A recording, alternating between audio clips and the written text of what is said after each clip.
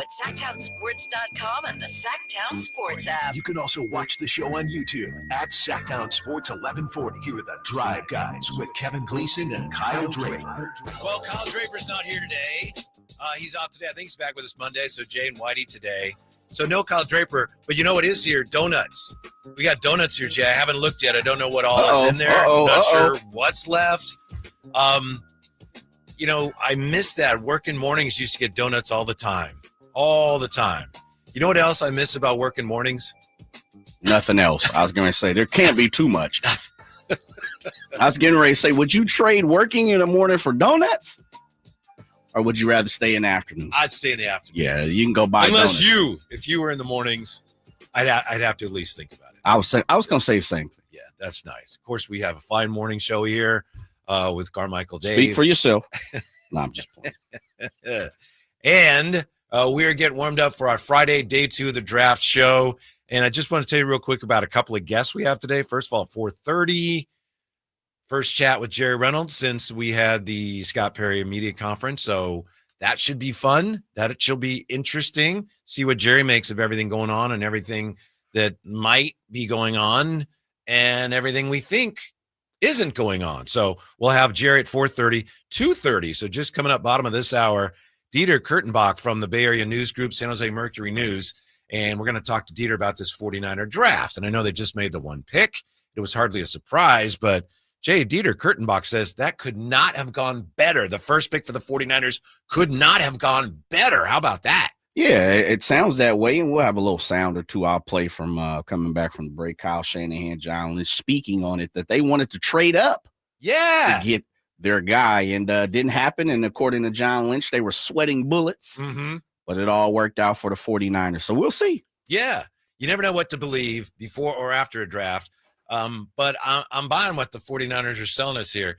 Kyle Shanahan apparently told his family, like his wife and his kids, are like, who are you going to draft? And he told them, Mykel Williams, but I don't think he's going to be there. So that's interesting. So apparently they were delighted. And in just about every draft, Matt Barrows made this point today in The Athletic, in any sport, when a team ends up with a guy, Jay, or, female in the WNBA, no matter who they get, they're going to say, we would have taken him number 1. But I think in this case, the 49ers, I don't know if they'd have taken him number 1, but they really, really, really got the guy that they did want. They might have took him at number 4 or 5 or 6. Yeah, it sounds like it. So, yeah, they got the guy they want. It sounds like it's a lot of upside. I've seen a lot of comparisons to Aldon Smith. I don't know if you've seen that. Sounds like, this is Aldon Smith 2.0. Tall. Seems like he plays the run fantastic. Probably, I don't know if his hand's going to be in the dirt all the time. Maybe standing up, getting an extra jump for the quarterback. But it sounds like he is a guy that has a lot of upside. His ceiling is super high. Yeah. Super high. He played last year on a high ankle sprain, Yeah. which on the one hand, it's like, is he injury prone? Apparently he's fine. But on the other hand, it's like, wow, he's a tough son of a gun. He said, I probably shouldn't have done that. So he's a dog, man. Yeah, that's one of those injuries that can linger. You ever have a high ankle sprain, Jay? No, I haven't. Yeah. They didn't have that when we were playing. Yeah, you just had a sprained ankle. Right. Yeah. Exactly. High ankle sprain. What the heck? Also today, Jay, just give you a heads up. At some point, we may circle around to this. If not today, then probably next week. I'm wondering what the best draft class the 49ers ever had was. So we might talk about that a little bit. I was looking through some of it. Obviously, any one draft here or there, you can find, wow, they got that guy. They got that guy. Oh, but how about the best draft class overall? And this current regime, for as up and down as their drafts have been, they had one a couple of years ago, 2019 draft. That stacks up favorably, with some of the best drafts they've ever had. As for this year, we'll find out with round 2 and round 3 today. The 49ers have pick 43, pick 75, and pick 100 coming up. 339-1140, 1-800-920-1140. AC's been hanging on. Hey, AC, how are you today? Good, sir. How you guys feeling? Thank you so much for taking my call. Yeah. What's up? What do you think of this draft? What do I think about the draft? I mean, Shador Sanders he got robbed. Probably. I mean, he was expecting to go first round. I mean, what did you expect? Your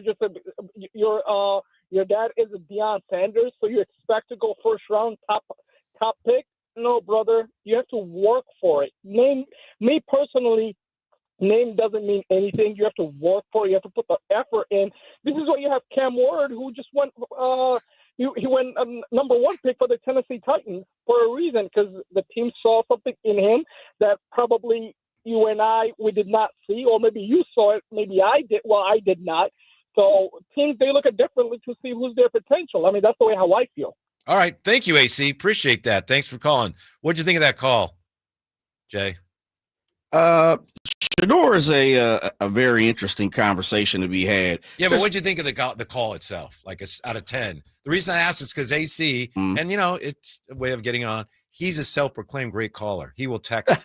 Seriously, is that the same AC? I believe it is, and that's fine. We got a few ACs. I'm not 100% sure. Yeah, I can't remember. AC, I believe, is the guy's like, I'll be your best caller if you put me on. So give him a 5. A shot there. Okay, I'm with you. Yeah, give him a 5. Got us going right out of the box. Sure. Yeah, absolutely. No problem. What did you think of what he had to say?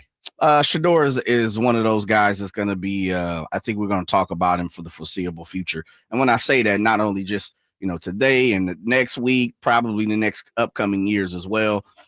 Of course, because like AC said, he shares the Sanders name, but at the same time, be super interesting to see, how he performs and where he's at too. I'm pretty sure we're going to have a lot to talk about Shador. It's just an interesting topic. Yeah. He, by the way, is the betting favorite to be the first player taken today. Yeah. I think it's Cleveland. Yeah. Has the pick. So he's the betting favorite for what that's worth. Yesterday, when we were at Tom's Watch Bar, and thanks to those who came by, I know Van, big Raider fan. Remember Van, the man, was very excited. Shouts out to Van, man. Yes. Van doing his thing. Yes. Salute to Van. Yes. I threw out 3 questions that I thought, for me anyway, were the 3 big questions of the draft of the first round. One is how far Shador will drop, which we're still waiting to find the answer to that. Second was how high would Jeanty rise? And he found out the Raiders grabbed him at 6, and then who would San Francisco take at 11? And they're very happy with the pick they got. So Raider fans are happy. And that's one of the odd things about this draft to me, Jay. Everybody, all the teams, and even the pundits that like to feast on potential mistakes, everybody looks at the first round and goes, yeah, those are pretty good picks. Yeah. Everybody. Because it's coming into it, everybody said these guys, there's not a bunch of superstars on paper. Mm-hmm. There's a lot of, these guys will be in the league for 10 years and they'll be rotational starters. These guys will be good, maybe not great. And whoever, of course, we know there will be some people who's going to separate themselves and be great. Right. And then there'll be a few people who just fall by the wayside in a year or two. But I truly believe this draft is one of those drafts that you continuously hear insiders say there's going to be a bunch of guys that will be in the league for a long time. And from, I believe what they're talking about right now. Mm-hmm, mm-hmm. I know that ESPN.com, they had a piece today about the shocking picks and interesting trades of round 1. And I didn't read the story because I thought, I don't know what draft you're talking about. Yeah, I didn't see that. Some of the trades are interesting, sure, but shocking picks? Not yesterday. Yeah, I didn't see that at all. Yeah, that pretty much everything pretty much fell in line minus, Shador not being picked. But a lot of people said he might not be. Mm-hmm. I think the Jackson Dart was a little shocking, because didn't the Giants just have that type of quarterback? And Daniel Jones, mobile, needs a little more time, needs a little work, doesn't have the, hasn't proven it in the biggest of the games, but has the mechanics, has the tools. Dayball coming from Buffalo seemed to like that type of mobility. But, listen, I'm no scout. And I know Josh Allen, we've seen playing the league for some years now. But Jackson Dart sure don't look like Josh Allen. He didn't look like Josh Allen coming out of college either. Right. So we'll see. We'll see how it happens. That's kind of, if you squint, I mean, he doesn't have the arm that Josh Allen does. No. He's not as big, but that's what Coach Daboll said, right? Oh, he reminds me of Josh Allen. Yeah, of course he's going to say that. Yeah. Why wouldn't he say that? Yeah. By the way, he went to school where? Jackson Dart? Ole Miss. Yeah. Started in the USC, though. Right. Yeah. This is neither here nor there. I'm never calling it that again. What you just called it? Ole That's Miss? what I always call it. It's University of Mississippi. Sure. The name you said? Yep. Woo. It's got some history. Some history. Yes. So do you call the Masters the Masters? Well, the Masters of Golf. That's what it is. So anyway, I did some research on that. They are. What are they? They're the Rebels, right? Yeah, they are. Anyway, Something Did some research on the Old Miss name today? Yes, right? something popped up about that school, and I thought, wait a minute. To be honest with you, it was their colors, and I started looking into it, and they're the Rebels. And then the more I looked into it, it's like, yeah, that's the University of Mississippi to me from now on. So, I got you. Anyway, understandable. Be that as it may, Raider fans, it's been a while since they've been this happy about things. Yeah, they got lucky. It fell to them. No, sure. I'm just playing around. Yeah, Josh Jacobs 2.0, and that not meaning the same running style or whatever, but Ashton Jeanty, to me, is, I don't want to say can't miss, but I think he's going to be formidable for the foreseeable future. And when you're talking about a running back, Whitey, and you know this is, what does that mean? 5-6 years? Yeah. Rookie deal. Maybe you put an extension on the back end. 6 years. The next 6 years, I think he's the man in Las Vegas for the next 6 years. And you pair him with Geno Smith. I did see something interesting, and I think it was from ESPN, and it was. I don't know who they chose for. I can't remember. Is it Sanchez? Paul Sanchez is their ESPN guy for the Raiders, if I'm not mistaken, and I'll triple check that. But Paul Gutierrez? Paul Gutierrez. Yeah, excuse me. good guy. Yeah, Paul Gutierrez. And I wouldn't know because he couldn't come on. It doesn't come on our station. But yeah, that's for another conversation. I'll fix that. And go ahead. All right. Yeah. Okay. Pull your rank big time. Okay. I see you working. But one of the things that I saw that I found it interesting was they picked Jeanty. From some of the things that he's hearing is they picked Jeanty so it would take the pressure off Geno Smith. And I'm like, Geno Smith been in the league for a damn decade. Yeah. How much pressure needs to take off a veteran? Mm-hmm. I just found that super interesting. And maybe, of course, it's Texas to read. If you get him on the show, I'll ask him that question. But I just found that interesting. Why are we taking pressure off a highly paid veteran? Is that perhaps a nice way of saying so they won't have to rely on Geno as much? Then why get him? Because he's not like he's terrible, but it's just like not going to win games for you on his own. I don't know. If I get him on, we'll talk about it. All right, there you right? go. Yeah. More on the draft coming up also. Had the Kings made the playoffs, they would have been home last night. And maybe it's good that they weren't. Next with the Drive Guys on Sactown Sports. Happy Friday. This is a story of the one. As a maintenance specialist for university housing, he knows college students can major in wear and tear. Plus, housing so many students doesn't leave a lot of room to house all the supplies he needs. That's where Grainger comes in.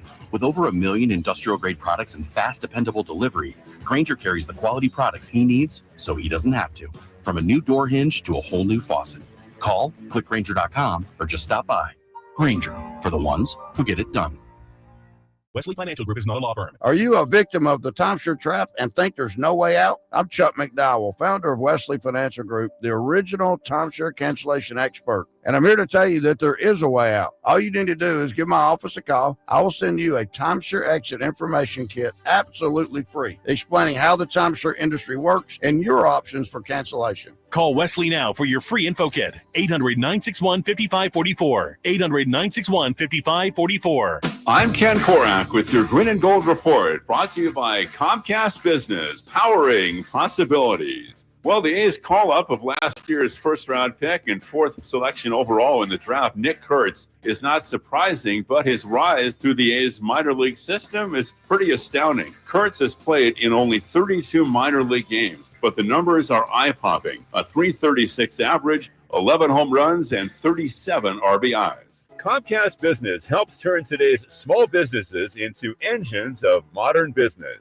It's how restaurants become reliably up and running neighborhood favorites. It's how retailers become seamlessly restocking, cyber-securing must-visit shops. And it's how healthcare offices become data-managing caregivers that we all depend on. With reliable connectivity, enhanced cybersecurity, advanced fiber solutions, and Wi-Fi backup, Comcast Business is powering the engine of modern business.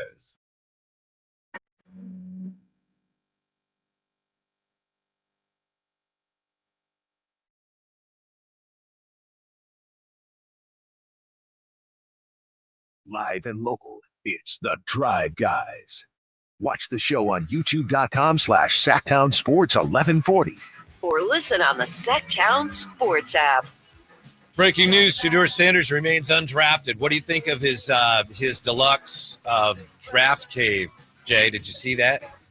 Yeah, I saw bits and parts of it. I've seen videos. I haven't watched and done the research to see every single thing. I've seen a couple of rooms and stuff. Say it again. His draft room. Yeah. It's dope. It's cool. What's wrong with that? It says legend in it. He's not a legend yet. Yeah, that's his slogan. Yeah. That's what he goes by.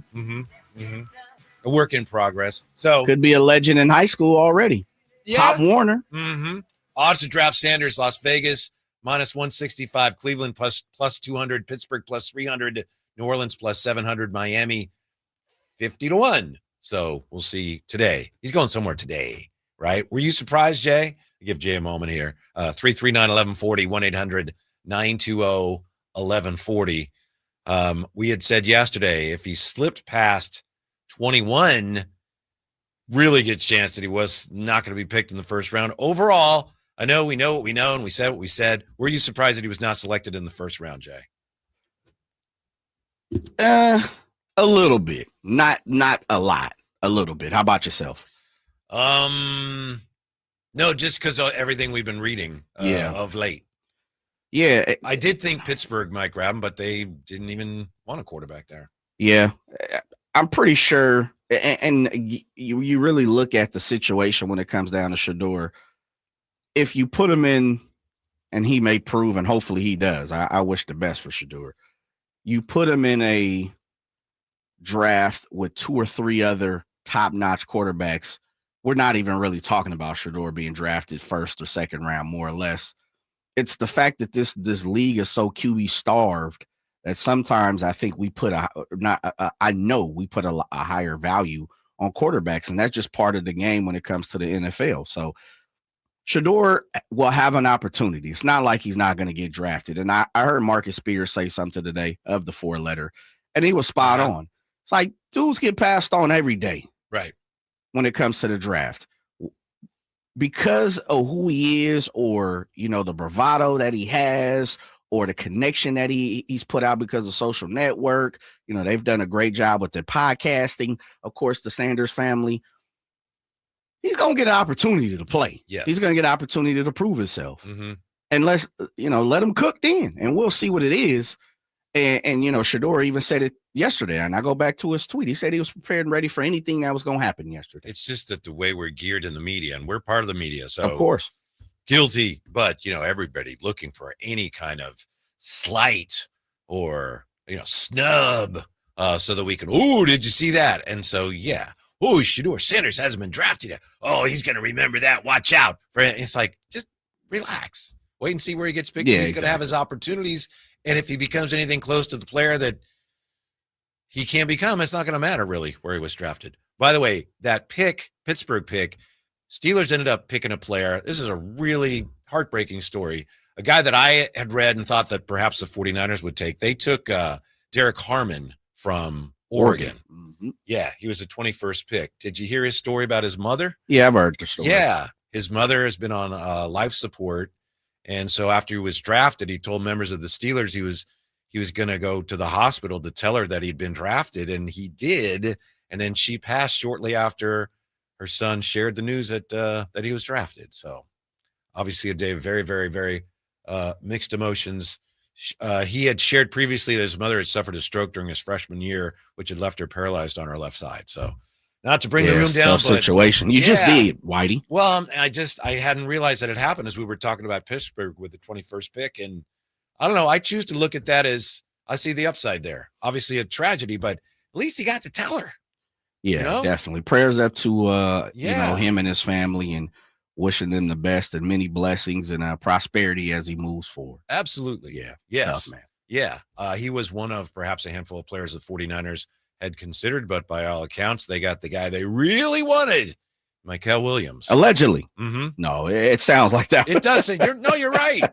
They're going all out to tell you this is the guy they wanted, right? Yes. Yeah. It sounds like and the way they're acting, it looks like that's legit. Yeah, it does. It does. And that's cool. Get the guy that you want, and we'll see. The 49ers will look for him to, and he better start. If he doesn't start, we have an enormous problem right out the gate. Yeah, they need him. Yeah, it's going to be interesting to see how he comes in and what role he plays, because everything I keep seeing is He's got to work on his skills. He's got to get his skills up as far as pass rushing, but as far as run defense, he's the guy. And he's going to chase, motors high. He's got all the specs you need when it comes to a defensive end. And so we'll see. Yeah, remember a couple of days ago we talked to Matt Barrows, and he talked about how Lynch had kind of tipped his hand and had been telling the media about how important it is to have somebody who sets the edge. Well, are you tipping the media when you're just saying what you like? Well, given what else was out there, just people weren't sure where they're going to go defensive end or they're going to go tackle or offensive lineman. So maybe a little bit. And also there were, some pretty good edge rushers available there, but we'll see if the 49ers made the right choice. They got the guy they wanted. Is he going to be the best player? We'll find out. 339-1140, 1-800-920-1140. Rick joins us here on Sacktown Sports. Hey, Rick, how are you today on this fun Friday? Hey, guys, not too bad. It's, same old song and dance from the old 49ers. Pick a guy, and a lot of people around here, they're not too keen on college football. I totally get that. I watched Georgia all year. He's the third best player on their defense. Wow. It's just unbelievable that Lynch thinks that he knows more than everybody else, and he's going to mold this guy into being something he's not. This guy was hurt almost half the year. Yeah. It's just unbelievable. Well, it's insane. He's only 20. He's just a pup, Rick. So what don't you like about what do you see that you're saying the 49ers didn't see? Well, the guy's hurt. I mean, he's hurt, almost half the year. Mm-hmm. Number two, you look at his stats. His stats are okay. Right. Number three, why are they choosing the third best player on Georgia's defense when they need help in all positions? It makes no sense. Mm-hmm. Thank you, Rick. Appreciate that. Yeah. Go ahead. Thank you. Appreciate it. Third best player on the Georgia defense. I'm not sure who the other two. Good defense over there, though. Yeah. I mean, they did draft for positional need, which is kind of iffy sometimes. But he was hurt. They're not concerned about that, Rick. And of course, you're absolutely right. That's irrefutable. He had the high ankle sprain and he played hurt.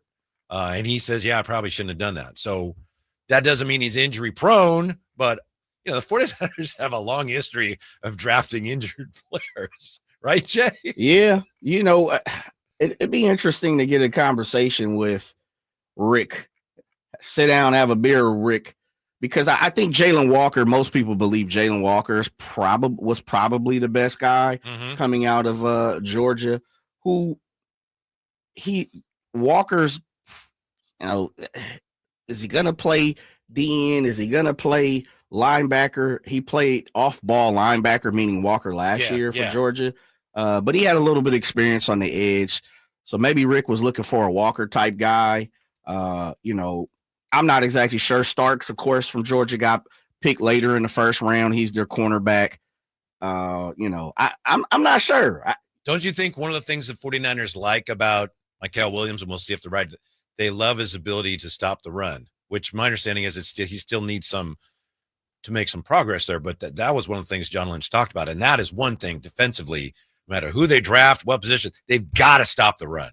Yeah. Forgive me, Starks is a safety, as I was sitting there thinking, but he'll be over in Baltimore, probably pair with Kyle. So that's going to be a great one. But one thing about the draft for me, Whitey, is we give grades, and I understand that's the business we're in. And you're talking about with the media. Who the hell knows, man? Nobody knows. Yeah, like it just, first of all, you got a bunch of folks in Green Bay freezing their ass off at the draft for no apparent reason. Second part of it is I've been paying attention to New York media, people just screaming all over the place when it comes to Jackson Dart. I do think there are, and this is for me, there are people that I tend to like. There are people who I tend to favor. I just like the way they play. I like the style they play. I might watch their games a little more, and vice versa. There's some prospects that I look, like Rick said, I know, we're in Sacramento. I think is a super underrated college football market. I think when you look at, and I've done the research a few times, and I've gotten this from the powers that be, we are a national college football market. national college football games do well in Sacramento. We actually rank pretty high if you actually go watch the numbers. It's the local stuff that we don't pay attention to. Now, why? I have no clue. And we probably need to do better, especially with Sac State and UC Davis being so good. Progress. Yeah, we are. We're getting here. We're definitely getting here. But I understand where Rick is coming from, and not to pick on Rick, but I get it. There are people that you like when you watch it, and it sounds like Rick's not the biggest fan of Mr. Williams. And then you have guys, speaking of Shador, who absolutely love Shador. You know what? You hear Lou Riddick and you hear guys like Joe Klatt, guys who get paid to do this, and they love guys. So it's just one of them things that's a hit and miss. When they start to play, we'll figure it out. Yeah. By the way, did you know the 49ers once drafted Louis Riddick? Yes. Yes. I do. You made a great point there. Who knows? We have all these grades, and now I checked to myself today. What are the grades? Nobody knows. That's why every year, this time of year, the day of the draft, I like to do the grades for next year. Next year's 49ers next year, B-. It means as much as anything anybody said about yesterday's draft, right? Rams next year, F. Right. First round grade, F. Who knows? We don't. And it really just comes down to, do you like the player or don't you like the player? Yeah. The 49ers love the player. I'll say this again with the foundation of, I do think there are some where we all look around and we've seen them where it's just an absolute head scratcher. Like, this dude's he's not going to be that. Yeah. You know, or he shouldn't probably be picked there, but for whatever reason, the team, a person, a player, an agent, a relationship, you know, they like it and they like that person and they choose that person. Talking about the Raiders, they've been in that, you know, well a few times. Yeah. Rightly or wrongly, it does appear the 49ers had a plan. Yes. Defensive end first. And if they follow that plan based on what has been written and suggested, they're going to go tackle today, and then they're going to get into perhaps some offensive linemen. So we'll see. But that's one of the reasons they picked him. They wanted a defensive end to pair with Bosa. 20 years old, a bookend. Yeah. 20 years old. My goodness. Dude, take me back. We will come back with Dieter Curtenbach from the Bay Area News Group. He loves the pick. We'll find out why when he joins us next on Sacktown Sports. On the move? Got somewhere to be? Take Sacramento Kings basketball with you. The Sacktown Sports app will let you stay connected to your passion. Never miss a moment of Sacramento Kings basketball with the Sacktown Sports app. Spring is here, and that means gigantic savings for all your oil change needs at Jiffy Lube today. Get a $25 gift card with the purchase of any Pennzoil Platinum full synthetic oil change through May 31st at your local Jiffy Lube service center in the greater Sacramento areas. And don't forget about the additional $30 off online coupon at jiffylube.com. Terms apply. Valid email address required. See pennzoil.com/rewards for details. Jiffy Lube, huge spring savings for you today. Your old HVAC system could be costing you a fortune in energy bills and repair bills. Right now, Sierra Pacific is offering deep discounts, saving homeowners thousands of dollars. Savings that won't be available later this year, but you must act fast. We have to fill openings in our schedule next week. This limited time offer is only available if you book your installation for next week. Don't wait until it's too late. Call Sierra Pacific and lock in your savings today. Sierra Pacific Solar Heating and Air, the guys in the big red trucks. There's no better time than now to get yourself into a brand new Jeep, because it's Jeep Adventure Days at Sacramento Chrysler Dodge Jeep Ram, offering the best deals in town and a selection other dealers are jealous of. Stop on by. They're just off of Business 80 across from Hagen Oaks Golf Complex. Sacramento Chrysler Dodge Jeep Ram. The PGA club fitters at the Hagen Oaks Player Performance Studio know that golf should be fun. They also know that players of all abilities will hit the ball farther and straighter, play better golf, shoot lower scores, and have more fun if they get fitted before they purchase golf clubs. Hagen Oaks delivers the same technology and major brands used to fit PGA and LPGA professionals. See how the game can be even more fun. Hagen Oaks Player Performance Studio fittings are available 7 days a week. Make yours today by calling 916-808-2531. That's 808-2531. Sacramento's premier country music festival, Country in the Park, is coming back May 16th and 17th at Cal Expo with Bailey Zimmerman, Billy Currington, Cole Wetzel, Nate Smith, and more. You'll enjoy food trucks, rock walls, and a mechanical bull, line dancing, and more. Single-day GA tickets start at $52 at CITPfest.com. Country in the Park, May 16th and 17th with Diamond Pacific Supply and Trex, Mykel Ultra, and Carl's Jr. Find out more at CITPfest.com. If you're not looking for a brand new car, at Elk Grove Honda, we've acquired some of the best pre-owned cars we can find. We've kept only the best of our trades, and our buyer has found some of the finest pre-owned Hondas available in Northern California. You can see for yourself at elkgrovehonda.com. Whether you purchase a brand new Honda or a like-new pre-owned Honda, your car buying experience will be the same. We have the right Honda at the right price. You'll find us in the Elk Grove Auto Mall, Highway 99 and Elk Grove Boulevard. I gotta get an Elk Grove Honda. The IMSA WeatherTech Sports Car Championship returns to Monterey's iconic WeatherTech Raceway, Laguna Seca, May 9th through the 11th. Enjoy the high-octane mix of international drivers, cutting-edge prototypes, and GT sports cars racing wheel to wheel. Buy your tickets now at WeatherTechRaceway.com. The Stockton Chiladas are back, and Verizon has everything your family needs to enjoy it. Verizon's customers are passionate about baseball. That's why they need fast, reliable connections to their family's entertainment needs. Switch to Verizon 5G home internet today with plans starting as low as $35 per month. Guaranteed for at least 3 years with no surprise price hikes. With autopay and any Verizon mobile phone plan. Visit your local Verizon store. Learn more at Verizon.com/5G home or call 800-VERIZON.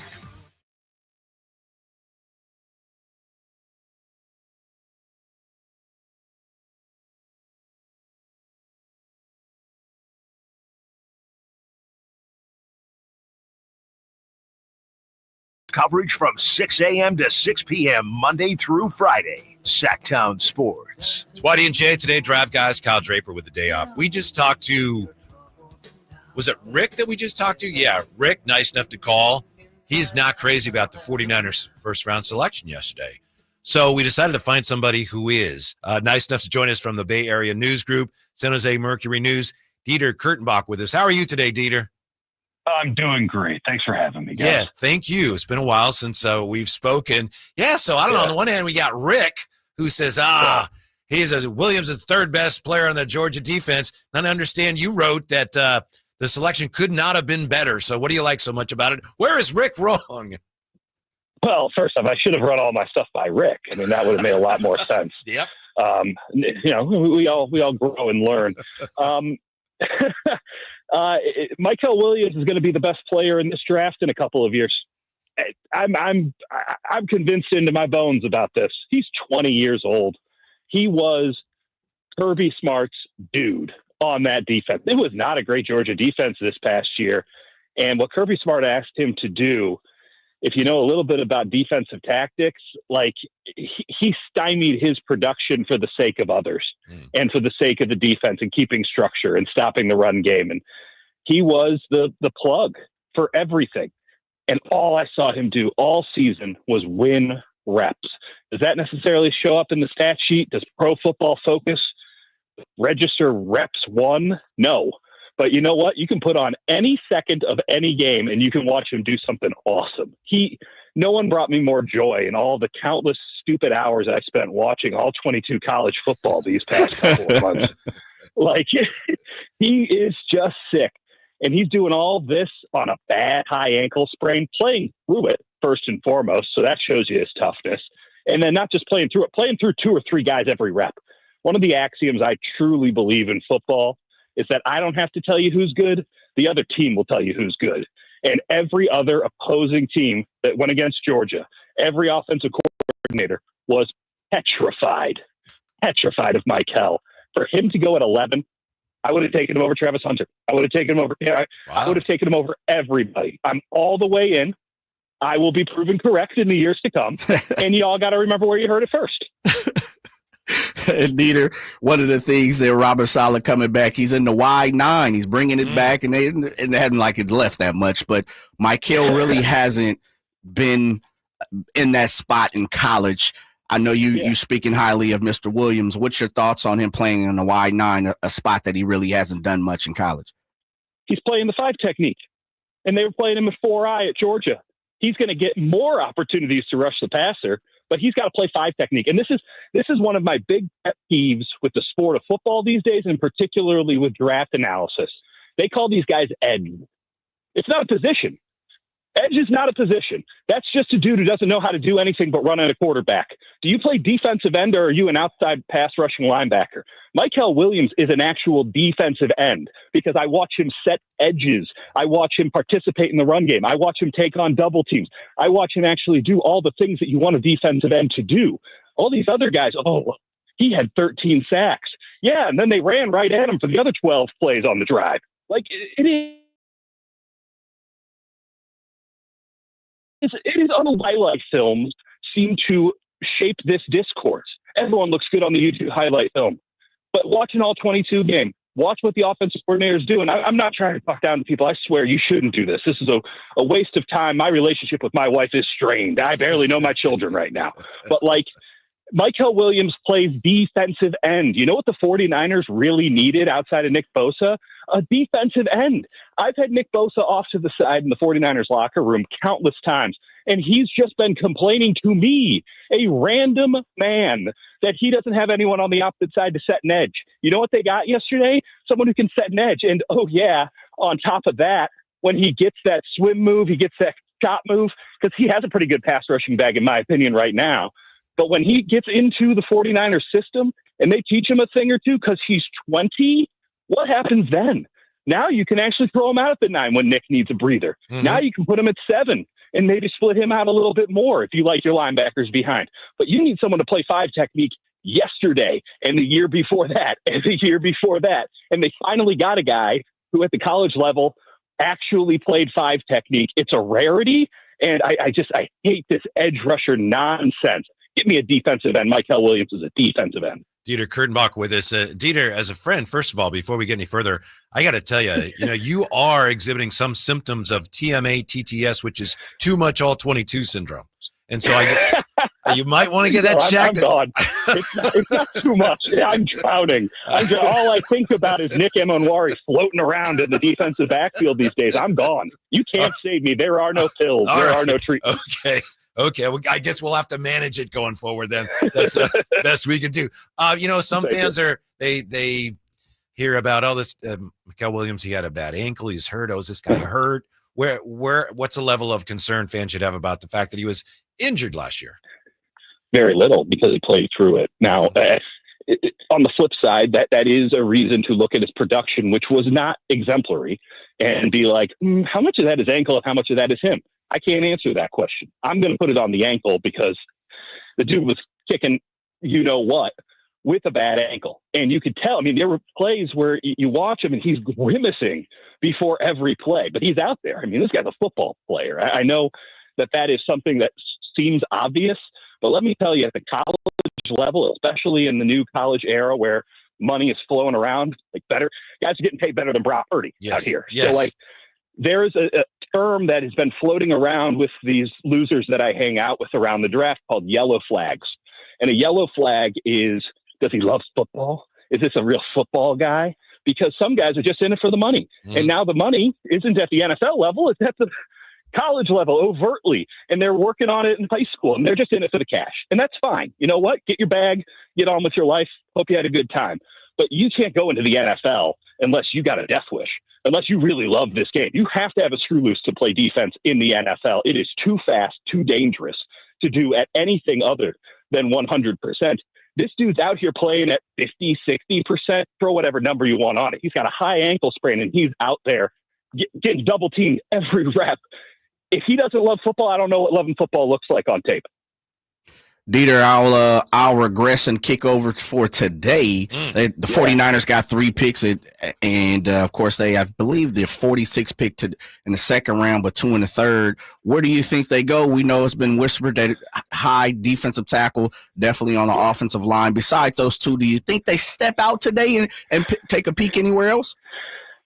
Listen, when you're in a situation like the 49ers where you need 6 other starters, you can kind of go wherever the hell you want. Right? If they want to take a cornerback, that's cool. If they want to take a running back, that's cool. If they want wide receiver, come on down. Hey, tight end, come on in. They could go anywhere. I'll say this. Because the Giants decided to do some Joe Shane nonsense yesterday, I think that there's a pretty clear talent drop-off at the maybe halfway through or maybe even a little bit. I was thinking between picks 40 and 45 there was going to be a clear line of demarcation for talent, right? Like you were going to get those fringe first round guys. They kind of stopped between 40 and 45.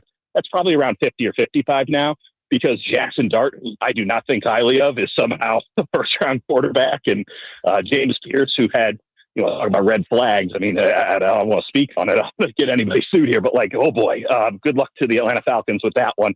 He's in the first round. Like, some teams did some stuff that really helped the 49ers. I think they're going to be sitting pretty, just like they were sitting pretty at 11. Mykel Williams should not have fallen to the 49ers at 11. You can disagree with me being as high as I am on them. That's fine. Like, legitimately, I'm on an island. I'll wear it. But the Saints taking Kelvin Banks at 9 and not taking Mike, what are you doing? What are you doing? He shouldn't have been there for the 49ers, which is why they made the pick almost instantaneously. So I think they're going to be in a very similar situation at 43. Two names to keep an eye on that I know they're very interested in. I don't think Luther Burden, the wide receiver from Missouri, is going to be there, but they would sure love it if he was. They're not going to trade up to get him, I don't think. I haven't heard anything like that. Another name to keep an eye on is Trey Amos, the cornerback out of Mississippi. He is clean. He is. If you all like Renardo Green last year, I just got another one for you. And now you're covered. You're never going to think about your cornerbacks again. At 43, that would be a coup, because I have him as a first-round talent. But the Niners are sitting pretty well, man, and they have to be, because if they don't nail all of their first 5 picks with starters, good luck to them in the NFC West, because I love what Arizona's doing. We know what the Rams are about, and I don't know what the heck's going on in Seattle, but they're going to do something weird. So we'll see when it comes. All right, Dieter Curtenbach, we appreciate your time very much, especially on a Friday, especially in the middle of the draft. So thank you. Enjoy the draft and the weekend. We hope to talk to you again soon. Glad to preach the gospel of Mykel Williams, guys. Thanks for having me. Yeah, and watch out. Be careful about that too much all-22 syndrome. He's got it bad. He's got it really bad. By the way, Jay, you may have seen in some of the mocks, not the ones right before the draft, but in recent weeks, there have been some people that have suggested that with the 11th pick, the 49ers would take corner Will Johnson from Michigan. He's still there. Yeah. He's another guy because of the injury. Coming into the season, if you go back and pay attention, and this is the truth, because I follow Michigan quite honestly. I grew up a Michigan fan before, going to college myself. Will Johnson was the number 1 cornerback over Travis Hunter. Mm-hmm. Will Johnson was the guy. Yeah. And he just had an injury this year that kept him out. Toe, right. And at the tail end, if they were playing for something, meaning Michigan, he probably would have came back and played. But, hey, listen, he already got a national championship. Let me get ready for the pros. And he stayed out. He stayed away from the field. And so I really think, they say he's got great hands, good feet. He's one of the guys that I think if you can jump up there, maybe, I see him probably going within the next first 5 picks. But if you can sneak up and get him, you're definitely still go back to the mocks. This dude was like a top 3, top 5. Yes. Mentioned. So it's going to be interesting. Meanwhile, last night would have been the Kings' first home game had they advanced to the playoffs. Maybe it's good that they weren't. We'll look at the playoffs last night and tonight and the Kings going forward when we come back to Sacktown Sports. Stay up to date on Sacramento sports. Join the Sacktown Sports 1140 newsletter. Visit SacktownSports.com.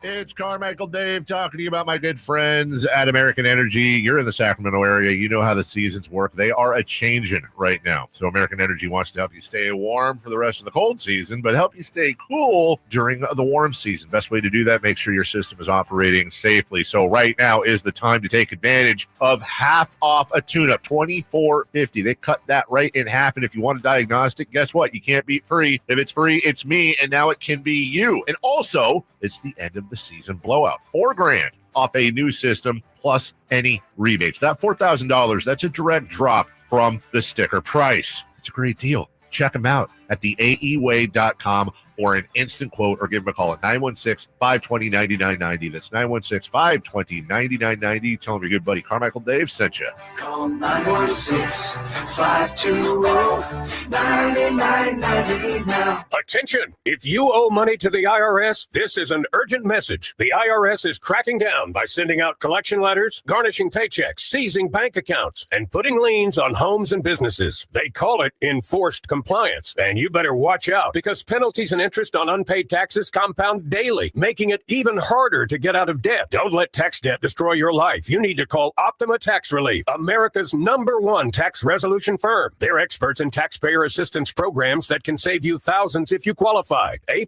rated by the Better Business Bureau, Optima's resolved over $1 billion of tax debt for their clients. Let them fight on your behalf, helping to put your tax problems to rest. Call the tax professionals at Optima now for a free consultation. Call 800-343-6460. 800-343-6460. 800-343-6460.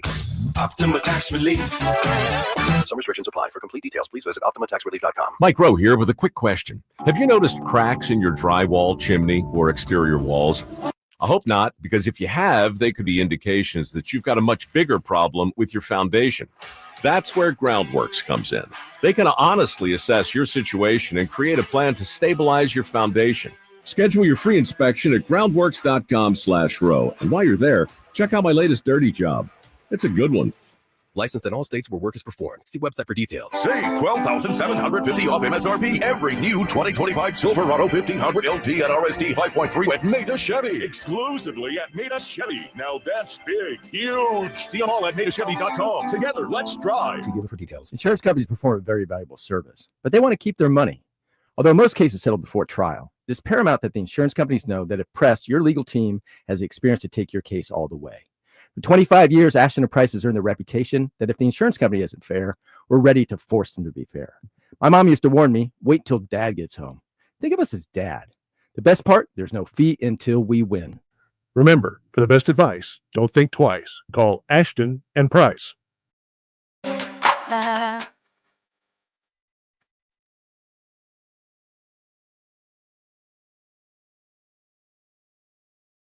Drive Guys, live and local, every afternoon, Monday through Friday on Sacktown Sports. It happens a lot. You know, it's Friday. I was hoping we kind of slide into the weekend together. But, Jay, it's turning out to be a feisty Friday here with the Drive Guys. It is. Yeah.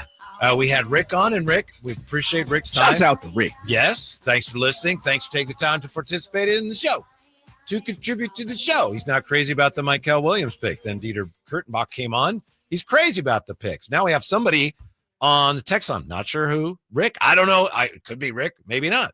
Someone says, Dieter, Dieter does some fill-in on KNBR. He's been on KNBR. From the 510, Dieter needs to stay on KNBR. Didn't the Niners draft another health hazard named Bosa? When he's right, great, but when he's on the IL, he goes 6-11 and missed the playoffs. Get out of here, #Homer. Ooh. Dang. I'm not the biggest Bosa fan, but I think that was a pretty good pick. Oh, yeah, that was a great pick. Definitely. But I understand where you're coming from. Yeah, speaking of Ole Miss and things like that. Yeah, I got you. Bosa may have been part of the 49ers' best draft class ever. It's hard to say at this point, but 2019, they drafted Bosa in the first round, Debo in the second round, Wisnowski in the fourth round, Dre Greenlaw in the fifth round. Those are hits, Also, brother. Justin School in the sixth round. Hit me. Yeah. Jalen Hurd in the third round didn't work out. That's a pretty good draft. He was hurt just too much. Baylor? Yes. My boy Jay. Baylor or TCU? Where'd he come from? Baylor, you're correct. Yeah. Correct again. Waco Why did I even guy. look it up? Yeah. I should have just said you're right, Jay. Yeah. How about, let's see here, 2007 draft for the 49ers. Let me think 07. Okay, let me go back. In the first round, pick number 11, Patrick Willis. Okay. Yeah. Round one, pick 28, Joe Staley. Ooh, the big fella. That's pretty. That's not a lot great, else there, but that's pick. pretty good Yeah, draft. Probably. Well, we know P. Will's in the Hall of Fame. Staley's probably not too far behind. Yeah. Deshaun Goldson. Round Love it. 4. Oh, the big hitter. Ray McDonald. Yeah. Third round. So Okay. that was pretty good Big draft. Ray. That was pretty good draft. How about, let's see, just going through a few here quickly. 1996 was another pretty good 96th draft. 1996 for the 49ers. Who was that? Let me think about Tyrone Drakeford. Who came out in 96? 1996. Actually, it's just one guy. Oh, okay. Third round. Terrell Owens. You get T.O. in the third, a Hall of Famer in the third round. That's a pretty good That's draft. good. Who else was in that? You had Ifeani, Israel Ifeani, second round. Darrell Price. Stephen Pitts in 6th round. Sean Manuel in 7th round. Sean Manuel, yeah. And then Sam Manuel also in the 7th round. They were both from New Mexico State. I'm assuming they were brothers. So, yeah, but just by virtue of getting T.O. in the 3rd round. You're already up. Pretty good class. Certainly not the best, but not bad. 1994, Jay. Here we go. 1994. First pick of theirs, pick 7, Bryant Young. Love BY. Also in the 1st round with 28th pick, bar none. Come on, William. Floyd. Come on, William. 2nd round, Kevin Mitchell, the linebacker. Okay. Kicker Doug Bryan in the 3rd round. Also had Lee Woodall, Tony Peterson, Corey Fleming, Tyrone Drakeford. T. Drake. Yeah. There you go. Yeah. What year was that? 94? That was 94. That was a pretty good class. I knew T. Drake was around there somewhere. Then you go way, way back. Let's see. 1983, Jay. We're going way back. Probably before your time, right? 83, yes, sir. Mists of time. In the 2nd round, Roger Craig. Love it. Ricky Ellison in the 5th round. Okay. Jesse Sapolu in the 11th freaking round. Man, that's a hit. Yeah. Tom Homo in the 4th round. He also played for a while. And then I'll just a few more here, looking at what was the best draft class ever for the 49ers. 1981. Some of it might be, kind of sentimental for me. But 1981, the 49ers, with the 8th pick, took Ronnie Lott. And remember, Bill Walsh wanted Kenny Easley. Yeah. And Seifert wanted Ronnie Lott. And Ronnie Lott tells the story. He went to pick up a ticket at the airport. The 49ers said, yeah, there's a ticket for you to fly here. Come on in here. And he goes in. And a hamburger. Yeah. And he's like, yeah, my name's Ronnie Lott. And they're like, we don't have any tickets here. We only have tickets for somebody named Kenny Easley. So Ronnie Lott, and then 2nd round, Eric Wright, a 3rd round, Carlton Williamson. Right. That's like a Super Bowl defensive backfield. Yeah, Dwight Hicks in there as well. That was a pretty good draft class. 83? Yeah, 81. 81, excuse me. That was 81. Okay. Other than that, really, the only one I have on my list here, of course, is 1979 when you got Montana in the 3rd round and Dwight Clark in the 10th round. That's a steal. Yeah. Absolute steal. The GOAT before the GOAT. Mm-hmm. Just Tom Brady now. Is it? Even you admit that? He's the GOAT, man. Are you still holding on to Montana's the GOAT? Maybe a little bit. You might. I understand that might be a childhood hero or something, but you got to let that go. Maybe a little bit. Yeah, he's not the GOAT. You can't have 2 hands full of rings, man, and not be the GOAT. I don't care. And then when Joe Montana played, it was legal to actually tackle the quarterback. Yeah, Tom got some of that sauce, though. He's a 90s guy. Mm-hmm. He got a little bit of that sauce. Mm-hmm. Oh, Tom Brady got hurt. We got to change the rules so he can't tackle the quarterback. Yeah. Look, you're right. I know it. You're right. Okay. I know you're right. They changed the fumble rule, all kinds of stuff. But they did. Tom, you know what? The one thing I respect about Tom is Tom is a ball player. Like, he went all out. Of course. Absolutely. Just a ball player. Yeah. No doubt about it. Right. Like, we're talking about these players now. Do they want to win? And I've come to the conclusion, Jay, if you draft a player in any sport and that player doesn't really love the game as much as you need them to, that's not on them. It's on you for drafting. That's true. Now, it's not easy to determine that, but it's not on them. They are what they are. It's on you. You made a great point, just based on the fact that money, and Dieter talked about it. Money is flowing at the moment, even in college. And so now I think we're going to start to kind of trickle back towards, do you really love the game? Because we see the transfer portal. We see a lot of players jumping around, chasing checks. We just saw one of the quarterbacks jump from Tennessee, and they had offered him about $2 million, which is crazy to say. He only got 1 and some change over at UCLA, and he was pretty much going to start at Tennessee, looking for a little bit of money, got some bad, information. You can go look up the story if you want to, but it's a super interesting situation because I think we're going to get back to the point, Whitey, where you'll be able to kind of differentiate where guys are coming from. Do you really love it? Because you've already gotten paid in college. Right. So now I want to see if you're real, coming up here. So I think we're going to have a little step back a little bit. Mm-hmm. And by the way, let's not overlook the fact that last year the 49ers had a draft that may end up stacking up pretty well with some of those. Right now looks good.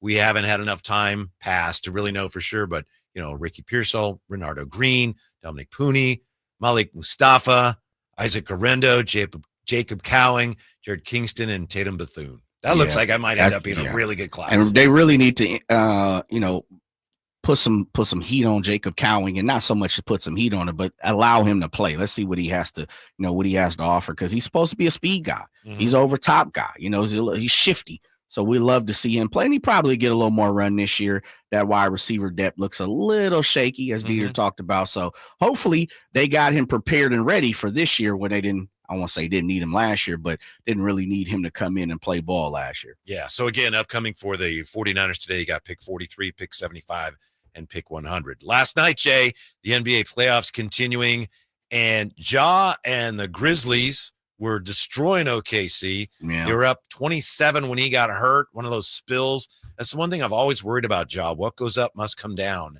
And he almost keep saying it. Flies. And it's like, oh my goodness, I just hope he doesn't take a bad spill someday. He did last night. They pushed it to 29, then he went out, and OKC came all the way back to take that 3-0 lead. And of course, if the Kings had somehow, some way got through the play-in, I mean, they didn't even beat Dallas, so I know it's a stretch, but if they had beaten Dallas and then beaten OKC, that would have been a home game, Memphis. That would have been a home game last night, Jay. Yeah, you were ready? You were ready to be out there, huh? Yeah. Yeah, I got you. Maybe it's better that they didn't get that far. Why? Just because OKC's so good. At least now it's like you got a head start on. Would you want to get swept by OKC? You'd still prefer that? Hell yeah. Because it's in the playoffs? Yeah, of course, man. We're starved for the playoff run, for postseason run. Mm-hmm. You never know. I'm looking for anything that I possibly can get. Absolutely. Mm-hmm. Also last night. You're running from no OKC, man. Well, I understand what you're saying, but after the fact, I think it makes me feel better anyway to go, you know what? Maybe they're better off. Because, we were all saying leading up to it, we want the playoffs. We want the playoffs. Now they didn't make it.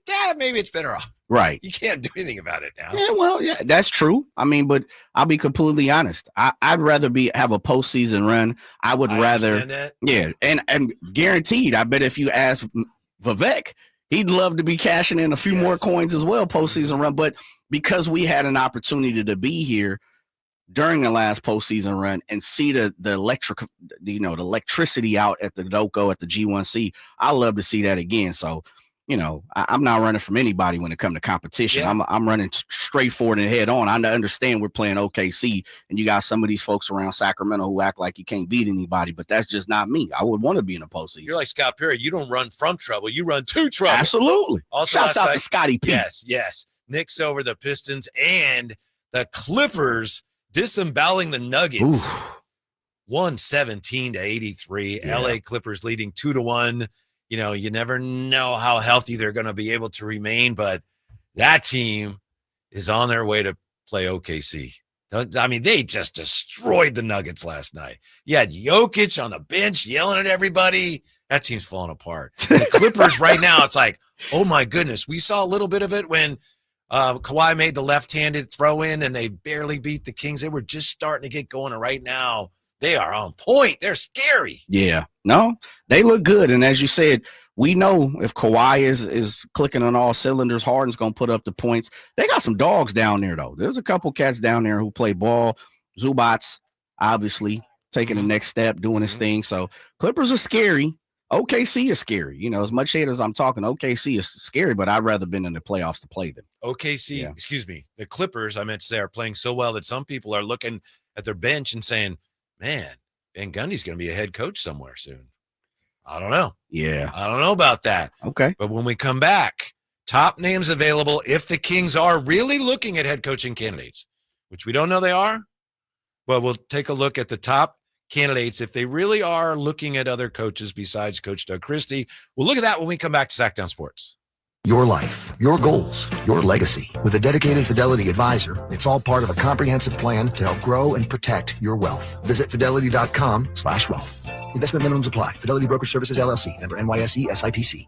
Power Business Technology is proud to be a 100% independent, locally owned and managed Toshiba copier dealer. Local ownership cuts out the red tape, allowing ourselves to never be too busy to personally answer the call when our clients need us. Recognized for excellence in service execution, training, and customer service, we're proud to be named a Toshiba ProMasters Elite Dealer since 2021. Contact us today for all your business printing needs at 844-POWER-BZ. That's 844-769-3729, or visit us at powercopiers.com.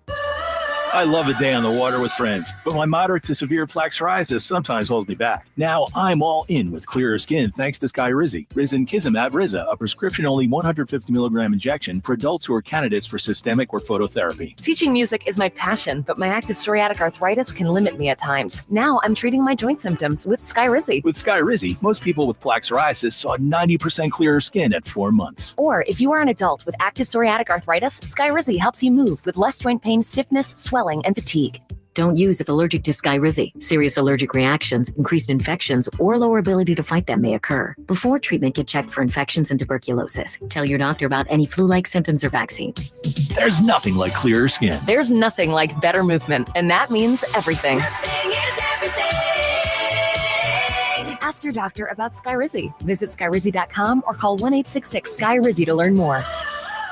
With Progressive, it's easy to reach customer service with our app, website, chat, or by phone. Because when getting help is hard, it's not help at all. A little help. A little help over here. Thank you for calling Bench Press Assistance. What? Due to excessive gym volume, all available spotters are currently lifting heavy weights off the chests of other bench pressers. Seriously? Please continue to hold, and we will remove the barbell from your chest in the order in which your cry for help was received. Getting assistance should be easy. With Progressive, it is. Progressive Casualty Insurance Company and Affiliates. Listen up, Gen Xers. Elizabeth Banks here. The recommended age for pneumococcal pneumonia vaccination has been lowered to 50 and older, even if you're healthy. It's up to us to lead the way. We've done this before. Music videos, fanny packs, even the World Wide Web.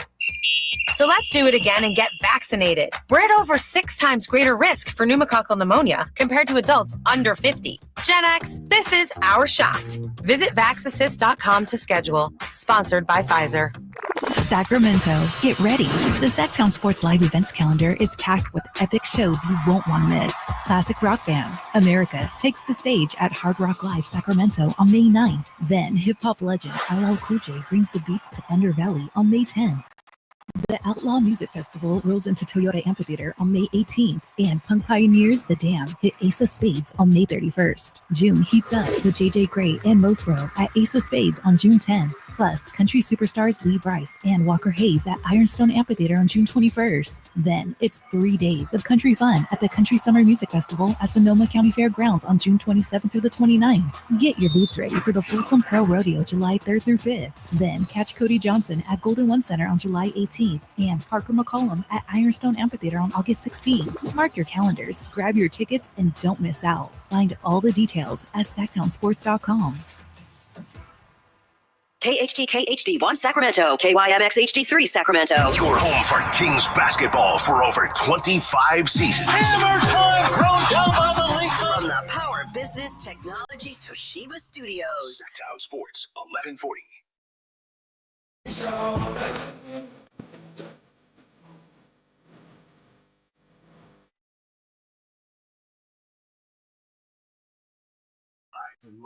It's the Drive Guys.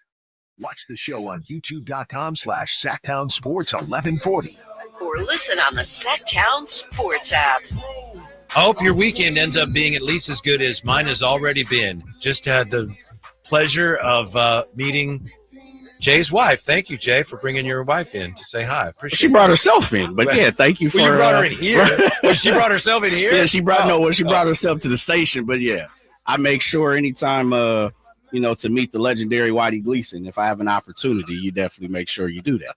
Well, that's nice of you to say. So that was very nice. May I ask, do you have any plans this weekend that you're willing to share with us? Yeah, tonight we're going to have a little date night and jump around. My wife wanted to go see a movie, so we're going to go see Sinners. Everybody's checking it out, watching it out. So we'll see how it is. I'll give you a review on Monday. You'll get the inside review because I'll text you tomorrow or something. And then we'll talk about it on Monday. If you're scared, text me tonight and I'll walk you through it. Really? Yeah. You gonna pat me? You gonna hold me if I'm scared? Okay. And then I got a tournament tomorrow. Nice. Yeah, they moved it, man. It was supposed to be at Pleasanton. Now it's at Hayward. Is there a chance for some It precipitation is. tomorrow? It's supposed to rain. So I found it super interesting. I got hit for the fees.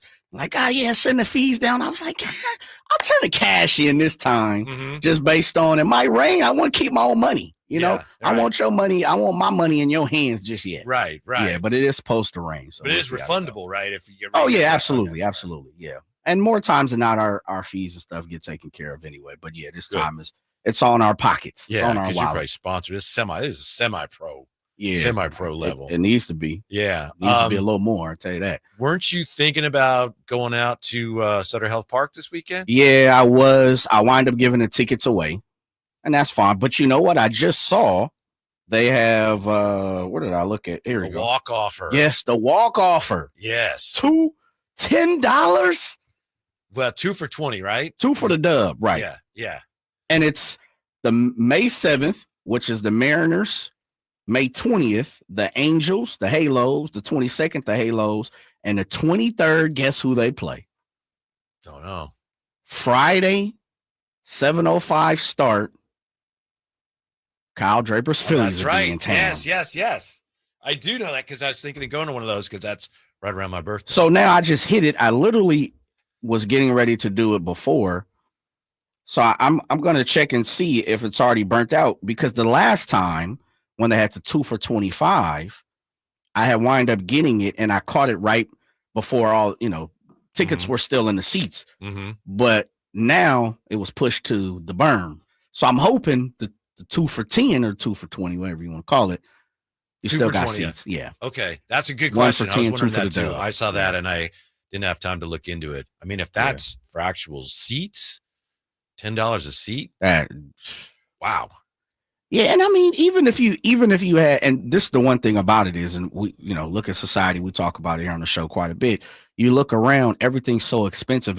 And we always price it family of four. If you had a family of 4 and you even just to get out on a Saturday or a Sunday or midday, especially summer, Wednesday, midweek, if you're paying $40 for 4 people to go watch a big league ball game, that's a win right now. That's like free. Yeah. I mean, you can't get a Snickers bar for $40 at this point. You walk into the grocery Maybe store. one of the fun size. Yeah, the fun side, the Which, party by size. the way, they're not that much fun. No, the bigger yeah. ones are a lot more fun than Absolutely. the fun size. Isn't that funny?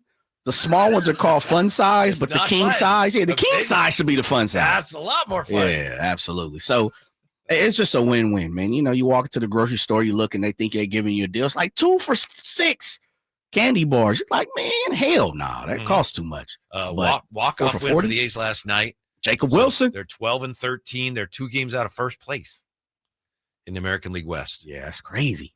They got Say a chance that. this weekend. You win this series or sweep this series, and they're at 500 or better. So they got some real good young players. The pitching is a little. At one point, I got mad last night. I think Ginn was pitching, and I tweeted, and it didn't make sense because I didn't put any point of reference in there. I said, just turn around and throw the ball over the fence yourself. Because I turned it on and gave up 3 home runs in 1 inning, Jay. Bam, bam, bam. Just turn around and throw it over the fence. Just let it go. But anyway, they came back, won that game. Yeah, that's so. Yeah. They're starting to maybe stabilize a little bit on the home field because they're not playing the Mets or the Padres or the Cubs every night. And that's true. And you're playing some of these teams that are super down, especially the White Sox and, the Rangers they beat up on, of course. But if you really look at it, they came back in the bottom of the 9th. Yeah. Had 2 outs at one point in time, good couple clutch hits. Luis Urias and Jacob Wilson.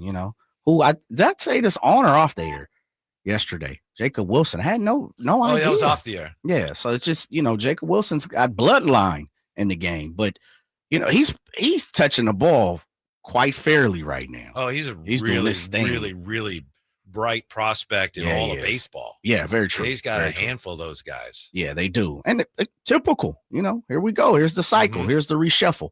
Here's the reshuffle of the deck for the A's. As far as the ticket prices here with the 2 for $20, again, I don't know all the details. I can't imagine that the season ticket holders are thrilled with that, but Absolutely it depends not. where, maybe there's, no, it's only this limited section or I don't know. Yeah, but all sections are limited up there. Yeah. And they're all decent. It's really not a bad look over my wife. She didn't have radio etiquette right now, but yeah. Oh, she's still there? I'm just playing. It's not a bad seat in the park. Right. How about that? Mm-hmm. Yeah, I would agree. You want to put her on? Oh, Did you hear? She like, hey, hell Tell no. us what Jay's really like. Oh yeah, you yeah, won't the want legendary that. Jay. No man, Off mic, behind the Game. scenes. Yeah, exclusive. Why didn't she bring your dog in so we could meat your dog? Oh, too? because my dog would terrorize the studio. My dog is nowhere near social. Menace? Yeah, Menace. Yeah. Yeah, he a cold boy. He a cold boy. Yeah, he's not like, he's small, but he's Napoleon for sure. Absolutely. Yeah. No, you gotta come over to the house one day and you'll meet him, and I'm gonna have to pick him up and put him away. So ASAP. No, we'll get along. He might like you. You're right. I hope so. Anyway. We're going to take a look here at some potential candidates for the Kings. If in fact they're looking at coaching candidates, I still think this is kind of, hey, you know what? I'm sure Coach Christie's fine, but just let me check on a few guys, right? I mean, at least that's what it looks like is going on. If you're Scott Perry, all right, that's what you want to do. Look, okay, but this is my show, and I want to talk to a few guys. Yeah, as he should. Mm-hmm. And I think it gives peace a little bit to, some of the Kings fans, because we know some of the Kings fans, they feel like the move was rushed. So I think it, gives a little solace to the fact of, okay, he's still checking out his options. Now, I think everybody on this show believes that Coach Christie should be the coach, but I can understand as a fan, check your other options. Right. Definitely understand. Yeah. And it also go through the process. Gives the appearance that Scott Perry is good with it. Like he checked and this is his guy that he settled on, rather than I'm hearing he's the coach, which would be, well, I guess you didn't have any say in it. Right. Yeah. So that's also true. good. If he's True. I'm going to look around a little bit, and then you come back to, Doug Christie. So it's like, all right, seems more solid. So we'll look at the top candidates, see if any of them do anything for you when we come back to Sacktown Sports. With Progressive, renters can save on protection for the things that make your place yours, even things that don't make sense to everyone. People always wonder why I don't get rid of my guitar since I never play. But it's like, what if I actually end up taking lessons? Sure, I've had it for 8 years, but if I get rid of it, then what will my New Year's resolution be next January? Exactly. So bundle your renters and auto and save with Progressive and protect the things that make sense to you. Progressive Casualty Insurance Company and affiliates and other insurers not available in all states or situations. Covered subject to policy terms and conditions. What up, fellow Gen Xers? Elizabeth Banks here. As the original latchkey kids, we took things into our own hands, like house keys and video game controllers.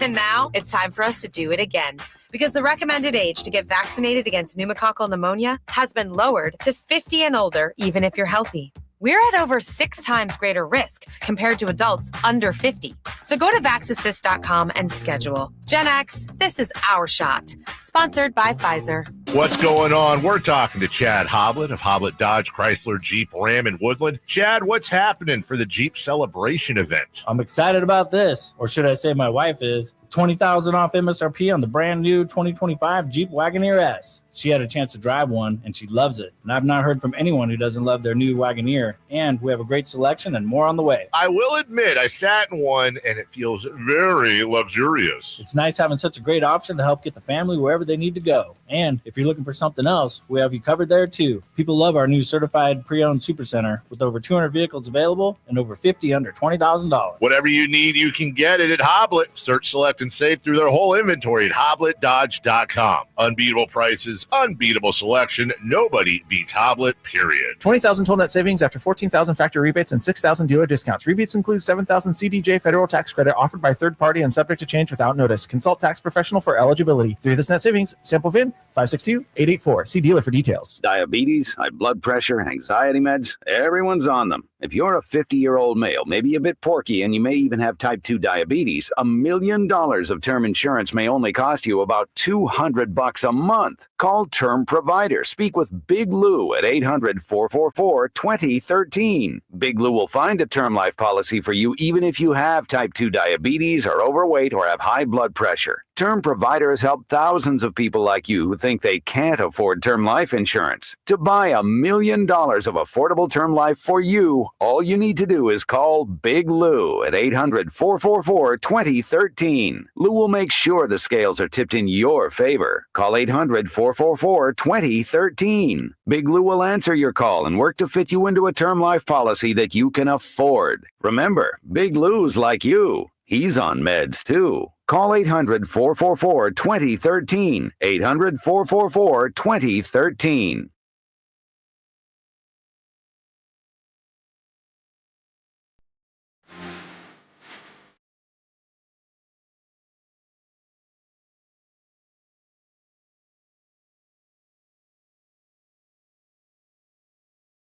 The only station in Sacramento giving you local sports coverage from 6 a.m. to 6 p.m. Monday through Friday. Sacktown Sports.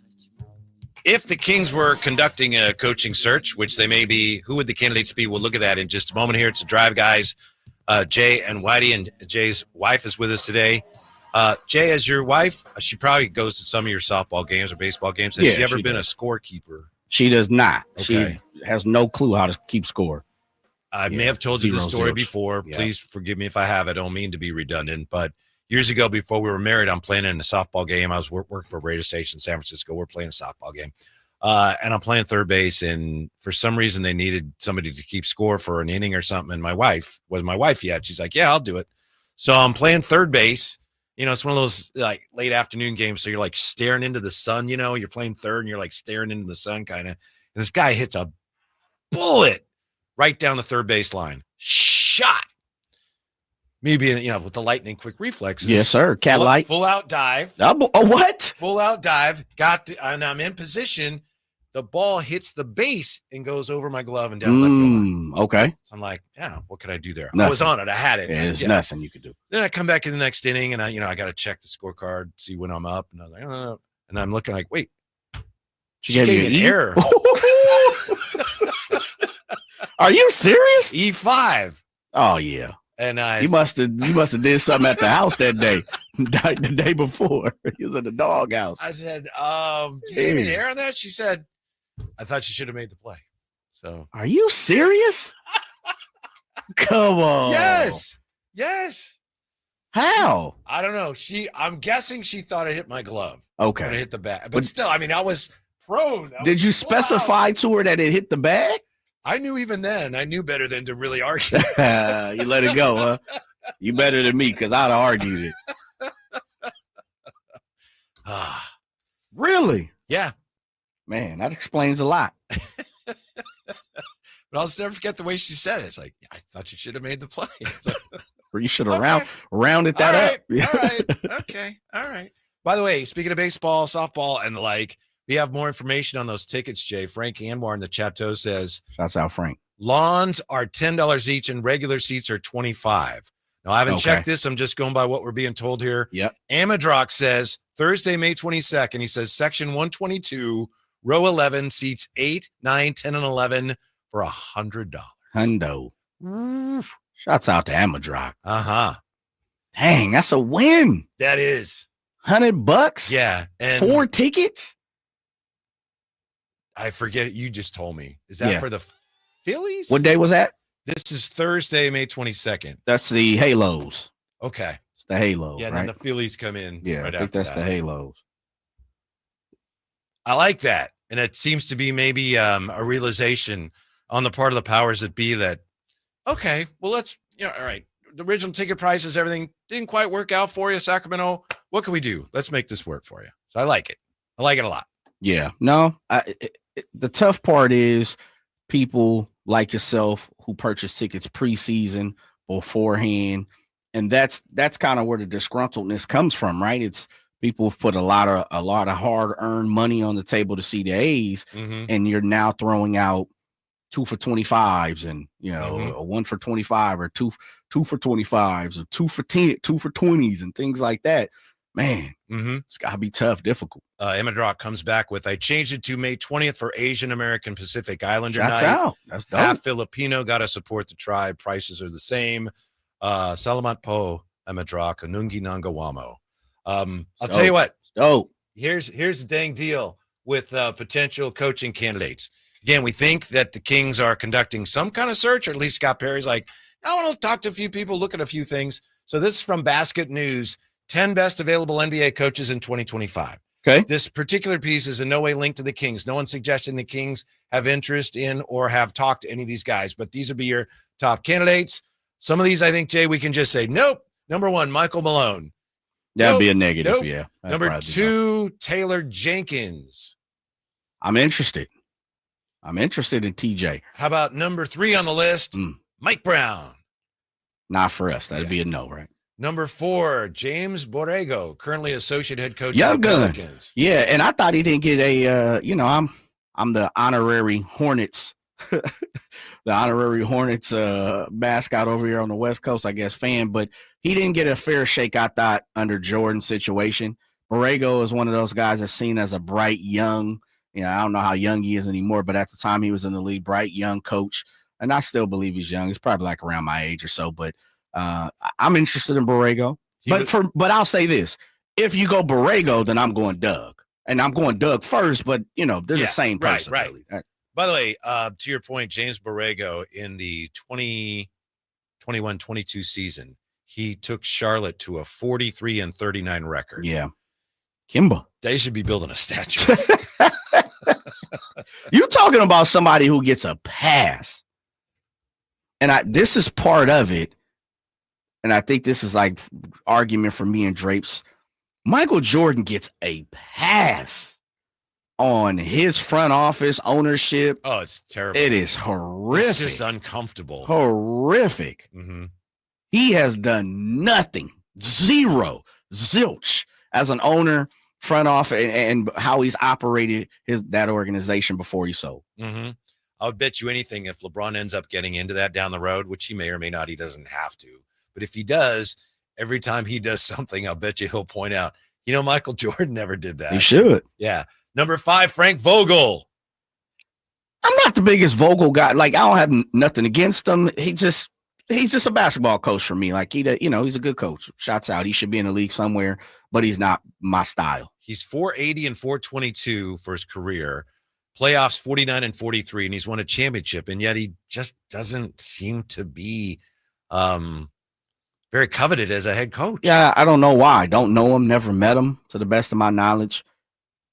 Yeah, I've heard him. I've not interviewed him, but I've been at a press conference with him. Mm-hmm. Seems to be a great coach. Obviously, made it to the biggest league that you possibly can and won a championship. He's doing something right. Did you know that he was once on David Letterman's Stupid Human Tricks? I did not know that. He was spinning a basketball on his toothbrush while he brushed his teeth, I think. Man, yeah. How do you even figure you can do that? How do you even? Yeah. Hey, I know. I don't know. Unless it happened by accident. That's harder to believe. I love this guy, number 6. Again, we're looking at this from Basket News, the top head coaching candidates, assuming that the Kings may be looking at other coaches. Who would they be looking at? Number 6 on this list.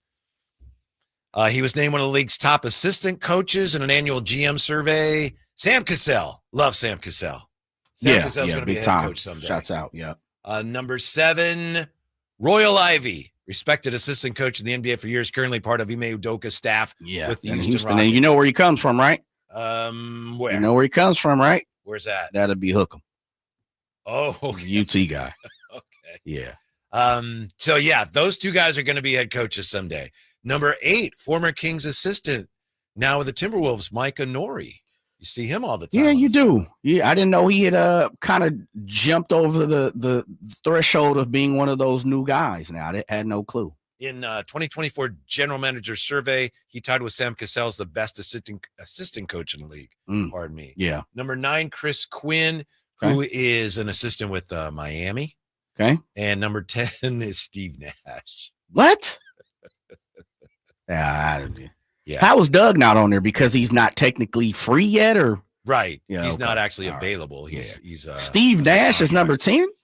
Yes. Nah, no disrespect to Steve Nash. Give me Coach Q from the Stockton Kings. Mm-hmm. Steve Nash, of course, took the Nets to the 2021 NBA Eastern Conference semifinals when Kevin Durant's foot was on the 3-point line.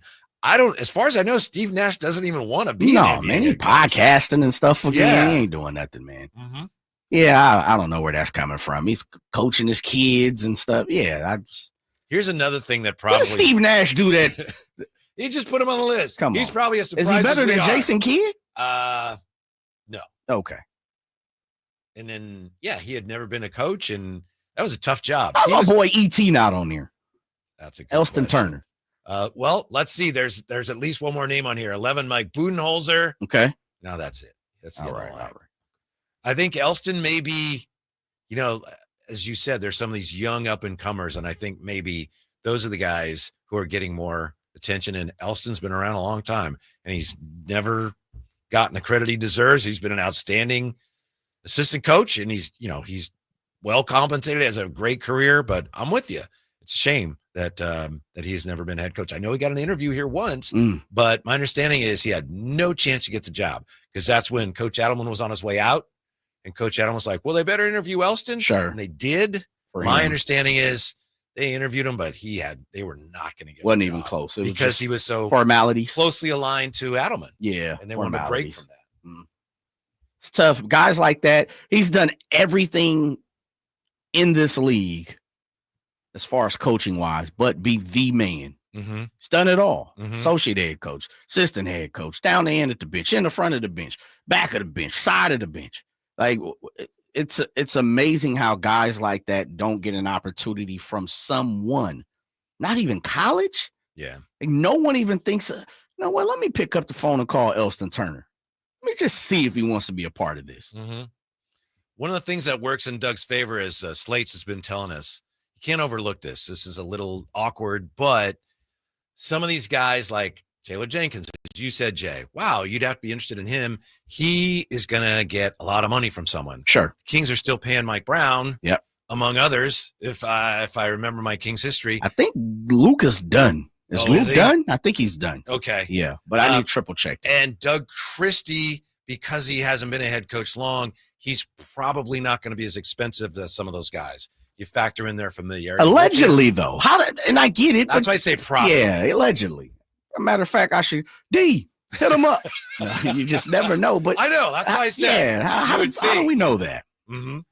Well, he probably can't realistically ask for as much as somebody who's like Taylor taken Jenkins teams to the playoffs multiple times. Sure, yeah. And I kid. I mean, I understand, but I know you. You are not kidding. You're worth what a person to pay you. How about that? Mm-hmm. That's true. That's what determines your value. Truth. We'll come back to the NFL draft here in just a moment. And by the way, speaking of the Kings, Jerry Reynolds at 4:30 today. But when we come back for all the talk of trading down, the 49ers, they tried to trade up? What? Next on Sacktown Sports. The Sacktown Sports 1140 newsletter.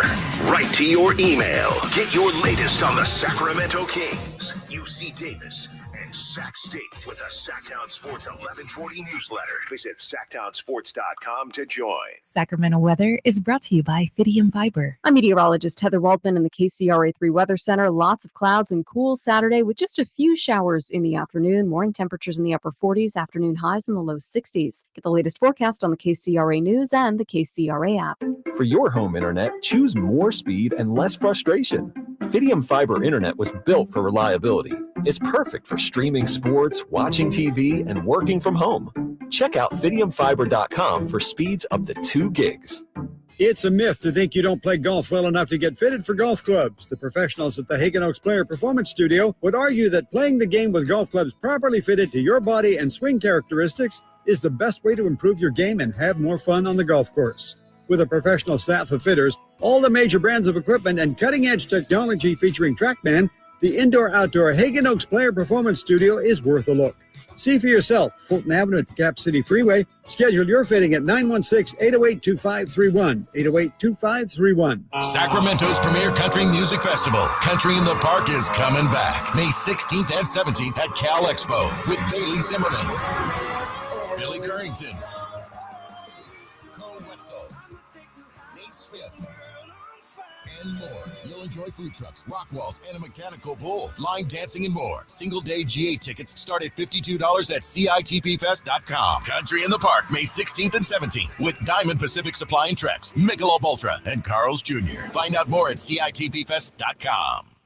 If you're not looking for a brand new car, at Elk Grove Honda, we've acquired some of the best pre-owned cars we can find.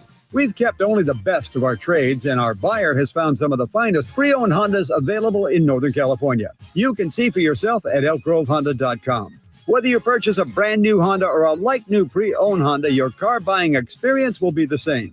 We have the right Honda at the right price. You'll find us in the Elk Grove Auto Mall, Highway 99 and Elk Grove Boulevard. I gotta get an Elk Grove Honda. It's Carmichael Dave talking to you about my good friends at American Energy. You're in the Sacramento area. You know how the seasons work. They are a-changing right now. So American Energy wants to help you stay warm for the rest of the cold season, but help you stay cool during the warm season. Best way to do that, make sure your system is operating safely. So right now is the time to take advantage of half off a tune-up, $24.50. They cut that right in half, and if you want a diagnostic, guess what? You can't beat free. If it's free, it's me, and now it can be you. And also, it's the end of the season blowout. $4,000 off a new system plus any rebates. That $4,000, that's a direct drop from the sticker price. It's a great deal. Check them out at theaeway.com for an instant quote or give them a call at 916-520-9990. That's 916-520-9990. Tell them your good buddy Carmichael Dave sent you. Call 916-520-9990 now.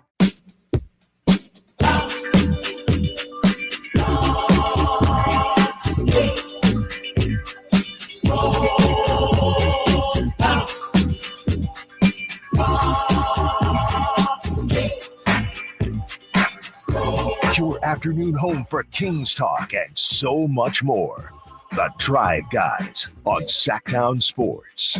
You got that Friday excitement, the weekend coming. Jay has it, I know, because he's really excited about the fact that in 30 minutes and 12 seconds, the Celtics and Magic will be on TV. There you go, Jay. Loving it like McDonald's slogan. I can't wait. Can't wait. Your favorite matchup. Jay on Monday was telling us, no, it was Sunday, right? You posted it saying Boston's the most boring team I've ever seen. Championship team. Orlando has no chance. Turning the channel. Yeah, click. I'd rather watch plants grow than watch that. Okay. I'll tell you, all it's going to take is dog show. One. Well, that's not bad sometimes. All it's going to take is one win by the Magic, Jay, and you're going to be right there with me. No. Let's go. So let's go, Magic. Oh, yeah, please. Knock the Celtics out, but they don't have a shot. They don't have enough firepower. We have another report. It's unconfirmed. It comes here on the text line, 339-1140, 1-800-920-1140, about A's ticket prices. So, again, this is unconfirmed. But somebody from the 916 says those tickets, we're talking about some of the tickets that are going to be part of the walk offer. Those tickets were $15 each last night on the secondary market. Quick. I'm not sure which tickets we're talking about. Yeah. Yeah. It's definitely the attendance has been not what anybody thought it would be. No. Yeah, definitely not. Yeah. The A's are responding to that reality. Yeah. It's you've talked about it, how, you're kind of torn at the same time. You want to see your Padres. You want to have the experience. Talked to numerous A's fans. Read the story from Dan Moore of the Ringer this past week, where he, had some excerpts from A's fans, some of the media.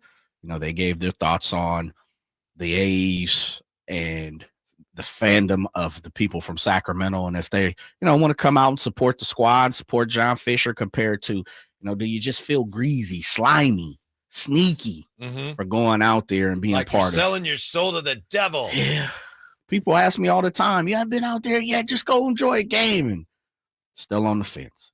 Still on the fence. It seems like the national perspective of it, for what it's worth, is kind of solidifying, because you mentioned that story in the Ringer. And then we also had Susan Slusser was on. Yeah. She was on AJ Przinsky's podcast, I think, or a podcast with AJ Przinsky. Was it Przinsky? Yeah. I think so. And she was just saying, she's just giving her opinion. A lot of people said, no, that's not true. She said, maybe they'll go back to Oakland at some point, because they're going to have, they got a new mayor there at some point. And then, so maybe they'll revisit that. And she said, the way she put it, I believe, is it's a really nice, in Sacramento, it's a really nice minor league park, but it's a minor league park. Yeah, that's exactly. It's a really nice one, but that's just, And that's the reality that I think whoever decided, ooh, we're going to have the A's play up there. I don't know whose idea it was, but, you know, obviously a lot of people said, yes, yes. And it's just the reality that you cannot ignore, that you're not able to overcome. It's a minor league stadium. Playing Major League Baseball in a minor league stadium, something important is lost. And if you had to do it for a month, or like the Blue Jays did in Buffalo one year because of a pandemic, okay, but for 3 years, we'll see. And I like having baseball here, but I don't think so, Jay. You just can't ignore the reality of it. It is what it is, as people like to say, which is pretty much true of anything. Yeah. When you say ignore the reality, Whitey, are you saying in the form of people are trying to mask, or maybe people's not the proper terminology? Is it the league, the A's? I think baseball? it's MLB and the A's. Yeah, it's like, hey, this, you know, from day one when they had the media conference about a year ago, I think it was almost exactly a year ago, and John Fisher called it, this is the most intimate setting in Major League Baseball. That's one way to put it, but it's probably not the most accurate way to put it. You know, and like I said, I've been out there and I had a good time, but it's just like, this is not Major League Baseball. So I think that reality now is being reflected in some of these prices, because if you charge Major League prices for a minor league product ultimately, and it's not on the field, but the surrounding, you know, the environment and everything, people are not going to pay it. True. They're going to pay minor league prices. Yeah. Go check the Stockton Ports out. Yeah. You know, River Cats, Modesto Nuts, right? I'm with you on that. Everything in West Sacramento is minor league. Now, I may be in this, I've heard this quite a bit, and I think even Susan said, this is going to be a fantastic AAA ballpark to be playing at. Oh, absolutely. Down the road. Yes, like with this improvements. This is one of the best ones you can go play at.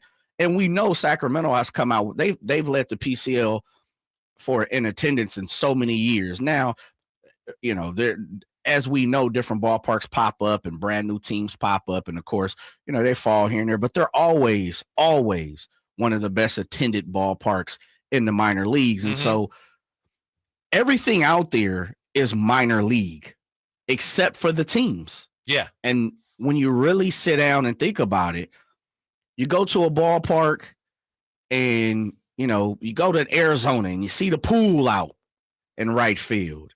You go to Coors and it's like, oh man, balls are flying out here. You know, you go to Wrigley, you see the Ivy, all these different things, the Reds, you go to Boston, you go to Sacramento, it's like, yeah, but you know what? River Cats play next week. Yeah. Or probably tomorrow or later. Right. Later in the earlier day. in the day, right? Yeah. And that just creeps into your mind, you know, and I'm not the person that cares about the team's parking or whatever, but you hear about the team's parking. You completely hear about the she shed, the tough shed out in left center people continuously talk about. You know, the suites, if you want to get it right, the suites are super tight. There's only a few that can be utilized, you know? So there's so many different things that remind you every single time you talk about the ballpark, you talk about the team. And if you go out there, you're consistently reminded this is not a big league ballpark. Yeah, that's why, to me, the fact that the attendance isn't what some people hoped it would be, that doesn't reflect poorly on Sacramento. No. I know some people look at that and go, oh, they can't support a team. It's like, nah, you're missing the point. We're just smarter than that. Truth. That's all.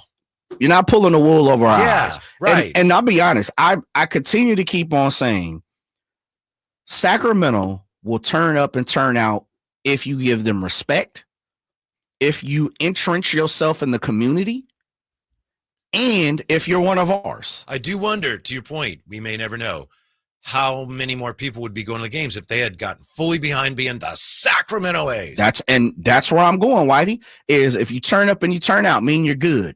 They're not. They're average. If you want to be one of ours, as you said, they're not even using the word Sacramento. You know, like, so we don't really want to be associated with you that closely. Absolutely. Fine. Then we're not going to spend a lot of money to go to your game. Come on now. You're not pulling the wool over our eyes. Arthur Smith says in the chat, so these are the cheapest prices actually to see an MLB baseball team and enjoy the other teams coming in and go A's. You're right, Arthur. As I've said, I've been a couple times. It's fun. Arthur Smith says in Comerica Park in Detroit, cheap seats go for $10. Yeah, they do. Yeah. And I know a lot of people have pointed to the attendance here and said, Well, it's like that in a lot of places. That's true. But, here, since we haven't had Major League Baseball before, there was that expectation of watch this place is going to fill up. So that's what they were banking on, is the novelty of it, and Sacramento trying to prove to everybody we can support a team. So it's a little bit of a false comparison. Yeah, very true. Very true. And the one thing I am appreciating is stories like Dan Moore, who are trying to really separate the fact of John Fisher and baseball. They're causing a lot of this versus this is all on Sacramento. And that was the one thing. It was, I went back and read Dan Moore's piece in The Ringer. If you have an opportunity to go check it out, it's very laid out. It's definitely long. I know our attention spans aren't that big right now, but one of the things I really appreciated is he was utilizing people from Sacramento and letting people voice their own opinion. So it gives an example of, baseball, you're not bullying the people of Sacramento. Now, the business, the corporations, all those different things, Vivek, G1C, like that's a different type of set of Sacramentans, So I really appreciate that. And I'm hoping through all of this, we as Sacramentans, the city of trees, we will be able to be separated from the fact that this is just a dog and a pony show. I just got a text here from Curtis. He's a season ticket holder. He was kind enough to set my daughter and I up with some tickets earlier this season. And he just texted me to say, as a season ticket holder, I'll just say upset. Of course. At the price they charged me versus the price anybody who can walk up and buy a ticket now pays.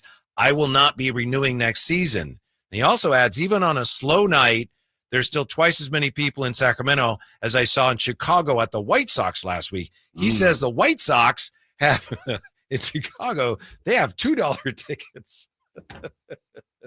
And you know what that means, because I used to do it down in Oakland. You buy the cheapest ticket and you walk in. Right. Everybody's like, just go down. Just go anywhere you want. You have the lay of the land. Yeah, 100%. Isn't that one of the reasons why they put the tarps up? Yes, of course, in Oakland. Fill it up. And then there were points in times where people, we did, as Oakland A's fans, fill the stadium. And it's like, take the tarps off. And they're like, oh, no. We're using that as storage. We got stuff under there. It's like, what are you guys doing over there? The A's are truly, they are an organization that should be studied. Because you've talked about it in the form of the last couple of weeks, because Whitey's way back. The A's have been poorly ran a decade. I mean, a century, excuse me. And then when they were very well run by the Haas family, yes, they were winning World Series and they were filling that place. Yeah, like a century they've been bad. They've jumped so many cities: Kansas City, Philadelphia, Oakland. Like there's so many avenues that the A's should be studied. Man, that's kind of how sports is now, especially baseball. I believe you've got people owning teams that may not, in many cases, even like baseball. It's a moneymaker. Yeah, it's an investment. And, maybe I think some people look at it and they're not sure how long it's going to last, and they say, we better make our money now. Yeah. And you know what? I don't feeling bad, because I don't think Curtis wants me to feel bad for him, but. Oh, he's fine. But okay. That's a cold game, though. Yeah. It's really a cold game. And that's why I say you're being sneaky. You're sneaky with the game. Right. And I don't appreciate that. Well, the A's, one thing they've done in the last, 2 years at least, just blatantly disrespecting everybody. Anybody who's a fan. It's like, okay, we don't really care. I know. Just example after example after example. And I've tried, and you've been on the journey with me for the last few years. I've tried to say, well, I'm going to go out and I'm going to go out. I'm going to do this. And even in Oakland, the last couple of years, like, this may be the last opportunity. And I've given away tickets so much. And that's why I look myself in the mirror. I look in the glass and I'm like, damn, I'm contributing to this. And that's where I put my foot down. It's like, man, okay, it's not the biggest ordeal, but I'm on air every week talking about how society is tough to live in right now. It's super expensive. And I gave my $25 away. Not the biggest ordeal. I'm blessed to have a job, right? But damn, that's cold. Yeah. That's cold. I'm spending my money and I can't enjoy it. Yeah. And that's the thing where I'm with Curtis. I would love to get that information. even though he's already spent it, it sounds like he's an A's fan, sounds like he's a sports fan. He's rocking here in Sacramento. He's already spent his money, but I know he's got to be like, man, this ain't it. Right. This ain't it. Right. Absolutely. When we come back, we'll look at the NFL draft again. Mentioned that the 49ers actually tried to trade up, and Shador Sanders is still on the board. He might not be for long, though. Next on Sacktown Sports. The Sacktown Sports 1140 newsletter right to your email. Get your latest on the Sacramento Kings, athletics, and Republic FC with the Sacktown Sports 1140 newsletter. Visit SacktownSports.com to join. Rock the Bells presents LL Cool J. So what you got Chanel on your feet? Hot sex on a platter makes the mission complete. Live in concert. LL Cool J. Saturday, May 10th, the venue at Thunder Valley with DJ C-Trip. LL Cool J. For tickets, visit ThunderValleyResort.com. Don't miss LL Cool J live. The IMSA WeatherTech Sports Car Championship is back for another thrilling season at Monterey's iconic WeatherTech Raceway Laguna Seca, May 9th through the 11th. Only in Monterey can you experience a high-octane mix of international drivers, cutting-edge prototypes, and GT sports cars racing wheel to wheel. There'll be gourmet food, wine, craft beers, family entertainment, and exclusive fan engagement with the drivers in the open race paddock. Buy your tickets now and experience world-class motorsports. Visit WeatherTechRaceway.com. Spring has sprung, and now is the best time to spruce up your home. Between spring cleaning and evaluating your home, it is the perfect time to reach out to the folks at the Overhead Door Company of Sacramento. Jason Ross here, and I'm so glad we did. We reached out, and we're now about a month in to our brand new garage doors. Now, first off, we improved our curb appeal. They look great, and it's one of the first things people notice when they approach your home. A new, modern, stylish garage door can improve the overall appearance of your home, just like it did for us. Also, how about this for a nice benefit? The return of investment. A new garage door is high on the return of investment home improvement project list. It's one of the more cost-effective upgrades you can make to improve your home's value. Hey, see for yourself. Check out their products. Go to the showroom at 6756 Franklin Boulevard and ask about the Sacktown Sports Special. Overhead Door Company of Sacramento, the genuine, the original overhead door. Always look for the red ribbon logo.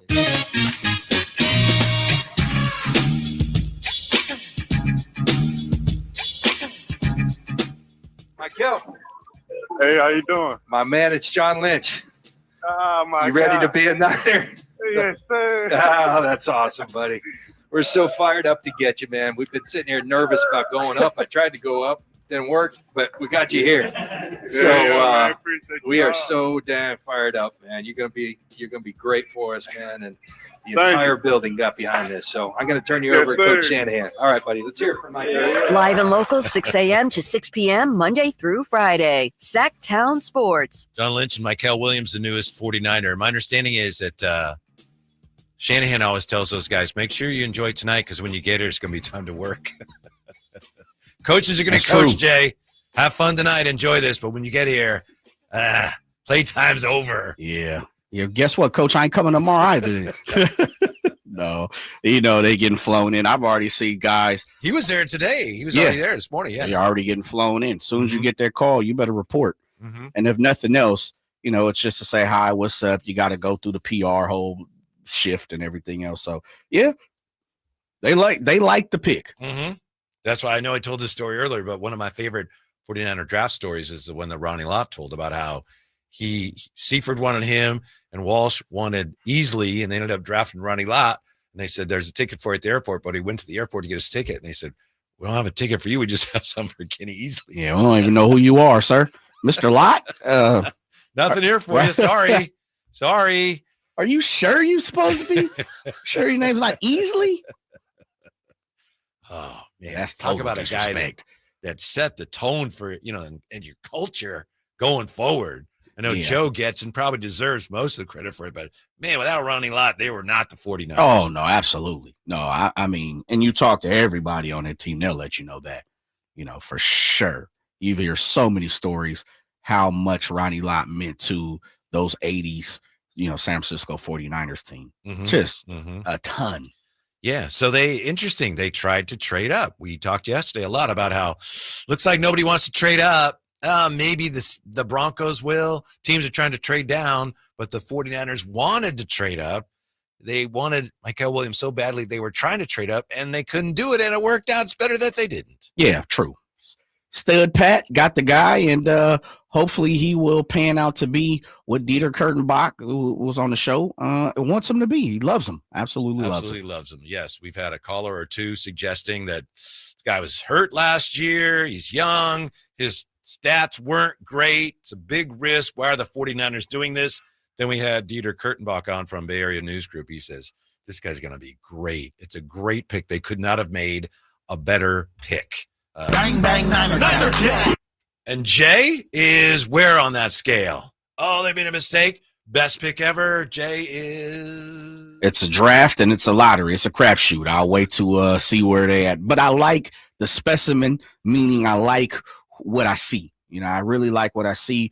A lot, as I talked about earlier, a lot of people comparing him to Alden Smith, and we know. Wow, you're talking about a guy on the field. Alden Smith was an animal. Absolute animal, breaking records here for the 49ers. So he looks great. Dieter thinks he's going to play a little more, with his hand in the ground a little more than I think people expected, could see. And the other part about it is we know he played hurt last year. So being 100% fully healthy, of course, we know Chris Kasarik is a genius, according to most people, for the defensive line as he's the coach. So I think he has all the upside in the world. Everyone you talk to, everyone you read about, I mean, you read everything you hear is this dude's high, his ceiling is through the roof. As far as the medicals go, and I understand if you're a 49er fan and have been for a long time, especially some of the guys Trent Baalke picked, right. It's like, where does he just go to the hospital to pick people? So, is that where he's making these selections? To the mass unit. So yeah, the guy was hurt, and some people are understandably concerned. Is he injury prone? Certainly doesn't appear to be. He had a high ankle sprain last year. I'm not a doctor, but I've spent time in a hospital, and my wife works at a hospital. So, but seriously, you're certified then. I think so. Yes, sir. Based on what we do know publicly, he played through it. I don't think there's anything to worry about as far as that injury last year. Is that something that means he's injury prone or is going to linger? Yeah, I haven't seen anything besides last year. You hadn't heard the first couple of years from him. And, he's been balling for a long time. He's definitely been one of those guys that's been a stalwart for Georgia. I could see, put it this way, there aren't many, and I'll say LeBron Jameses, where it's just like, you'll never miss with this guy. This dude is a can't miss prospect. As much as we always talk about those things, you just never know, because you got off the field issues, you got personal issues. There's so many different things that goes into living a life and playing a career. And then we've seen it here. Somebody that's set up and ready to go, and then an accident happens. You know, Bobby Hurley. You just never know what go. Jay Will was a super high pick. Never got opportunity to show that. Lynn Bias. There's so many different examples of a sure can't miss guy not really being able to have the opportunity to showcase who he is. Right. No such thing as, sure thing. Yeah. It just doesn't work that way. As far as Shador Sanders, from sure to Shador, not selected in the first round, of course. That continues to be one of the mainstream stories swirling around this draft. Betting odds, for what it's worth, according to DraftKings, seem convinced on Sanders' ultimate destination in the draft before the second round begins, and we're getting very close here. DraftKings has Cleveland minus 350 as a runaway favorite to draft Sanders. Whether that is with Cleveland's number 33 or number 36 pick remains to be seen. It appears as though Sanders will not have to wait much longer. Behind the Browns are the Raiders and the Saints and the Steelers. Raiders hold pick number 37. That would require them to trade up if they want to take Sanders before Cleveland picks twice in the second round. Would that be the cherry on top of the draft Sunday for Raider fans if they ended up with Shador Sanders? Oh, yeah, because Raider fans going to turn anything negative into a positive. They believe they're like Cowboys fans. We can't lose. And they lose every year. Doesn't matter what. You know what? I see the greatness in them. And it could be the complete. I mean, you could literally, Raiders fans would literally say a quarterback could play safety if the Raiders picked him. You know what? It's got the attributes. Jay, he's got the attributes. Why are you going after Raider fans? Why shouldn't I? Because Why you being nice to Raider fans? I'm sympathetic. They're a downtrodden bunch. I still don't emotionally understand. Intellectually, I understand it. Emotionally, I don't understand how fans were like, oh, the Oakland Raiders, especially fans in this area, they moved, they left, they went to Vegas. Like, that's okay. They're still my team. Yeah. Bless you. Good for you. That's out. I don't know that I could do that. I know I couldn't. I told you, if the A's leave the state of California, I'm out. I'm out. Yeah. Completely out. They can stay in here. They go to Palm Springs. They go Chowchilla. I don't care where they going. I'm in if they in Cali. But if they because it doesn't. I mean, cities have issues, social issues, humanitarian issues. Just look outside. It's rough out in these streets. Depending on where, Fremont wouldn't have made no difference to me. San Jose would have made no difference to me. Sacramento wouldn't have made no difference to me. I'm in. But if you dip and you slide over to Las Vegas, that's a little different. That's total disrespect. And to put, as you said, the icing on the cake, John Fisher has just been an absolute a-hole. Thinking, I'm cool on him. As far as Shador Sanders goes, there's a lot of the, his father's shadow hanging over him, and there's been a lot of talk from coaches that you probably heard that's not flattering. To me, I understand why he has lasted this long without going drafted. When I look at some of the film from like Orlovsky was showing today, so he just holds the ball so long. I'm not saying he's a bum, don't draft him, but I'm saying I can see why teams don't take him in the first round, and that's difficult to do, to get a guy, especially a guy. You look at his numbers; he's had success, all right. So he puts up big numbers, but how do you get a guy like that to speed up? You know, he holds the ball too long. He takes too many sacks. That's not a simple adjustment. Like, just everything you do it like 5 times as fast and we'll be good. It's hard. It is 100%, Yeah. But you know what, Whitey, and I say it like this. He is a draft eligible player. He is not one of those guys. Oh, he's a can't miss guy. Like, no one thinks of him like that. He's gonna get an opportunity. Lord willing, he'll have an opportunity to go out physically and take a job, gain a job, win a job, and that's all right. I don't understand what's all the kickback in the form of, oh man, it's just a travesty, and you have no clue what you're doing if you didn't draft Shador. Just for the reasons what you're saying. This dude is, he ain't won nothing when you really look at it. Right. We will have the opportunity to talk to Jerry Reynolds bottom of the next hour.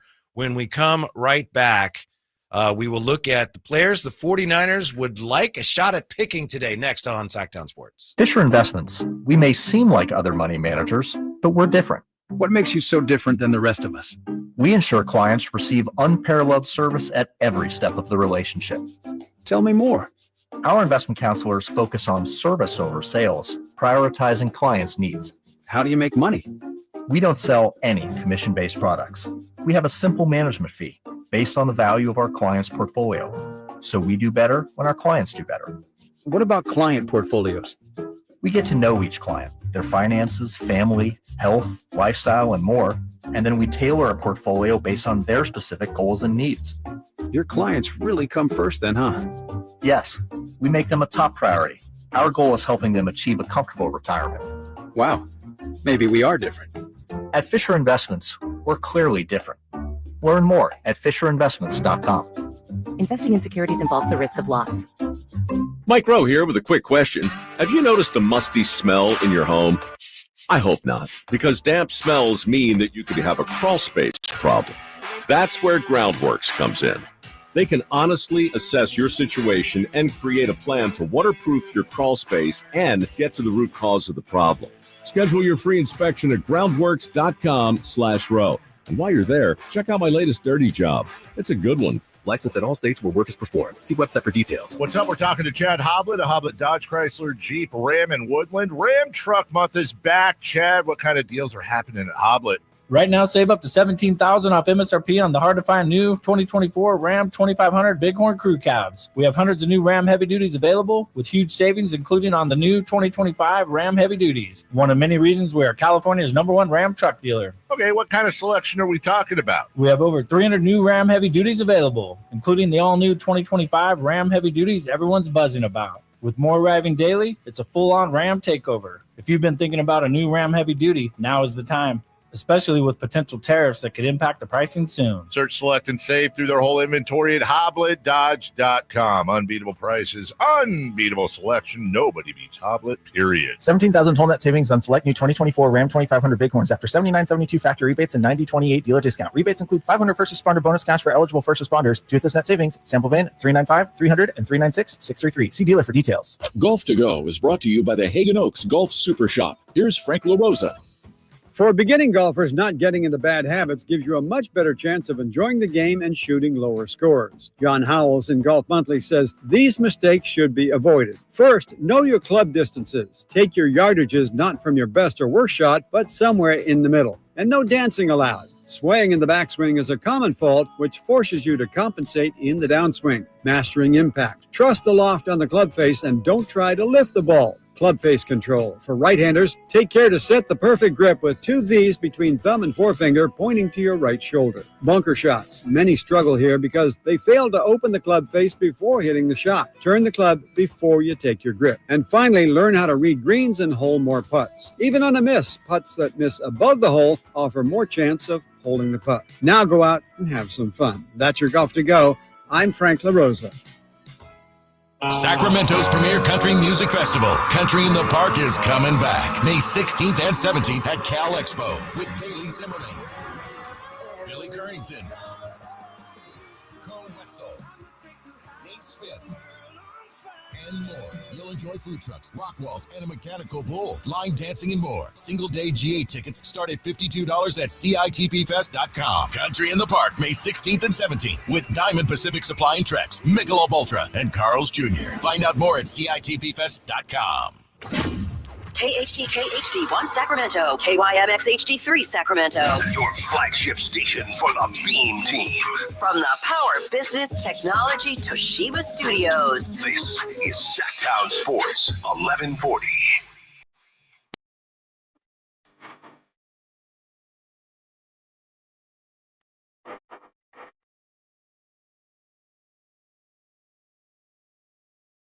Live and local. It's the Drive Guys. Watch the show on youtube.com/Sacktown Sports 1140. Or listen on the Sacktown Sports app. Round 2 of the NFL draft is just about getting underway. Who did the 49ers hope to land? I have a list of players right here. We'll look at that in just a moment. Take them all. Take them all, Whitey. Take them all. Sports. First, we got some Raider fans weighing in here. Firing off on me, ain't they? A little bit. Raider fans are delusional like Kings fans. Ha ha from the 916. Somebody else in 916 says, I take exception with Jay. As a Raider fan, I have no interest in Sanders. That would be a terrible pick. And then UPS Chris says, come on, Jay, being a Raiders fan, it's like being a Kings fan. Always have hope and always get disappointed. Shouts out to UPS Chris. Yeah, what can Brown do for you? He's spot on with that. Mm-hmm. I can't deny it. Can't deny it. He keeping it 1,000. I'm going to keep it 1,000 with him. Yeah. Take an exception. And you know there are a lot of people that are Kings and Raiders fans. Oh, yeah, absolutely. And you know that according to legend, there are people that would tell you the Raiders came that close to moving to Sacramento. It sounded like it was more than legend, but yeah, 1989 or so. Right here. Mm-hmm. As we know, and they probably would have jumped right back, though, to Oakland. Yeah, probably. Yeah, Raiders fans are delusional, though, aren't they? Fans are.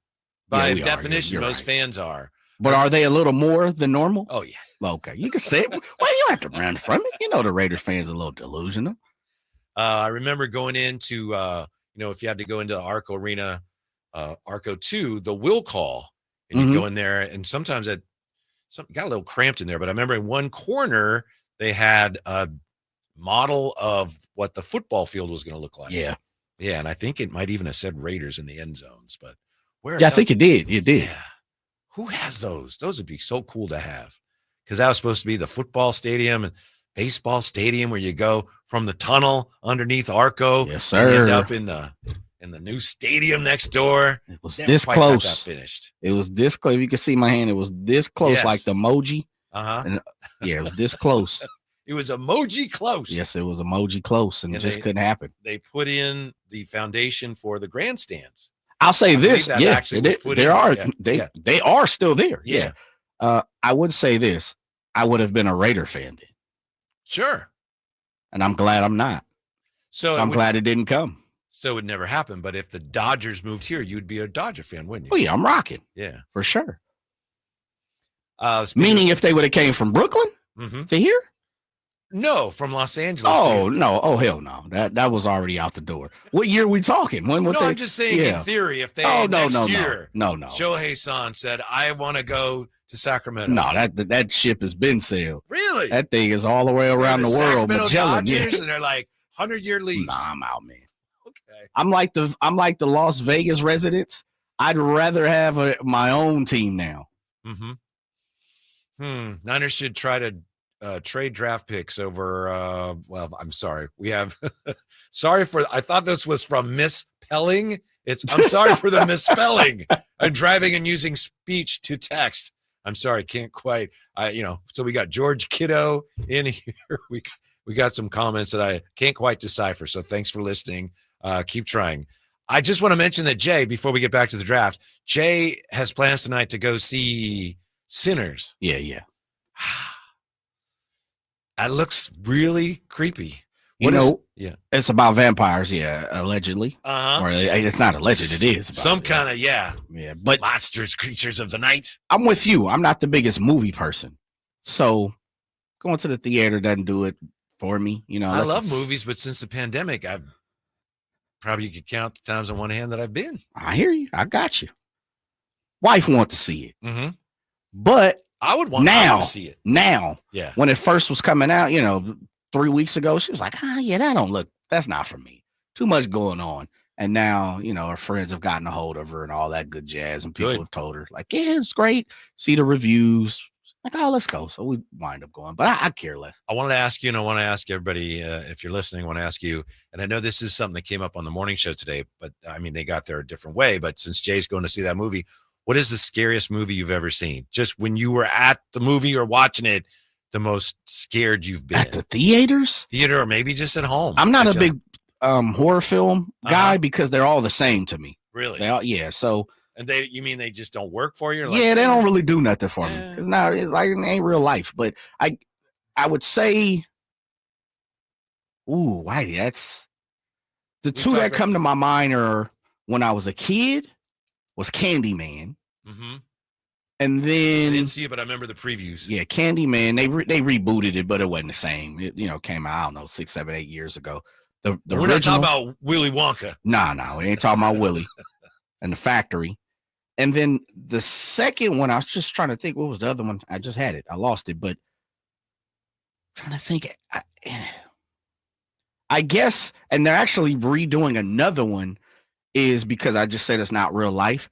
Final Destination is kind of like, man, that could really happen. I ain't trying to watch that situation. Now where the people they're having a picnic or something. Yeah. And then somebody falls through the trampoline and the lawnmower goes crazy. Yeah. It's wild, but it's not so much as scary. It's just the fact like, oh, that could really happen. Well, that's scary in a way. It is. Yeah. I remember seeing 2009, whatever it was, 2007, something like that. The Ring. If I'm being honest, when I saw the Ring, that really creeped me out. Got you. It was like, and I wasn't like couldn't watch anything, but it just really creeped me out. And I remember I was coaching girls basketball at the time, and I was talking to the players about it. They were like 7th grade, and this one girl, Shannon, goes, "I saw that movie. It's not even scary. Nothing to it." Yeah. That's how my daughter is. My daughter watches scary movies, so there's really nothing unless there's something over the top for it. Yeah. There's no excitement to a scary movie. They sounds all like you end just up have a the hard same time. way. Yeah, you just don't buy into the whole thing. No, yeah. They try to hook you into caring about this guy or that guy or this woman and what's going to happen in this house. It sounds like you're just like, I'll take the scary suspense. I watch that where it's a little more suspense. Stuff like that. Like a thriller. Yeah, without the supernatural stuff. Absolutely, yeah. The Ring poltergeist style. Yeah, that ain't.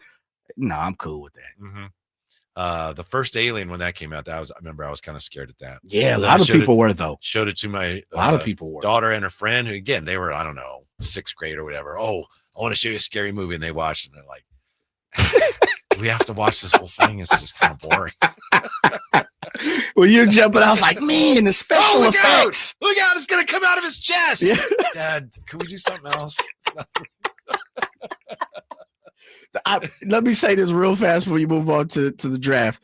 The one time I was in the theater, and this is the truth, went to see a scary movie. It was Scream, the very first Scream. And I don't remember what year it came out. I remember high school, junior. I don't even remember where I was at. College, I can't remember when it came out. That's the guy with the mask with the knife. Yes. Yeah. The initial first 10-minute scene, where it's the very first scene, and the young lady gets the call on the phone, and she's in a nice house, and it's all glass windows and doors and stuff. And they throw a chair through the glass, and whoever I was with at the time just absolutely jump and hit the roof. And it's one of those where they jump and you jump. Yeah. Man, that what I do remember. I was like, oh man. And then, as a guy, you're like, dude, what are you doing? You got me over here jumping. Stop it. But that I do remember, like, man, that almost dropped my heart. Like I was on a roller coaster. From the 916, Kurt Russell, The Thing, which I think was a remake of an old classic thing, sci-fi thing. Blair Witch Project from the 209, which when it came out, there were some people that thought it was a documentary. For sure. Candyman was the scariest by far for people that grew up in the hood, because he was the only one up in the hood. Jason the second, because you went to New York and caused havoc on the train. Shouts station. out to the 916. That's spot on. It was like, man, this looked like my neighborhood. Don't say his name. Absolutely. And Exorcist, which I still have not seen. I'm trying to think, have I seen it? Yeah, I don't. I wouldn't enjoy it. Have you seen a movie called The Boy? Nope. Yeah, it's a scary movie, but it has a little something to it. I won't tell people who haven't seen it. Yeah, I actually think there's a part 2, maybe another one coming out. The Boy? Yeah, it's called The Boy. Yeah. What's wrong? What is he, a monster? Does he turn into something? If I gave turn you into a vampire? Do you care if I tell you? You could tell me. You ain't gonna watch it, right? So it's try to do it in 60 seconds.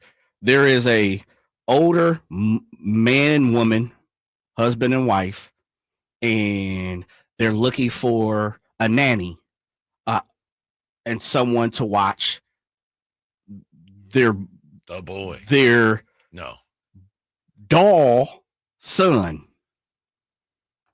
So the nanny's like, you want me to watch a doll? Like, this doesn't make any sense. And they're like, oh yeah, we're going out of town. Little does this woman know that the boy, the actual doll, there is a man living in the wall who is their son, but pretty much just haunts them. Yeah, so go see it. There you go. Somebody I gave it away. Curtis mentioned Insidious, the series. Ooh, that's one seen it. Haven't seen it, but I know in the preview the guy goes in to get an MRI, and then everything goes dark. What? And then he's like, "Hello." Yeah, they used to play this on when it came out. You'd be watching a game, and they'd show the preview, and he goes into the MRI, and he's getting something checked in his brain, and it's because he's possessed by demons or whatever. And then everything goes up, and he's in the tube. Hello. Oh, then he looks, and this little demon guy starts crawling in. Oh yeah, so I know about that. When I haven't had a lot of MRIs since then, but the one time I did, I was like, make sure that little guy doesn't crawl in here. And keep all the lights on like a little kid. Turn on every light now. Yes. We should ask Jerry Reynolds what's his scariest movie. You think the legend has one? I don't know. Might be a King season or so. Might but yeah. be. Like a game film from when they played the Lakers or something. Are you going to have a throwback question for Jerry? I do. I have one. Oh, I look forward to that. Sir. Jerry, bottom of the hour. When we come back, list of the players the 49ers are expected to be considering today. It's next. Jay Whitey, Sacktown Sports. The Sacktown Sports 1140 newsletter. Right to your email. Get your latest on the Sacramento Kings, UC Davis, and Sac State with the Sacktown Sports 1140 newsletter. Visit sacktownsports.com to join. Check engine or ABS light on? Take the guesswork out of your warning lights with O'Reilly Veriscan. It's free. Ask for O'Reilly Veriscan. O'Reilly Auto Parts. You know what's better than a limited time deal? An unlimited time deal. That's why the Wendy's $5 biggie bag with a junior bacon cheeseburger, 4-piece nugs, junior hot and crispy fries, and small soft drink is available all the time. Because the best time for fresh, never frozen beef and Applewood smoked bacon is all the time. Duh. I feel like I'm repeating myself a lot. For the best deal of all time, gotta be Wendy's. Unlimited time does not mean forever. U.S. price and participation may vary. Prices may be higher in Alaska, Hawaii, and California via third-party delivery. Fresh beef available in the contiguous U.S., Alaska, and Canada. Go from daydreamer to industry leader with Amazon Business. From office supplies to IT essentials, Amazon Business provides tools that help you save costs and make insight-based decisions. Learn how to bring your visions to life at AmazonBusiness.com. If you're 55 and up, T-Mobile has plans built just for you. 2 lines of unlimited for just $30 a line. That's a 45% savings compared to Verizon and AT&T.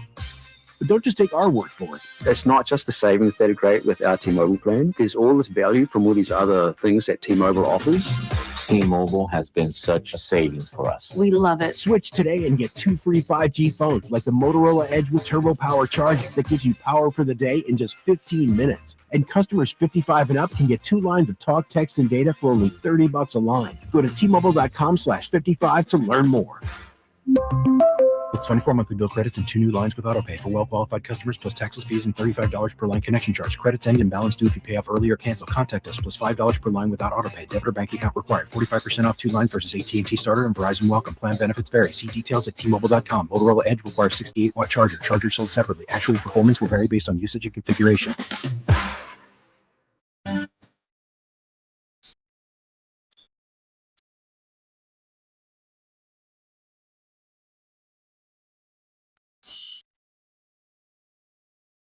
The only station in Sacramento giving you local sports coverage from 6 a.m. to 6 p.m. Monday through Friday. Sacktown Sports. Just had a trade in the NFL draft, but relax, nothing major. Houston just picked Jaden Higgins from Iowa State, a wide receiver at 34. Then at 35, it was the Titans, but they traded the pick to Seattle. So Seattle's on the clock now, and that's pick 35. And the 49ers picked today at 43, also 75, and 100. So, boy, that huge crowd again today, getting ready for the draft and enjoying the draft, I should say, in Green Bay. Look cold. Little bit. Yeah, we're going to catch up on the draft here, of course, rest of the afternoon. And Jerry Reynolds going to join us, bottom of the hour, guy who has been involved in a few drafts himself, though not the NFL kind. So who are the 49ers looking at today? Again, I think the most reliable source for this information is the beat writers. And Matt Barrows was on with us a couple days ago. I think he mentioned Mykel Williams, didn't he? I believe he did. Yeah. So he and Matt Mayoko and I was going to say and the like, there aren't many of those guys around. They are locked into what's going on and they talk to the right people and they understand the organization. So here's a list of guys that Matthew Barrows in The Athletic says 49ers are looking at today. And it's not a really exciting list because you might not know some of these guys, but here's where they're looking to go. Defensive tackle Darius Alexander from Toledo, 6'4", 34-inch arms, Jay. Projects to be a big-bodied three technique in the NFL. Defensive tackle Alfred Collins from Texas. Another defensive tackle, Texas, Hook'em Horns. TJ Sanders from South Carolina. So there's 3 defensive tackles at the top of the list. Offensive tackle Ariante Ursary from Minnesota, 6'6", 339, Jay. Yeah, that's a big boy right there. 6'6", 340? 339. Yeah. He might not move his feet in pass protection as well as a team would like. He's one of the draft's most physical blockers. You know, in that zone scheme, sometimes the 49ers like the offensive lineman. They got to be a little more nimble. Mobile. Yeah. Another offensive tackle, Anthony Belton from NC State. None of the tackles in the draft pack a punch like Belton, according to Matthew Barrows. He might last until round 3, but there you go. There's the 5 guys to keep an eye on. Darius Alexander from Toledo, tackle. Alfred Collins from Texas, tackle.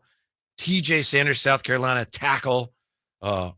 Ariante Ursary, Minnesota, offensive tackle. And Anthony Belton, offensive tackle, NC State. Whether these are on the money or not, they do give you a clear idea of what it is believed the 49ers are going to be looking at in terms of positions here. They got their defensive end yesterday, and now they're focusing on the interior defensive line and probably a little more focus on the offensive line than we've seen from the 49ers in years. I know some of us, probably wrongly, have been screaming for years, Jay. You got to draft an offensive lineman. You got to draft offensive linemen. And the 49ers traditionally, they've even said it openly, like, yeah, we'll get guys later. We'll turn them into good players. But it looks like this year they're focused a little more on getting offensive linemen earlier because they need some depth there. Yeah, they definitely better go that route. They definitely need a little bit of depth, and they may need a starter. Depends on who you're talking to. So, I would love to see centers aren't picked high. They're not chosen high. There's a good center. It's funny you mentioned that because I was going to ask you. There's a center is he from Georgia? There's a really good center available. But I haven't seen anybody who is connected with the Niners suggest that they're going to take him. I mean, they could certainly use a center. Right. Oh, yeah, definitely go use a center. I will say this. I looked up real fast, and Seahawks are on the board. It says pick is in. They haven't gone. Seattle scares me in the form of this. Whoever is choosing, and I say it in this like this, Seattle tends to take some of the players I think the 49ers could take a chance on. They're gamblers, and they hit on a lot of them, So I think this is going to be Will Johnson, hoping it's not. I want to see Will continue to slip just a little bit. Is that Richard Sherman? Sherman up here in Seattle for gear. The Seahawks? What? Man, you know what, Whitey? Sherm, and I say this jokingly, but Sherm two-faced it with this, man. He got love for the 49ers, but he definitely got love for Seattle, too. Yeah. And he plays both sides of the We know what color his heart is. Yeah, we do. Look at the fit. The blue and the teal. Richard Sherman is just as we speak here, announcing the pick for the Seattle Seahawks. This is pick 35. This is. And the 49ers will be picking at 43. And there you go. Nick Emanwari from South Carolina. Safety, yeah. On the phone with the Jewels. They're rebuilding the Legion of Boom. Nick Emanwari, South Carolina safety. 2024 first team AP All-American. So there you go. That's the latest pick. 339-1140, 1-800-920-1140. It's time for, right now, a special Friday edition of Check It with TC. Mike check. What's up, TC? Happy Friday. Whitey, Jay, what's up with it? How you doing? How you like the pick? Hello? How do you like the pick? Hey, the pick is, you know what, I'm not even going to get at the pick like that. I'm not going to say it's a horrible pick, bro, but I don't like the pick, dog. Mike, check it out. Wow. Why I don't like the pick is, look, didn't we just take the guy from Georgia, Beal, like a couple years ago? He ain't even seen the field. The Niners was always taking role players, bro. They never take the guy. Wasn't Walker the guy over there? Like, we never take a guy. The guy of a team, we always like taking the role player, or we don't even mess with the team when we supposed to draft the guy for the team. We'd go a whole nother route. I'm cool on that, bro. We need the offensive line. This team ain't finna win no 6 Lombardi, bro, until we get that in line. John Lynch, if it was up to him, he'd draft 11 defensive tackles. If it was up to Kyle, he'd draft 11 wide receivers, bro. For them dudes to be that smart, like everybody want to hype them up to be, we can't get the offensive line right, bro. We not finna win. Think about the last couple Super Bowl winners. Ain't they offensive lines intact? Yeah. Don't they go hard for the offensive line? So come on, bro. We ain't winning nothing, dude. I'm out, man. Happy Friday, bro. Draft Shador with our 2nd round pick, man. I'm gone, bro. He says he wants offensive linemen. And then he like get Shador. Yeah. What? Yeah, there is more of an emphasis on drafting offensive linemen this year. We think, TC. Shador come right here? Cleveland Browns on the clock. Cleveland Browns on the clock. I'm going to say no. 36. I'm say no. I don't know. I don't see it. I just don't You're see saying it. no, I'll say yes then. Okay. This is where Shador will be selected. I don't think it's going to. What did you think of what TC had to say? There are some people that are not excited about this pick. Yeah. Because you know why? I think people believe when you see the very first, and they pick Quinshon Judkins, running back, Ohio State, who actually was a transfer. He spent his last year at Ohio State. He was a beast at another college before going to Ohio State. But I'm blanking. Oklahoma State, I believe Judkins went to. He transferred to Ohio State from the University of Mississippi. Ole Miss, that's right. Mm-hmm. That you're not saying. University of Mississippi. Yeah.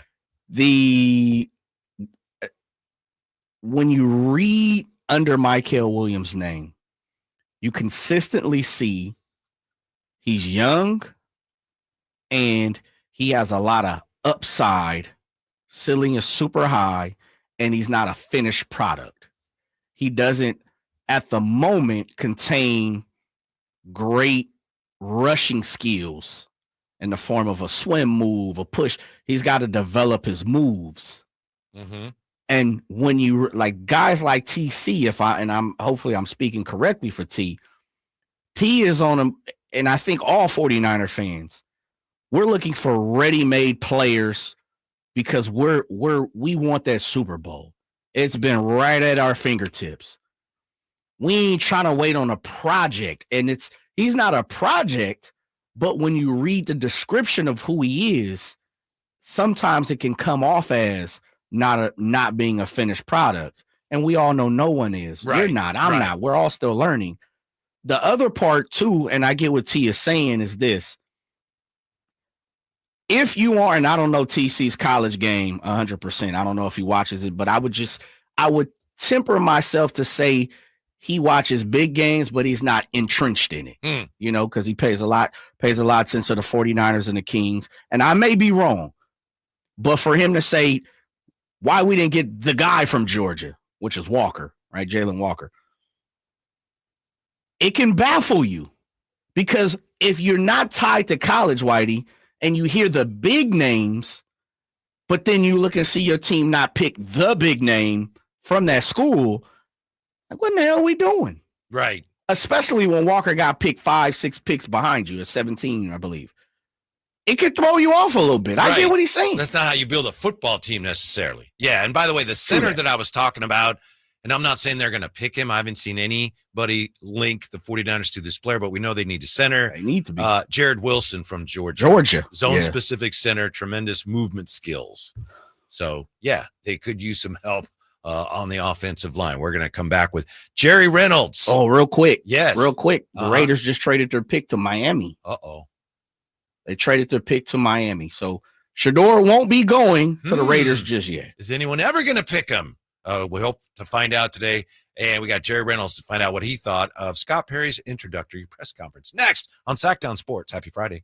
Sacramento weather is brought to you by Fidium Fiber. I'm meteorologist Heather Waldman in the KCRA3 Weather Center. Lots of clouds and cool Saturday with just a few showers in the afternoon. Morning temperatures in the upper 40s, afternoon highs in the low 60s. Get the latest forecast on the KCRA News and the KCRA app. Want internet with more speed and less frustration? Fidium Fiber internet is better because it's built to deliver more bandwidth and speeds up to 2 gigs. Switch today and you can kiss buffering and weak Wi-Fi goodbye. Visit FidiumFiber.com. Power Business Technology is proud to be a 100% independent, locally owned and managed Toshiba copier dealer. Local ownership cuts out the red tape, allowing ourselves to never be too busy to personally answer the call when our clients need us. Recognized for excellence in service execution, training, and customer service, we're proud to be named a Toshiba ProMasters Elite Dealer since 2021. Contact us today for all your business printing needs at 844-POWER-BZ. That's 844-769-3729. Or visit us at PowerCopiers.com. Get ready for an adrenaline-pumping, action-packed day at Monster Truck Madness. Witness the insane power of Rockstar, California Kid, Identity Theft, Spitfire, Reverse, Titan, and more. Plus, ride along with a massive monster truck. It's all happening Saturday, May 10th at the San Joaquin County Fairgrounds with 2 back-to-back shows at 3 p.m. and 7:30 p.m. Don't miss the wildest event of the year. Tickets are selling fast, so head to StarfinDirtTrack.com for tickets and more info. It's Monster Truck Madness. Non-stop, high-octane thrills that you can't miss. If you're not looking for a brand new car, at Elk Grove Honda, we've acquired some of the best pre-owned cars we can find. We've kept only the best of our trades, and our buyer has found some of the finest pre-owned Hondas available in Northern California. You can see for yourself at elkgrovehonda.com. Whether you purchase a brand new Honda or a like-new pre-owned Honda, your car buying experience will be the same. We have the right Honda at the right price. You'll find us in the Elk Grove Auto Mall, Highway 99 and Elk Grove Boulevard. I gotta get an Elk Grove Honda. Mike Rowe here with a quick question. Have you noticed cracks in your drywall, chimney, or exterior walls? I hope not, because if you have, they could be indications that you've got a much bigger problem with your foundation. That's where Groundworks comes in. They can honestly assess your situation and create a plan to stabilize your foundation. Schedule your free inspection at groundworks.com/row. And while you're there, check out my latest dirty job. It's a good one. Licensed in all states where work is performed. See website for details. Sacramento, get ready. The Sacktown Sports Live events calendar is packed with epic shows you won't want to miss. Classic rock bands, America takes the stage at Hard Rock Live Sacramento on May 9th. Then hip-hop legend LL Cool J brings the beats to Thunder Valley on May 10th. The Outlaw Music Festival rolls into Toyota Amphitheater on May 18th. And punk pioneers The Dam hit Ace of Spades on May 31st. June heats up with JJ Gray and Mofro at Ace of Spades on June 10th. Plus, country superstars Lee Brice and Walker Hayes at Ironstone Amphitheater on June 21st. Then it's 3 days of country fun at the Country Summer Music Festival at Sonoma County Fairgrounds on June 27th through the 29th. Get your boots ready for the Folsom Pro Rodeo July 3rd through 5th. Then catch Cody Johnson at Golden One Center on July 18th and Parker McCollum at Ironstone Amphitheater on August 16th. Mark your calendars, grab your tickets, and don't miss out. Find all the details at sacktownsports.com. Whitey here with another great grilling tip. The Napoleon Stainless Steel Prestige 500 Connected Propane Grill with infrared side and rear burner featuring Wi-Fi and Bluetooth connectivity brings you closer to your grilling experience than ever before. The Napoleon Connected lets you monitor temperatures, set timers, and receive high temp warnings. Boop, boop. All from your smartphone with temperature probes and LCD display. You'll always know exactly what's happening inside your grill. Napoleon's LED control knobs even illuminate for nighttime entertaining and feature safety glow. Napoleon Grills, simply the best.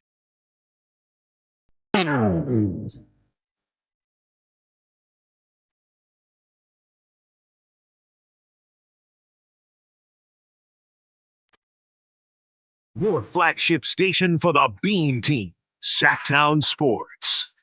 So the Dolphins just picked Jonah Savinaya from Arizona guard, and they showed, on ESPN, a lot of Dolphins fans, and they're like, yeah, fins up, fins up. How many of them do you think have any idea who Jonah Savinaya actually is? Maybe about 1%. Maybe. But they're there to be extras on a TV show and to cheer on their team, right? Yeah, good pick. That's got to be one of the most boring things you could do is be at an NFL draft. I know our next guest is going to be following all the Chiefs picks today. The all-time Kings icon. It's great to talk to him here. First time we've talked to him since Scott Perry was reintroduced to the media. Jerry Reynolds, how are you today, Jerry?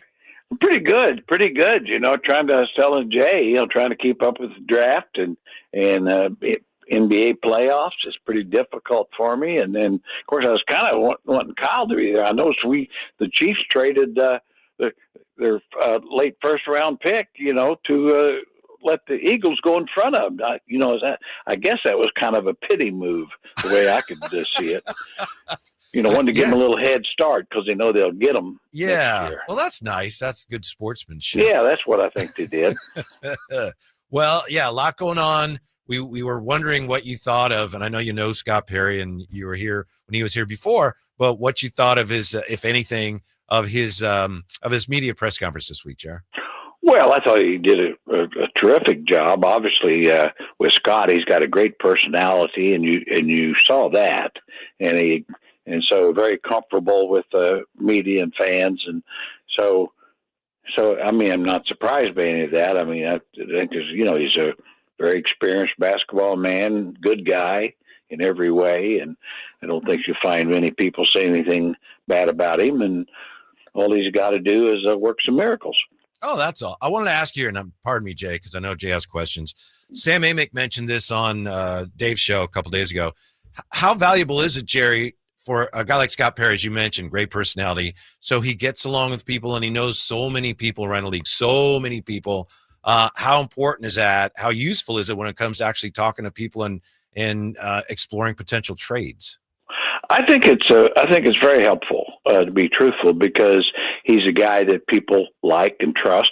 Doesn't mean a deal's going to get done, but he'll get his foot in the door more often than some guys who just aren't particularly well liked, as it were. And so, yeah, I think that's a it's still a kind of a selling position to some degree. It's one of those things to whether some free agent like Scott personally, that and more money will get him. In that order, is the more money more? The more money comes first. Legend, I'll stay kind of in that same realm of questioning. The very first question of Mr. Perry's press conference was about the head coaching position. Of course, he was asked that here on Sports 1140, and both times he said, and I'll start with the first press conference. He said, "Hey, listen, my phone is blowing up. People are calling me. I'm not calling them, so to say." And then the second thing was, I'll take a week or two. You've been in these positions, and you know it. And I'm not saying that it doesn't happen, but do you really believe Scott's phone is severely blowing up from coaching candidates? I'd say he's getting a lot of, I think there's a lot of people interested in the job. Now, it may not be people that he's interested in. Jobs that pay millions of dollars, and this may surprise you, Jay, but there's a lot of people who take them. It may be from colleges. It may be, every team now has 47 assistants. Right. So each one of them is hoping to be a head coach someday. So, yeah, how many are candidates that you would consider strongly? My guess is a very small number, very small. Mm-hmm. He also says, Jerry, that he hopes to have an answer. And I think initially he said like a week and a half or 2 weeks. And I think a couple days ago on the station, he said, in a week, I hope to have an answer. And I take him at his word, and I know there's so much going on, but could he realistically go out, talk to a coach, bring someone in and make that decision that quickly? Or does that maybe suggest that Doug Christie is probably going to be the guy? Well, the fewer guys that are brought in, if nobody's brought in, no question. And like I say, if you're going to make a decision in a week, that's clearly not an exhaustive search. Right. But then again, Scott himself wasn't exactly an exhaustive search. So that's a good point. So it doesn't mean it's not the right pick. It's just obviously the fewer guys that are brought in, if any, that's better for Doug. And of course, I'm happy about that because I'm biased toward Coach Christie, and that's just all there is to it. Legend, me and Whitey were having this conversation yesterday, and I think we agree, Whitey, and please correct me if I'm wrong, that the very first thing on to-do list is probably figure out what you're going to do with Domantas Sabonis. And I even say that probably in front of a head coach, but what if you're making a laundry list of things, what's the number one thing that you're doing if you're Scott Perry? Well, I think, it's a good point. I mean, I think with Domas, you've got to either figure out how to help him be even better, surround him with players that complement him better, if you want to have a better team, or if you decide that that's not the route you want to go, then of course he's an asset, and some way find out what his value is, maybe around the league. I hear a lot of different fans have different opinions on it, and I've got one. My feeling is I'd be very, very careful about trading Domas, and here's why: is that I know for a fact that he's the best center in the franchise history. Mm-hmm. And that counts Kansas City and Cincinnati. Mm-hmm. And so when you move off of a guy, can you, since you haven't had anybody that good in the history, how long do you think it's going to take to replace him with equal talent or better? Mm-hmm. Here's my question, Jerry, and I know you've loved Sabonis since he got here, and that's just glowing praise you just had for him, and I'm just trying to sort it out. I'm not feeling emotionally about it one way or the other, but if they are looking at an offense that perhaps doesn't go through Domas as much, does that mean his value might go down, and you might want to see what he's worth now because he's not going to be worth any more going forward? Well, yeah, absolutely. You make a great point. And I think that is something to be determined. And I would say this, regardless of that, with the team in this current situation, I'd be surprised if certainly if I were Scott Perry, I'd want to be finding out the value of every player on the roster. Right. Yeah. Because any trade you can make that makes you better, you make it.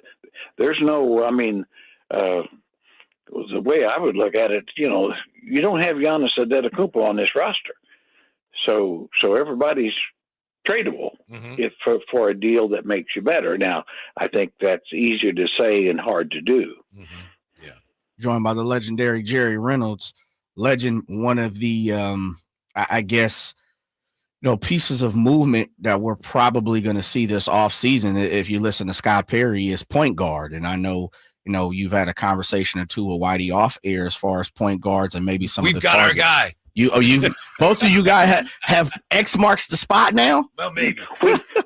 Well, I mean, it is one of those things. We've got a guy we do like that might be available, or at least I do. And I think, like Ty Jerome at Cleveland. I mean, clearly he's a guy that looks like to me he's ready to run a team. Is compared to some other names you hear. I'm not saying the Jones brothers are both nice young, not so much young anymore, but good players, true point guards. But I think he's better than they are. Actually, another guy I'm really unless you're going after a big name like Morant or Trae Young, somebody like that. But I like Scottie Pippen Jr. a lot. Yeah. And how about, I know I texted you a couple days ago, but I don't know if he's available, Andrew Nembhard, Jerry. Andrew Nembhard I don't think he's available, but your point is good. I mean, that guy, well, if they'd move him, I'd be moving hard on that one, because that guy guards you and can score, and yeah, he makes you better. I'd take him over the other guys I just mentioned, but I think he's going to be awfully hard to get. If it's not Domas, if it's not the point guard, I'll continue on my list, legend. What's next? Is it a decision on DeMar? Is it, look, Levine's here and we need to help him, have a sit down and talk to him about what's the best position for him? What's next on your list? Well, I do think with Levine, you're not, quite honestly, I just don't think he's tradable. So you better figure out how to best use him. And he's certainly a gifted scorer, and get some idea that way. And of course, none of this should happen until you have a coach. I mean, one thing I know is general managers don't coach the team, and if they try to, it's a real problem. So I wouldn't be too concerned about any of that till I've figured out who my coach is, and then, to be honest, once you've selected the coach, I've always said the best way, in talking with some people I really respect over the years, is the best way to kind of get things going in the right way is for the coach and general manager to understand that the general manager probably shouldn't trade anybody off the team that the coach doesn't want to lose, or trade for somebody he doesn't want. Yeah. I mean, it seemed to me it always makes sense. It sounds like you speak from experience on that, Jerry, having been a GM. I do. I've had a significant experience in that category. And it has not worked out well, Whitey, I'll just tell you. One of the things Scott Perry said that just warmed the cockles of my heart is when he talked about the importance of a defensive presence, as he listed the things that he thinks he wants to be part of the team's identity. Jerry, when was the last time a Kings general manager talked about the importance of a defensive presence? I don't recall one. Seems like all we've heard of is defense for years, haven't we?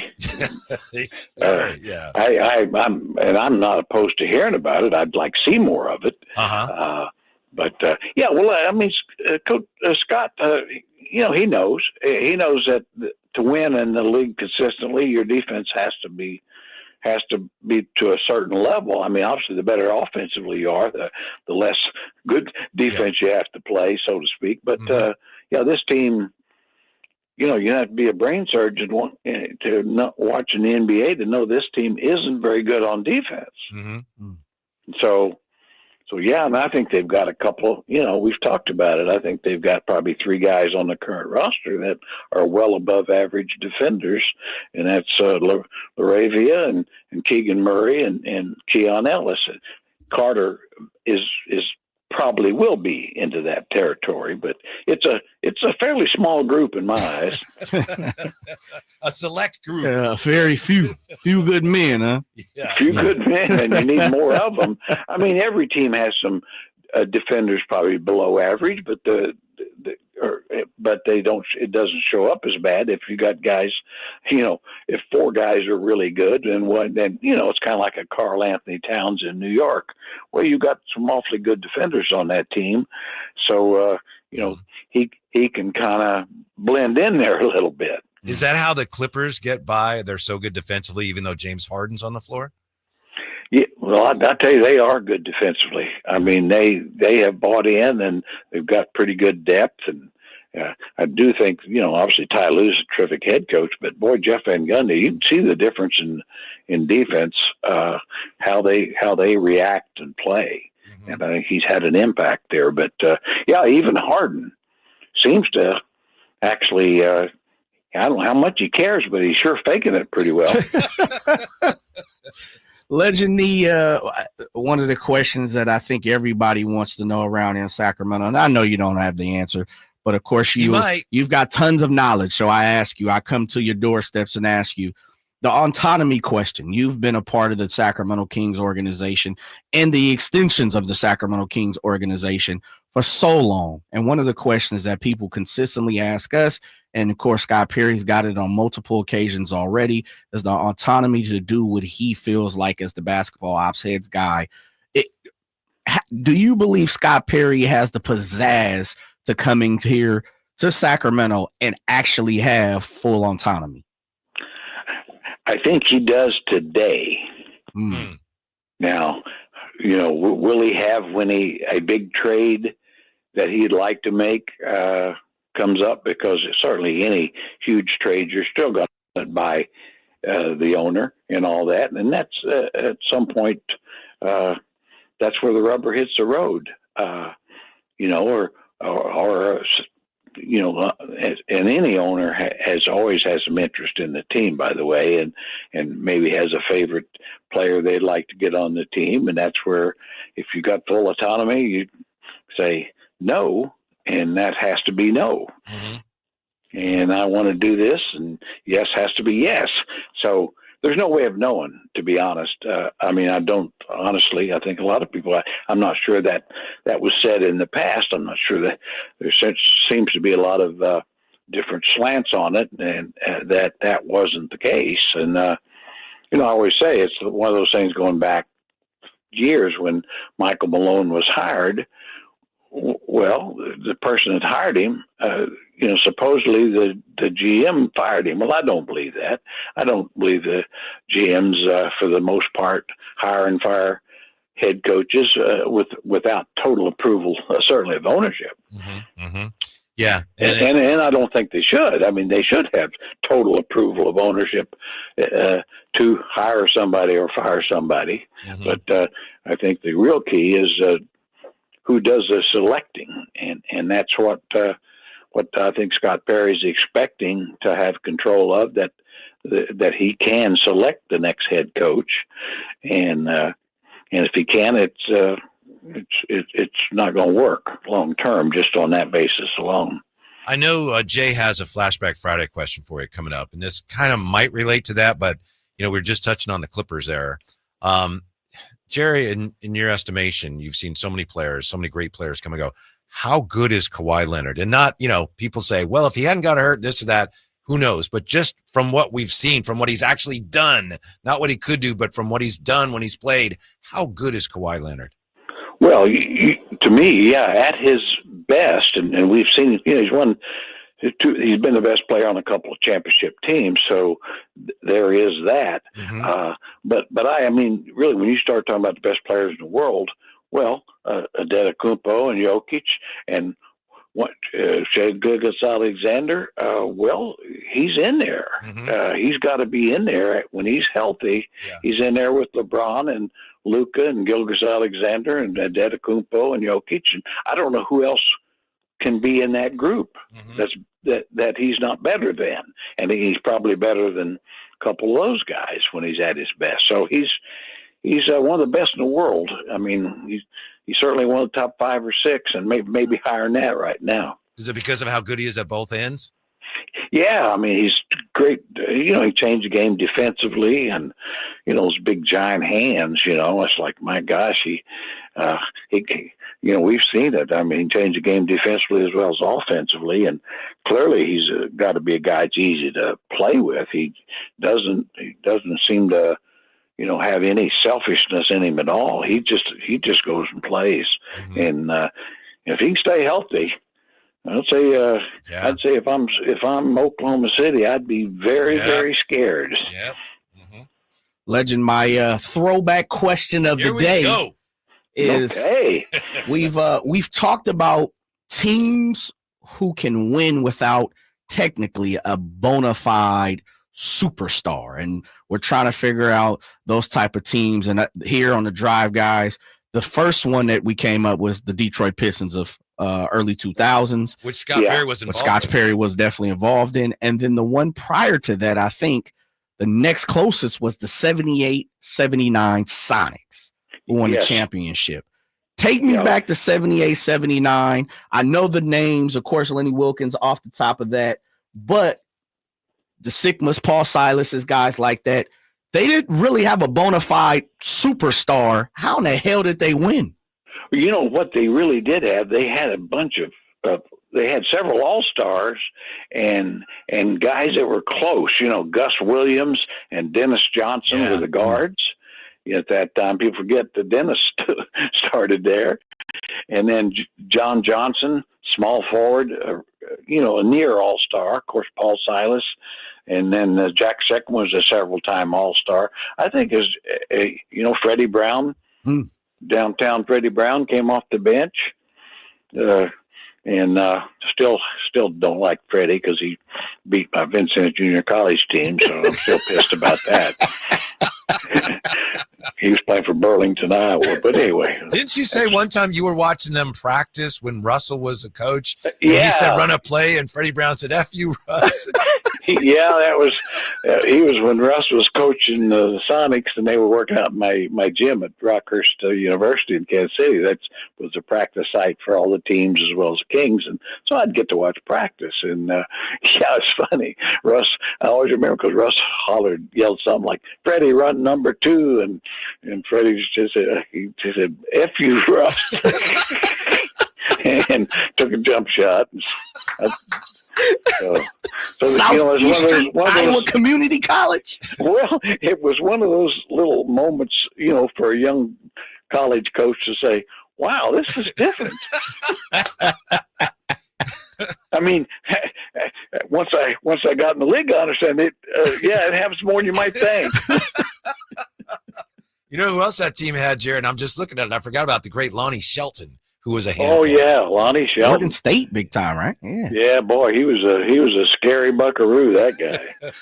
It was, that was I told the story one time about Larry Bird and Mykel.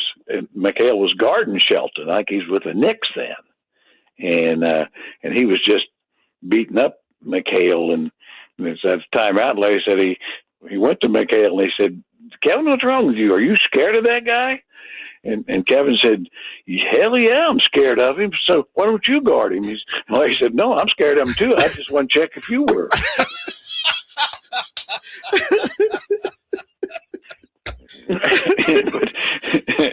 So sometimes it's that simple, Jay,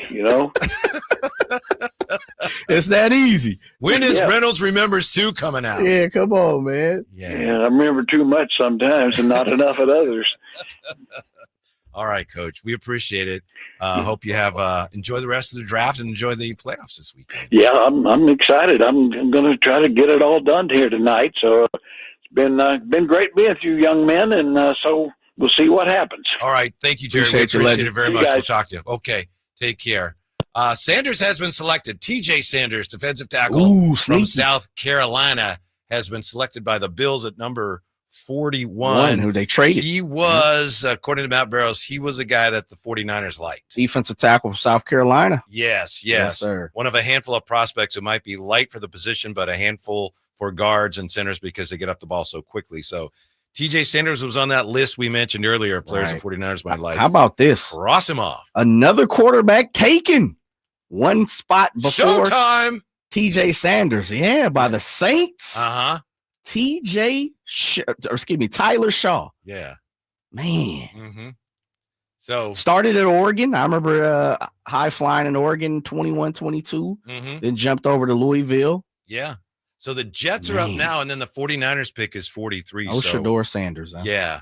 We'll see. Maybe are the 49ers going to take TC's advice and pick Shador Sanders? We'll find out soon enough here. It's the Drive Guys on Sacktown Sports.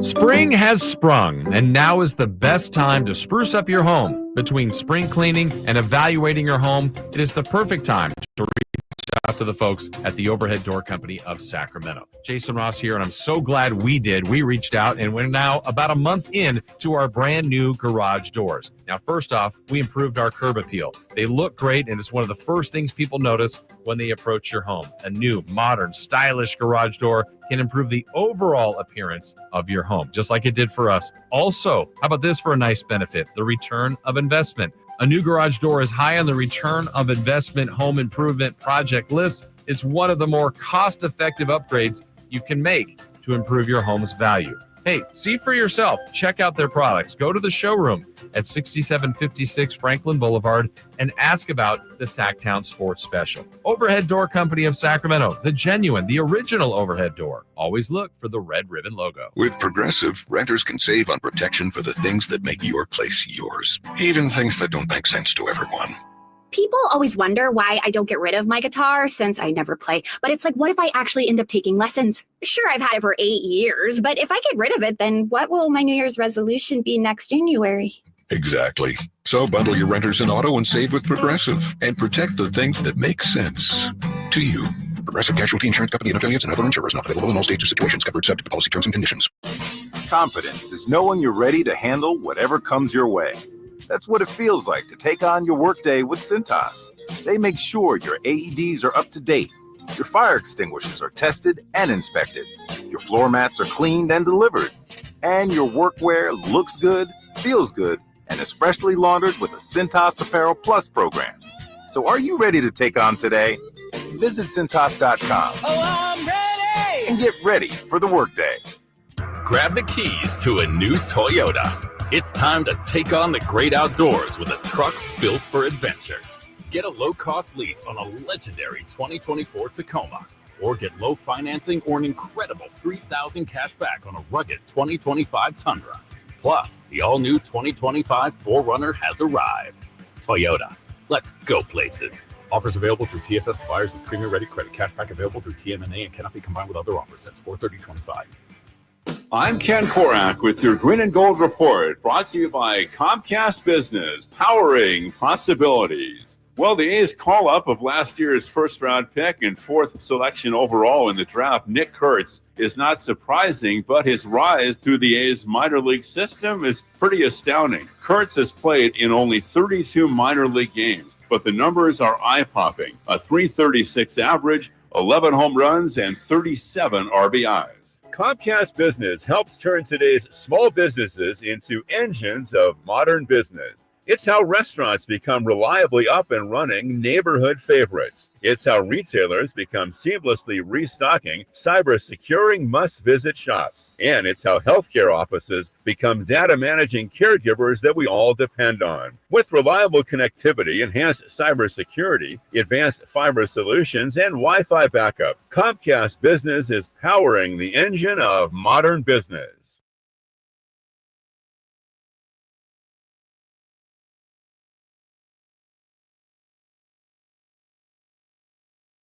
Empower.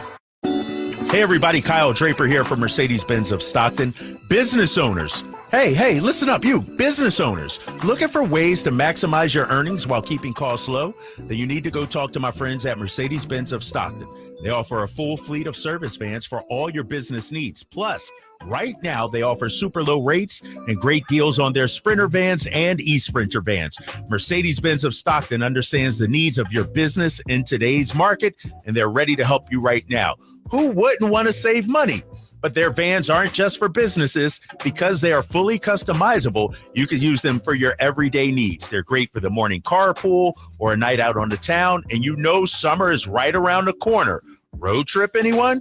They offer the space and comfort you need to make your summer trip epic. So make the short drive down on 5 and go see my friends at Mercedes-Benz of Stockton and tell them Drape sent you. Or go online anytime at mbfstockton.com.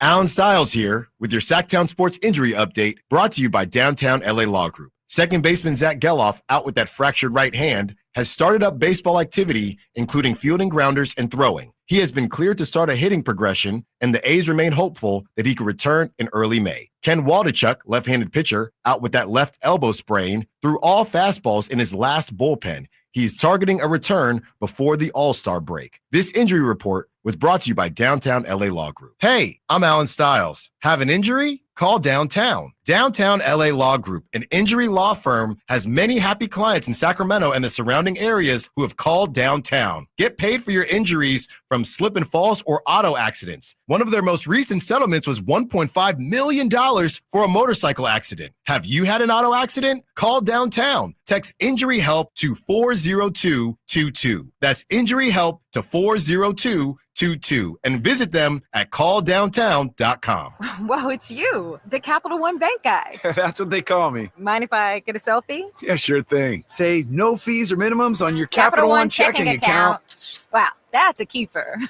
So, where are you heading? I'm off to spread the good news that Capital One helps people keep more money in their wallet with no overdraft fees. Oh, you're the best Capital One Bank guy. Hey, mind if I get a selfie? Sure. Say, Capital One, what's in your wallet? Terms apply. See CapitalOne.com/bank for details. Capital One NA, member FDIC. Welcome to Staples. Hi, I hear Staples prints it all. Oh, you bet. Posters, banners. Can you print it all for Mother's Day? Oh, of course. Photo gifts like canvas prints, photo puzzles. Can you print it all for graduation? Sure can. Custom cards and invites. Can you print a huge banner with the grad's picture? Oh, definitely. Even an embarrassing baby picture? Oh, those are the best kind. I know, right? Print it all for moms and grads at Staples. And right now, get 40% off custom cards, invites, and photo gifts. N75 exclusions apply. Visit staples.com/print for details. Welcome to Staples. Hi, I hear Staples prints it all. Oh, you bet. Posters, banners. Can you print it all for Mother's Day? Oh, of course. Photo gifts like canvas prints, photo puzzles. Can you print it all for graduation? Sure can. Custom cards and invites. Can you print a huge banner with the grad's picture? Oh, definitely. Even an embarrassing baby picture? Oh, those are the best kind. I know, right? Print it all for moms and grads at Staples. And right now, get 40% off custom cards, invites, and photo gifts. N75 exclusions apply. Visit staples.com/print for details.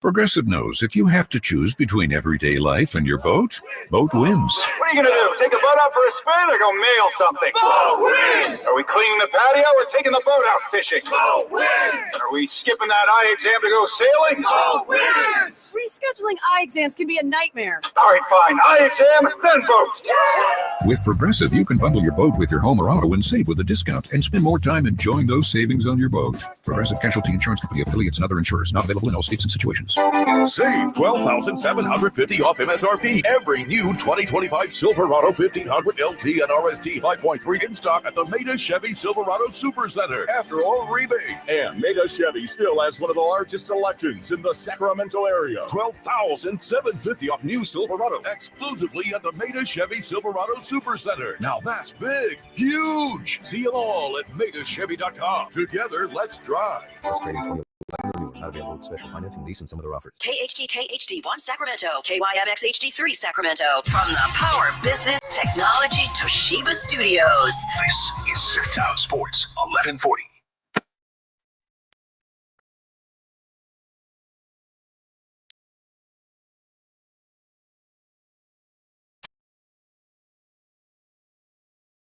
Live and local, it's the Drive Guys. Watch the show on youtube.com/Sacktown Sports 1140. Or listen on the Sacktown Sports app.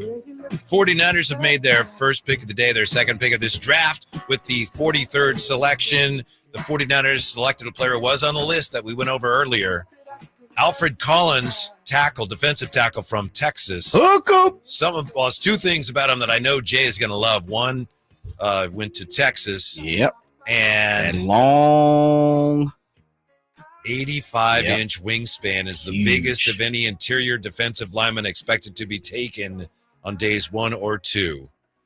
He went, let's see here. He's similar to Ohio State's Tylek Williams, who went in the first round to the Lions in terms of size and skill level, according to Matt Barrows. Let's see here. Collins would pair well with a smaller, penetrating defensive tackle. 6'5", 332 pounds, the newest 49er, Alfred Collins. He's unlike the guy they drafted yesterday.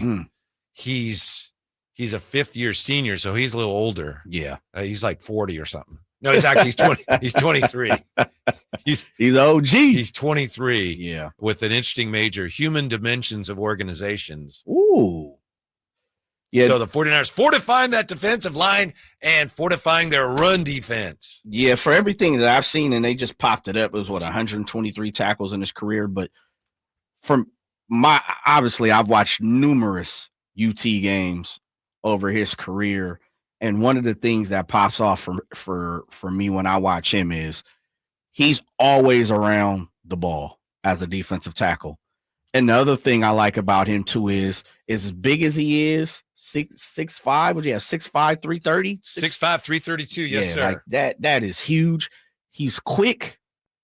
He's super long. And I just heard Booger talking about McFarland on ESPN. And 49ers fans, we just had the legendary Jerry Reynolds on. This is somebody that we can all relate to because he's killed the 49ers. Chris Jones, defensive tackle for the Kansas City Chiefs. But he's massive, as you've pointed out, but he's highly skilled because he can line up anywhere on the D-line. But he just tracks the ball, man. He's everywhere around the ball. He makes tackles upon tackles. That's a tremendous amount of tackles for a defensive tackle in college. He's everywhere. Alfred Collins is the pick for the 49ers defensive tackle from Texas. So now they got Mykel Williams, Alfred Collins. So the defensive line is rounding into shape. And he's probably a starter. Oh, I would think so. I think he's a starter. I truly believe he's a starter, Whitey. Yeah, I would guess so. He's certainly going to have that opportunity. And then the 49ers still to come in rounds 2 and 3.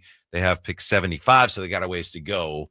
And they have pick number 100. But with 43, they go Alfred Collins. And still, Shador Sanders has not been selected, even though your president of these United States recently on social media declared NFL teams stupid for not drafting him. So we'll see if that changes anything. I don't think it will. You can just move on. The Cowboys, well, they weren't expected to take a quarterback, but they took Donovan as a Raku from Boston College. He's another defensive end, an edge, as Dieter Curtenbach on the show said earlier. He's one of those guys. That's an important distinction he made. Yeah, it is. And I had never really heard no one kind of break it down, but he's a go-getter. I've seen Donovan this past, doing my research. He's one of them guys. He's just all about getting to the quarterback. I don't know about the tackling. He is a sack machine. Doesn't matter where you put him on what edge. He's coming to get into the backfield. Decent pick. I think he's a little. We go from someone that's super big, massive, to Donovan is a little, slim and trim. He's a speedster.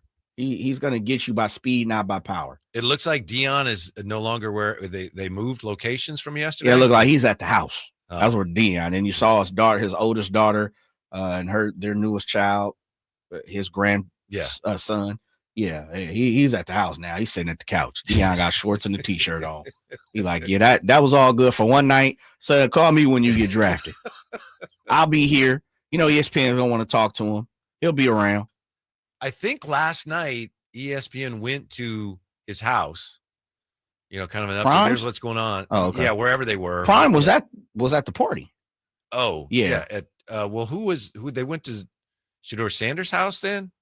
Yeah, and And I think they were watching like NFL Network, so ESPN like the they kicked it off. Yeah, because they were actually watching something else. Yeah, that was at the festivities. That was at the party in Canton, Texas. Oh, okay. So wherever the legendary party was, that's where the headquarters was at. So it's super interesting. What do you think's going on with Shador Sanders? Yeah, I don't know. I truly don't know. When you on the outside looking in, he's a good quarterback. I'm not sure his ceiling is high enough to be like, oh, he's a great quarterback.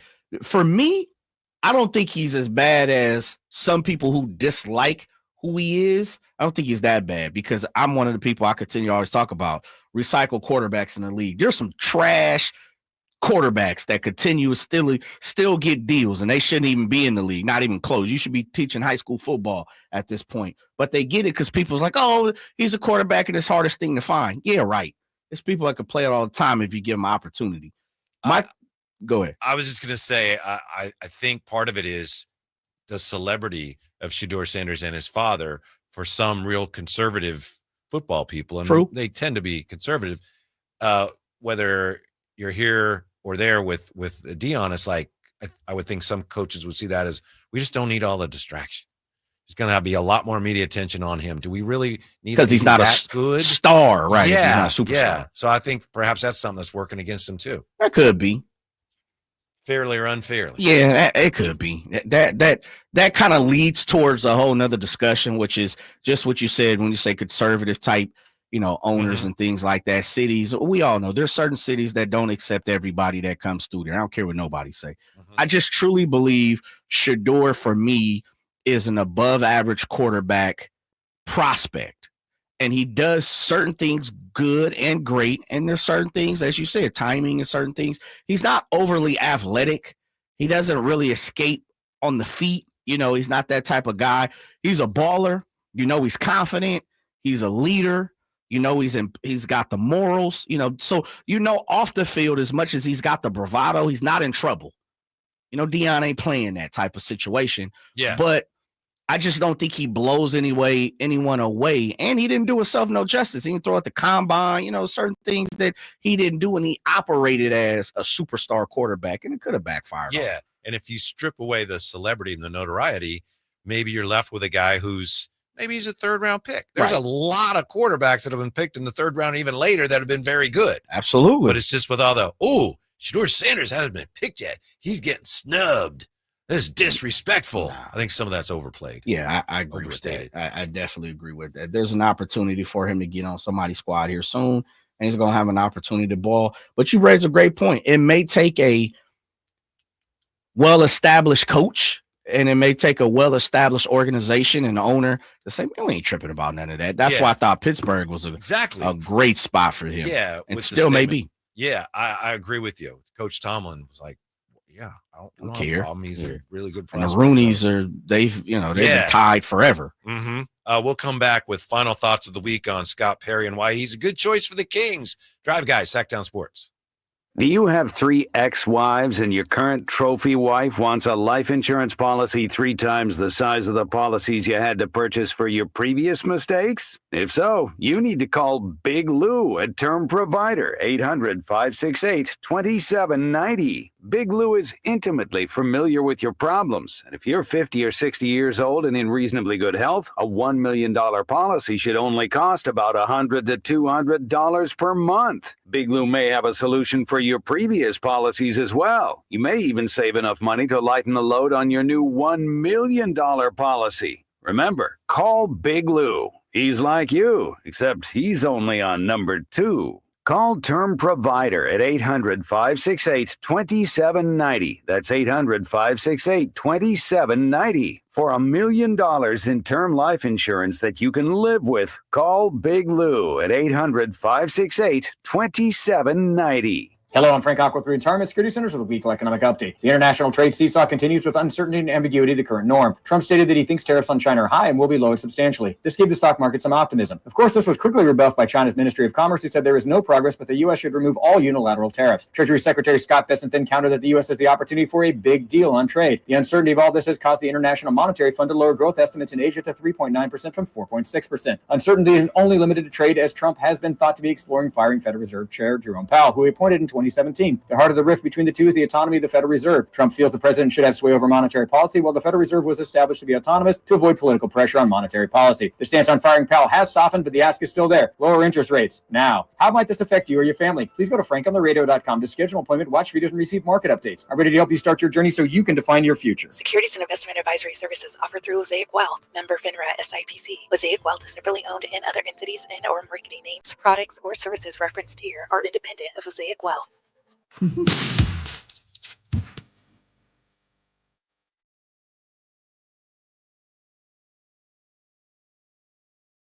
The only station in Sacramento giving you local sports coverage from 6 a.m. to 6 p.m. Monday through Friday. Sacktown Sports. How about this? Been talking a lot about college football with the NFL draft rolling along from Jake Gadon. According to a team source, former four-star quarterback Jaden Rashada is extremely interested in Sac State, could be close to signing with the Hornets. Says Pete Nakos was first with the report. Rashada spent his freshman season at Arizona State before transferring to Georgia. Georgia, right? Yeah. This would be the biggest recruit in Sac State history and a huge get by Brendan Marion and his staff. So Jake got on reporting that Jaden Rashada, extremely interested in Sac State, could be close to signing with the Hornets. Stingers up! That'd be a heck of a pull. A heck of a pull, Whitey. Just a pull out the you-know-what. A pull out the stinger. Yeah, we'll keep you posted on that. Yeah, as the draft rolls on here, the 49ers moments ago, as you probably have heard, if you're interested in this at all, with the 43rd pick, just a few moments ago, they picked up Alfred Collins, defensive tackle from Texas. We talked to Jerry Reynolds today. I'm a little, not really disappointed, but a little crestfallen because, you know, I texted Jerry a couple of days ago about Andrew Nemhard, and he says, yeah, it'd be a great fit. But as he told us, and I kind of figured this out on my own, Jay, but, you know, Andrew Nemhard would be very difficult to get from the Pacers. You'd have to give up a lot to get him. But he would be a good fit, in theory. Okay. I'll wait to see. Mm-hmm. I'd wait to see. I think he's a combo guard. That's just me. Mm-hmm. 339-1140, 1-800-920-1140. Let's see what Skip has on his mind today. Hey, Skip, you're on the drive, guys. What's up? What's up, Mr. Gleason? How you doing today? Is this the famous Skip Bishop? That's me. Oh, how are you? I'm doing good. Good to hear from you. I was telling Jay. Yeah. You too. First of all, y'all show is fabulous. I love it. Thank you. Keep up the good work. But I had a couple of things to say about Shador Sanders. Mm-hmm. So I got a little nephew on that team. Oh. And rumor has it that not all, but quite a few of the players do not get along with Shador. Not the best teammate. And according to some, NFL teams are concerned about the fact that Shador has only been coached by one person his entire life, his father. So they're concerned about how will he react when another coach is in his ear. Mm-hmm. They don't know. They don't have any idea to figure that out. So I think some of those things are what are pushing him down in this draft. I think that number 2 is the biggest piece. Nobody knows if he's coachable, if he's a leader, because he's never had to do it. He's always had his father there for him. If you were making a decision, Skip, would you? How tempted would you be to take him? That last piece is what concerns me. Mm-hmm. What's going to happen when another coach gets on him, gets in his face, when they start really pushing him? Nobody knows how he's going to react. So I would be concerned about that. I would be really concerned if I get a person who might not be able to handle that because he's never had to in his life. Yeah. Man, that's a great point, Skip. I hadn't even thought about that. Yeah. Why? The big question is, why doesn't Skip call more often, especially when he's dropping dimes like that? So as you know, I work at Sac State, and we busy as hell. That's You why. ain't lying. You ain't. Y'all damn so busy. You ain't lying. If you get a chance, say hi to Professor Gleason out there. So, Whitey, Yeah. I've been I need to make that connection because I knew that your daughter worked there. Mm-hmm. I will. Skip, before we let you go, my apologies, Skip. Go ahead and finish what you were gonna say. No, that's all. I was I'm gonna done. say, my gripe with Sac State is this. What's that? Why can't I get no damn tickets? Oh yeah, to the planetarium. To the planetarium over there. Yo, I'm looking for it. I don't even need to get them for free. I just need them to be available. Yeah. The best ability is availability. I Skip. asked my daughter who's been teaching there for a couple of years, and she said, "Yeah, they're really hard to get." all I said, I've been in that thing 3 times. Oh man, Skip, you know what? You had a great call. Hang up on him, Whitey. Hang up, not playing. Skip, dude, how in the hell can I get the tickets? Did you get? I go to the website. I'm signed up for the email. I ain't getting no love. They ain't got no love for the kid over there, man. But I promise you this. Let me do some looking around. I'm gonna get back to both of y'all on that. I appreciate that. Again, I don't need them for free. I'll buy them. I just need to know where I can get them. And it's a beautiful place. It is. It is. Oh, you gonna rub it in, Skip? That's okay. No, I'm just what you might get to experience. Skip gets things at this point. He throws them away. Yeah, I'm giving them away. Giving them away. Thank you, Skip. All right, y'all take it easy. Yeah, it's great to hear from you. 339-1140, 1-800-920-1140. What a great point. You know what? We were kidding yesterday, Jay, about draft day. That sounds like the movie Draft Day. It does. Where they didn't draft the guy because none of his teammates went to his party. Birthday party or whatever. Yeah. You know, I hadn't thought about being coached by your pops for your entire year. Pop Warner, Jackson State, and he was a 4-star coming out of school. Had opportunities to go to the place, went to Jackson State, played with Pops, jumped over with Colorado. The only thing I have and I'm not disagreeing with Skip, I'm not challenging Skip because I think he's got some inside information that I'm not privy to when it comes to that level of, players and camaraderie and stuff.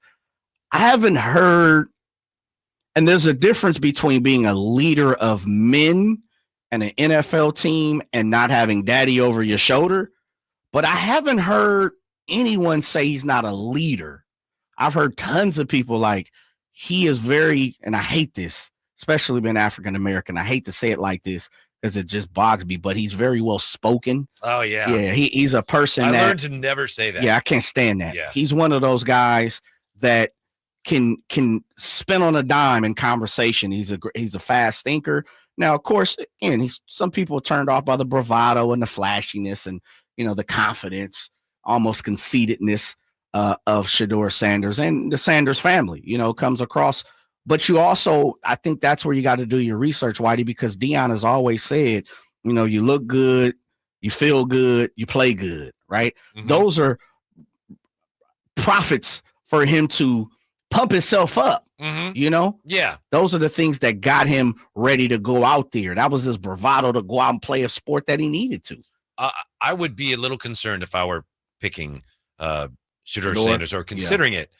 And, ultimately, if I had a need there and he has the skills, I'd pull the trigger.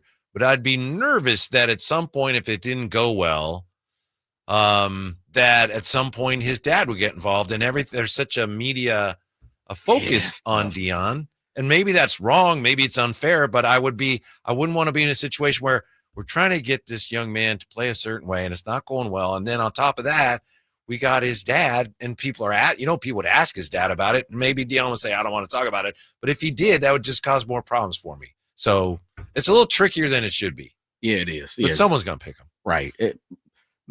Maybe Deion might have to do the LeBron, jump to the NFL, coach, and just get his son. And we know there have been guys with, much bigger issues than that. Oh, for sure. Who get drafted in the NFL. Which is, it's not, and that's why I continue to keep on reiterating. It's not a big deal that they haven't been drafted yet. Who cares? It's just the thing for the media for this draft. And really, if there was no Shador, this draft would be snooze fest. Yeah. So they kind of need it. That's a good point. You They need would- Shador right They now. would have to manufacture something. I don't even know what it would be. It'd be nothing. And Will Johnson just came off the board. And guess where he Finally. went? Where'd he go? Just think where he went. Is he in the division? He is. Who with? Arizona. Everybody getting better. They can have him. He can't run. Bad toe. Allegedly. Chronic turf toe is my diagnosis. I have no idea. Allegedly. 339-1140, 1-800-920-1140. Mitch has been hanging on to talk to us. Let's go back east, Jersey, where Mitch is hanging out. What's up, Mitch? Thanks for taking my call. I want to wake up my grandson. When are the Rays going to pick? Is this guy going to slide? I hope he slides to the Rays. And if he's still there, they better take him. I was hoping the Rays would take Jackson Dart or Sanders, move up to the end of this first round. They didn't do it. How about those Giants? That was good. They signed 2 quarterbacks, right? Hall of Famer and Winston to back up. And I think Jackson. I know I skipped Jackson. Was the crux of my conversation here. But I jumped from the Raiders back to the Giants because I thought the Giants would be perfect because next year who's going to be the first quarterback, first player taken next year's draft will be a Manning. Are people back there, Mitch, are Giants fans just jumping for joy and doing backflips over what they did yesterday? I'm retired. I'm not seeing my cousins and my dogs anymore. So they had a good draft, at least for the first round so far. Uh-huh. I love when to see the Jets never get their quarterback, and they had a chance for Sanders. So it's so foolish. They can keep up the streak, the Jets, right? Yep. Thank you, Mitch. We appreciate it. I hope you didn't wake up your grandson. Yeah, thank you. Who to this point, Jay, and I know this does not matter, but who to this point would you say is winning the draft? There's still a ways to go.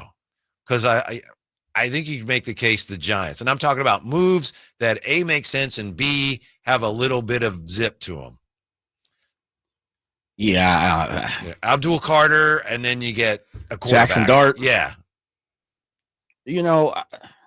Maybe nobody. Maybe it's your nothing yet. Let me see the rest of the second. Anything yet? Yeah, but I mean, I guess Jacksonville. I would say the Bears for me. Ooh. Yeah, I like Colston Loveland. I think he's a baller.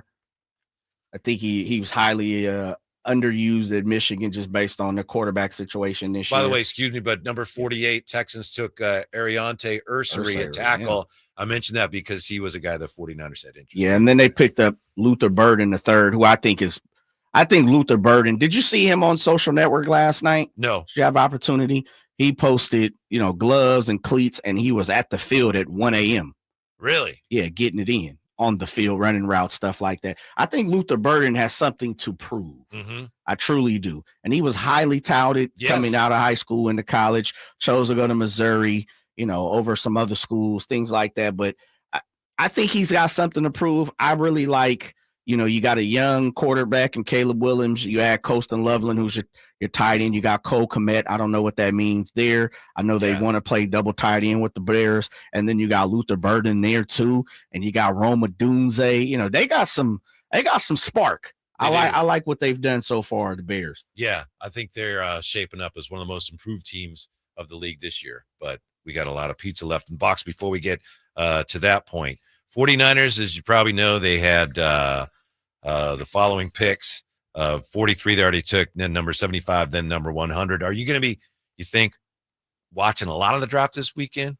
No, I'm out. Yeah. I mean, I will watch other games that are actually going on. And then, like I said yesterday, it's so easy just to catch up on your phone. Who'd they take? Oh, okay. You don't need to see it when they pick them. Truth. It's actually nothing happening. But right. Again, if you enjoy it, fine. But, I got to see who they pick. At the time. No, I'm with you. I mean, I'll probably pay attention to it tonight here and there. Yeah. Let's checking the phone, seeing what's going on, maybe catch a couple of clips from the Niners or something of that nature. See where Shador goes, a couple other players that I'm interested in seeing. But no, I'm with you, man. The draft is highly overrated. The combine is highly overrated. I still can't, for the love of me, understand how the NFL gets away with some of these ratings on these terrible ass type events they're putting on. Let's be honest, the preseason is highly overrated. Terrible. Yeah. Absolutely. So it's the Chargers and Lions in the Hall of Fame game. Oh, is it? Yeah, I think I know it's the Charge. I'm about 99% sure it's the Lions going with them, but it's like, who cares? Because no one's gonna play. It's all about the enshrinement. Someday there will be fewer preseason games, but more regular season games. Sounds like 18. I'm not sure that's going to be good if guys are going to be, just unable to answer the bell. Sounds like 18 is around the corner. If you leave it up to Goodell, he spoke a couple days ago in this pre-draft press conference, and he's like, "We have a way to get to 18, and soon." We have a way to get to some interesting things that Scott Perry said and why they are good news, why they represent good news for the Kings when we come back. Drive Guys, Sacktown Sports. Whitey here with another great grilling tip. The Napoleon Stainless Steel Prestige 500 Connected Propane Grill with infrared side and rear burner featuring Wi-Fi and Bluetooth connectivity brings you closer to your grilling experience than ever before. The Napoleon Connected lets you monitor temperatures, set timers, and receive high temp warnings. Boop, boop. All from your smartphone with temperature probes and LCD display. You'll always know exactly what's happening inside your grill. Napoleon's LED control knobs even illuminate for nighttime entertaining and feature safety glow. Napoleon Grills, simply the best. Uma.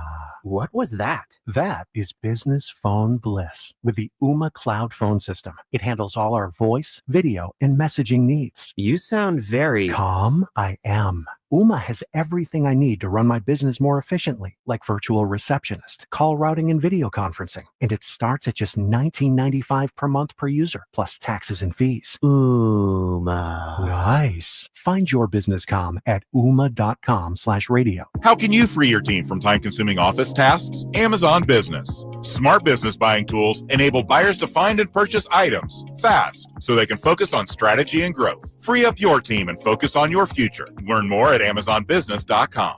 Whether you're shaping up a small yard or tackling serious acreage, Steel walk-behind zero-turn and stand-on mowers are built to get the job done. Shop online or at your local Steel dealer. Steel, let's go mow. Available at participating dealers. Power Business Technology is proud to be a 100% independent, locally owned and managed Toshiba copier dealer. Local ownership cuts out the red tape, allowing ourselves to never be too busy to personally answer the call when our clients need us. Recognized for excellence in service execution, training, and customer service, we're proud to be named a Toshiba ProMasters Elite dealer since 2021. Contact us today for all your business printing needs at 844-POWER-BZ. That's 844-769-3729, or visit us at powercopiers.com. The IMSA WeatherTech Sports Car Championship is back for another thrilling season at Monterey's iconic WeatherTech Raceway Laguna Seca, May 9th through the 11th. Only in Monterey can you experience a high-octane mix of international drivers, cutting-edge prototypes, and GT sports cars racing wheel to wheel. There'll be gourmet food, wine, craft beers, family entertainment, and exclusive fan engagement with the drivers in the open race paddock. Buy your tickets now and experience world-class motorsports. Visit WeatherTechRaceway.com.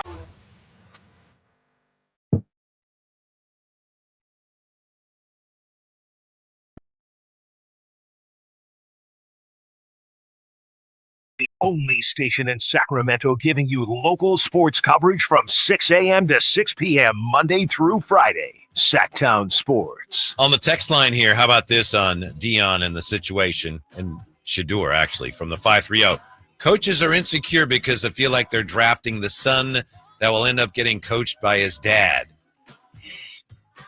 I don't know about that. I don't know if it has to do with insecurity. I think it has more to do with coachability, a perceived percentage of uncoachability. How can you, as Skip said, how we draft this guy, we already see some things that we need him to change. That's common of every player who's drafted. He's only been coached by his dad, only ever been coached by his dad. We don't know how he responds to coaching because he's only ever had one coach. Yeah, man, I hadn't thought about that. Slipped the radar for me big time. Mm-hmm. It's good. It's good observations from sources. Mm-hmm. Our sources being Skip Bishop. Mm-hmm. You ever play quarterback at all? No, it wasn't for me, man. Mm-hmm. Too much. It's gonna sound ultra bad. Quarterback, you gotta do what? Put in extra time. It's true. I was out, especially as a kid. And please, practice is over. Again, if it wasn't baseball, nah.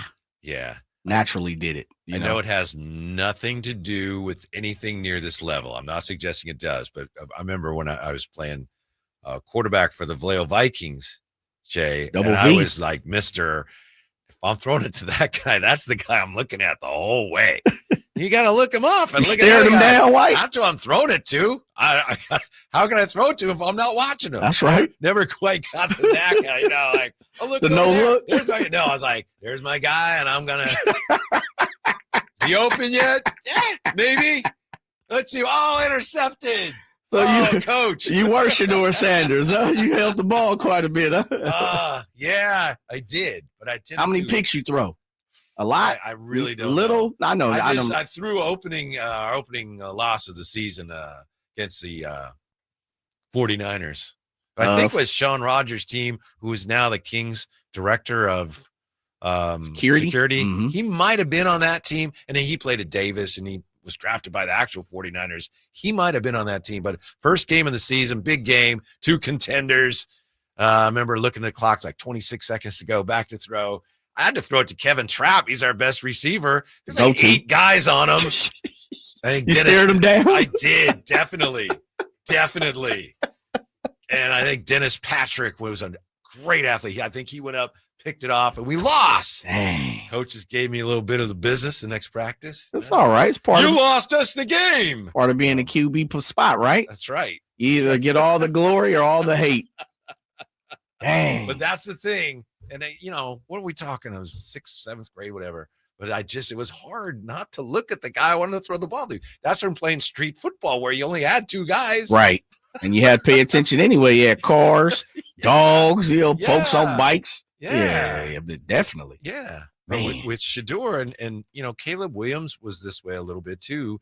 The guys that hold the ball too long, you can understand it's like, especially when they're younger, because the longer they hold the ball, the better the chances of making something good happen. But as you get to the higher levels, of course, you got to get it out. Yeah. The toughest thing, I'm talking to quarterbacks, and maybe you've had this experience, guys in college who are athletic enough to get away, move around, those guys, they do fantastic in college. And they tend, as you said, to hold the ball a little bit longer than what you're going to be able to do in the pros. And you see it. You normally see it where it's oh man, this dude is a fantastic college quarterback. They get to the pros like, your athleticism ain't that good anymore. I can't imagine the higher level once you get to the NFL where everybody was an absolute stud in college. Yeah, for sure. Imagine how much better everybody is. That was one of the things I talked to. Remember Seneca Wallace? Yes. Yeah, Seneca Wallace, Sacramento product. That was one of the things. He had went to Iowa State, and for like a very short time, a third of the season or so, he was like the Heisman. Didn't he go to Seattle? Yeah. Seahawks and 49ers for a little bit. He was low everywhere, but that was one of the things that I remember talking to him about. And he was like, man, when I was in college, I just do my thing. At Iowa State, if it broke down or if I waited, I could still move around. I could get around those things. When I got to the league, it was like, oh yeah, that changed immediately. Like that 6 seconds in college comes down to 4. You might be able to make one move, but in college, I do my thing, the Michael Vick experience. Mm-hmm. And so that's what makes Lamar and Josh Allen and Vick and guys like that who are athletic running quarterbacks to a certain extent. Like, dang, you doing this against the best of the best? Don't you think that Russ used to hold the ball longer with Seattle and make things happen? And then he got a little less mobile. Yeah. And then he was just getting sacked. And then that's a little bit of an oversimplification, but I think there's something to that. But I think that's why we've seen it. And, we heard Seattle got rid of him right at the time. Pete sniffed it. It was in the air. He figured it out. It's like, you know what? Nah, he's not going to be able to escape some of these boys anymore. The speed is coming. Time to get rid of the 49ers. Oh, that was, dude, you would have Russ boxed in. Yeah. Next thing you know, Russ kicked out, hit a spin, and somebody's open, and he finds or Russ was the big time where there's nothing there, and all of a sudden he extends the play, extends the plays, and extends the play, extends the play. The next thing you know, gets the first down. The next thing you know, now he's giving up a touchdown. Running quarterbacks kill the 49ers because they play a lot of drop back zone. Mm-hmm. Mm-hmm. I probably told you this before, I mentioned it on the show. Speaking of quarterbacks, I was doing an interview once with Drew Bledsoe on the radio, and so I just asked him, what is the thing about playing quarterback that most of us watch it on TV, we just don't realize is going on? And he said, we have to make quarterback has to make so many decisions before the ball's even snapped. Yeah, it's true. Just looking at everything and the protections and, what play are we running? Is that play going to work? Or where's the defense? He says before the ball's even snapped, there's so many things you got to figure out. Not to mention the defense is trying to trap you and trick you and give you a look that's not really what it seems. Definitely interesting. Someone just got off the board that I was like, Oladejo from UCLA. I think he's going to be a good dude. Another edge, a defensive end. I really like his attributes. Super quick off the edge down there, UCLA. Raiders coming up in 1, 2, 3, 4, 5 picks. Is it Shador time? Oof. For the Raiders? Yes, Pistol Pete going Shador. Pete can handle it. Yeah. He's good. Brand new GM there, of course. Mark Davis saying he's not a prior, so he's not going to pry into the information. I think the Raiders are set, brand new arena, stadium. I could see Shador working there. Yeah, I could see Mark thinking, Pete's not going to be here forever. My next He's coach. a moneymaker. Yeah, my next coach. Prime time. You know what? In Raider fashion, you're right. There you go. In Raider fashion, you're right. Man. I said I had some thoughts here on Scott Perry. I just wanted to mention this, and we talked to Jerry about it as well. We had Sam Amick on, of course, with the morning show, and he said something really interesting and about Scott Perry and why he's a good fit. I know we've been going around and around on this, and I know and understand that a lot of fans are cynical and jaded and say it's going to be the same old. And if you're a Kings fan, who can blame you for feeling that way? We don't know how it's going to go, but I think there are some reasons for genuine optimism. And this is what Sam Amick said that really resonated with me. He said, I thought, first of all, I think Scott's a strong hire. He's a very respected guy around the league. You guys know and remember the 3-month stretch. It sounds crazy because it wasn't very long, but he really did start to change the reputation of the group around the NBA. That's important, especially for this particular group. I'm talking about his agent relationships, his executive relationships. One of the things Monty would be criticized for was not having all the different possible avenues open to him based on relationships. If you're trying to suss out every possible trade scenario or whatever you're trying to accomplish, relationships matter. Scott is a relationship guy. We asked Jerry about that, and Jerry said, yeah, it's really important. If you're a well-liked guy, you get a lot more information and you get a lot more traction on doing what you want to do. So that's definitely what's been showcased this week. Scott Perry has been demonstrating to us, he does have that personality. He will engage with you, and he's well-liked around the league. That doesn't guarantee that they're going to get this thing back on track and be lighting the beam 50 times next year, but it's not nothing, and ultimately it's a good thing. Yeah. Whitey, one of the things that I feel with Scott Perry is going to get better for the Sacramento Kings is I don't think they're going to go ostrich. I don't think they're going to put their head into the sand and go fishing for people for us to try to, what are they thinking? What's going on over there? I think Scott Perry is going to be the voice for the Sacramento Kings for the foreseeable future, however long he's here. But I see him as kind of being one of those guys where a trade happens, we hear from him quick. Things happen, we're going to hear him come out and talk about it, and it could be good or bad, but I don't think we're going to be hunting for a certain answer. We might not get that answer, but I think he's going to at least step out and let people know something. How many times have we said it this year, Jay? When you don't give information on what's going on, right, that silence creates so much room. It fosters speculation. Truth. Why aren't they talking? Oh, maybe it's because of this. And I think Scott Perry, at the very least, will be able to address that and at least give us a clearer idea of what they're trying to accomplish. Yeah, agreed. I just think that narrative will change for the 49ers coming up soon. I just can't see Scott Perry too much. He, to me, touches me as someone that is prepared at any point in time to have a conversation and prepared to step out in front of the media, in front of the world, and give you some reasons why something has happened.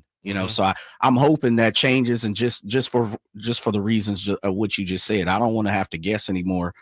Real quick before we go to break, 17 minutes ago, you just talked about Jaden Rashada. He is committed to Sac State. I'm looking directly at his own handle on Twitter, X, whatever you want to say. He says, "Hearts on fire, crazy dreams, 916, see you soon." He quotes a Bible verse, Proverbs, and then back home, AG 2G committed, shows a picture of him in the Sac State Hornets jersey, stingers up with Coach Marion behind him. So it sounds like it is a done data. Mm-hmm. It is over. Ramsey shares with us on the text line, Sac State would be his fourth university, Florida, ASU, Georgia, and he's from Pittsburgh High School. Pitt High. Yeah. Shouts out to Ramsey on point. Mm-hmm. The next best high school, reporter in the area. He's tied to that, man. He's entrenched into the game when it comes to the high school. You saying he's Ramsey Davidson? Yes, he is. Wow. Okay. Yeah, he's right there on point. Matter of fact, we should call Joey D and tell him, be careful. Be careful. A fella like you, like Ramsey, is bouncing back. Real quick, another thing too. Yeah. And I just lost it. I want to make sure I had it specifically. Maybe I'll wait till we come back so I can give you the proper information. All right. We'll come back with that, and we'll go way back in the quiz when we come back to Sacktown Sports and wrap it up. Spring has sprung, and now is the best time to spruce up your home. Between spring cleaning and evaluating your home, it is the perfect time to reach out to the folks at the Overhead Door Company of Sacramento. Jason Ross here, and I'm so glad we did. We reached out, and we're now about a month in to our brand new garage doors. Now, first off, we improved our curb appeal. They look great, and it's one of the first things people notice when they approach your home. A new, modern, stylish garage door can improve the overall appearance of your home, just like it did for us. Also, how about this for a nice benefit? The return of investment. A new garage door is high on the return of investment home improvement project list. It's one of the more cost-effective upgrades you can make to improve your home's value. Hey, see for yourself. Check out their products. Go to the showroom at 6756 Franklin Boulevard and ask about the Sacktown Sports Special. Overhead Door Company of Sacramento, the genuine, the original overhead door. Always look for the red ribbon logo. Grab the keys to a new Toyota. From city streets to open highways, Toyota's legendary reliability is built for every road ahead. Right now, get a low-cost lease on a versatile 2025 RAV4 hybrid. Or shop the industry's best lineup of hybrid SUVs with a 2025 Grand Highlander hybrid and stylish 2025 Toyota Crown Signia. Toyota, let's go places. Offer available through TFS to buyers with premium rated credit. Offers end 4/30/25. Progressive knows if you have to choose between everyday life and your RV wins. What, are you going to take the RV to the mountains or go pick up your dry cleaning? RV wins! Are we cleaning the gutters or taking the RV camping? RV wins! Are we getting a new passport or cruising up the coast? RV wins! Don't forget, you got that trip to Sweden coming up. Oh, yeah, passport, then RV. With Progressive, you can bundle your RV with your home or auto and save with a discount and spend more time enjoying those savings in your RV. Progressive Casualty Insurance Company affiliates and other insurers. Not available in all states and situations. Hey, Green Gobbler here. So you've got a clogged drain in your bathroom. Water in the sink's overstaying its welcome. You're spitting today's toothpaste on top of yesterday's toothpaste. You hope that it go away. Yeah, clogs don't just go away. I make them go away. I'm Green Gobbler, the only clog dissolver you need. I'm bleach-free, safe for your pipes, and I work. Guaranteed or your money back. Because I never met a clog that was going to unclog itself. Green Gobbler. Let the gobbler get it. This is the story of the one. As a maintenance specialist for university housing, he knows college students can major in wear and tear. Plus, housing so many students doesn't leave a lot of room to house all the supplies he needs. That's where Grainger comes in. With over 1 million industrial-grade products and fast, dependable delivery, Grainger carries the quality products he needs so he doesn't have to. From a new door hinge to a whole new faucet. Call, click Grainger.com, or just stop by. Grainger, for the ones who get it done. Hey, Green Gobbler here. So you've got a clogged drain in your bathroom. Water in the sink's overstaying its welcome. You're spitting today's toothpaste on top of yesterday's toothpaste. You hope that it go away. Yeah, clogs don't just go away. I make them go away. I'm Green Gobbler, the only clog dissolver you need. I'm bleach-free, safe for your pipes, and I work. Guaranteed or your money back. Because I never met a clog that was going to unclog itself. Green Gobbler. Let the gobbler get it. When everything is on the line, you need a big-time closer, and you especially need a big-time closer when it comes to your garage door. That's why I proudly recommend National Garage Door, Whitey Gleason here for National Garage Door, whether you're looking to repair an existing door or get a brand new one installed, you need National Garage Door. We had something wrong with our garage door. It was falling apart, basically. And Kevin from National Garage Door came out, took a look, said, we could probably get this thing patched up. You get at least a few more months of service out of it. We decided to get a new garage door, and we're thrilled that we did. Family owned and operated, National Garage Door. It's been around since 1974 because service is their number one priority. The type of service that we got when they installed our new garage door. National Garage Door are the region's BSE broken spring experts.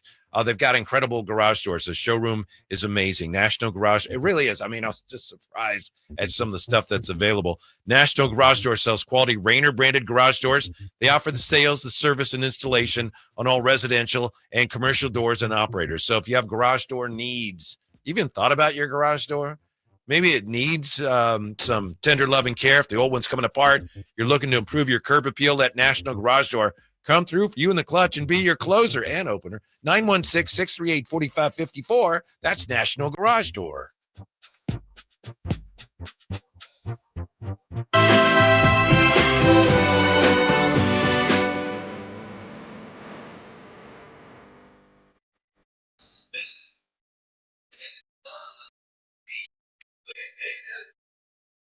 Live and local, it's the Drive Guys. Watch the show on youtube.com/SacktownSports1140. Or listen on the Sacktown Sports app. We have another NBA award winner to announce. Jay, I don't know where I've been. I'm not overly familiar with this award, even though it's been given out since 2016. I'm sure I've heard of this, but I guess it just hasn't registered with me. The NBA has named this year's winner of the Hustle Award. Hustle Award. Do you know that? No. It Hustle is an Award? Yes. The award honors a player who makes the effort plays that do not often appear in the box score, but help determine team success. Wow. So I was thinking, this must be new. Patrick Beverly, Amir Johnson, Marcus Smart, Montrezl Harrell, Thaddeus Young, Marcus Smart, and Alex Caruso have won the Hustle Really? Award. Never heard of it. I do not recall that. But yeah, Draymond Green is the winner. Really? Draymond Green, you call it. He is the winner of the 2024-25 NBA Hey, Hustle I spoke that into Award. fruition. I didn't even know. Wow. That's got to be an honor. Put that in the, you know what? Right next to my Defensive Player of the Year trophy, put that Hustle Award over there. I'm pretty sure it comes with some type of bonus. I'll take it.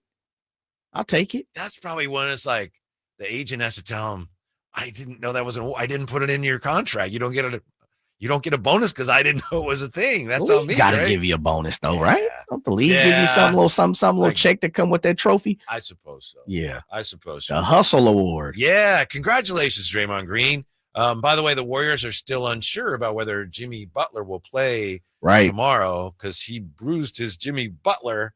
He's got that pelvic contusion, so he's questionable for Game 3 tomorrow.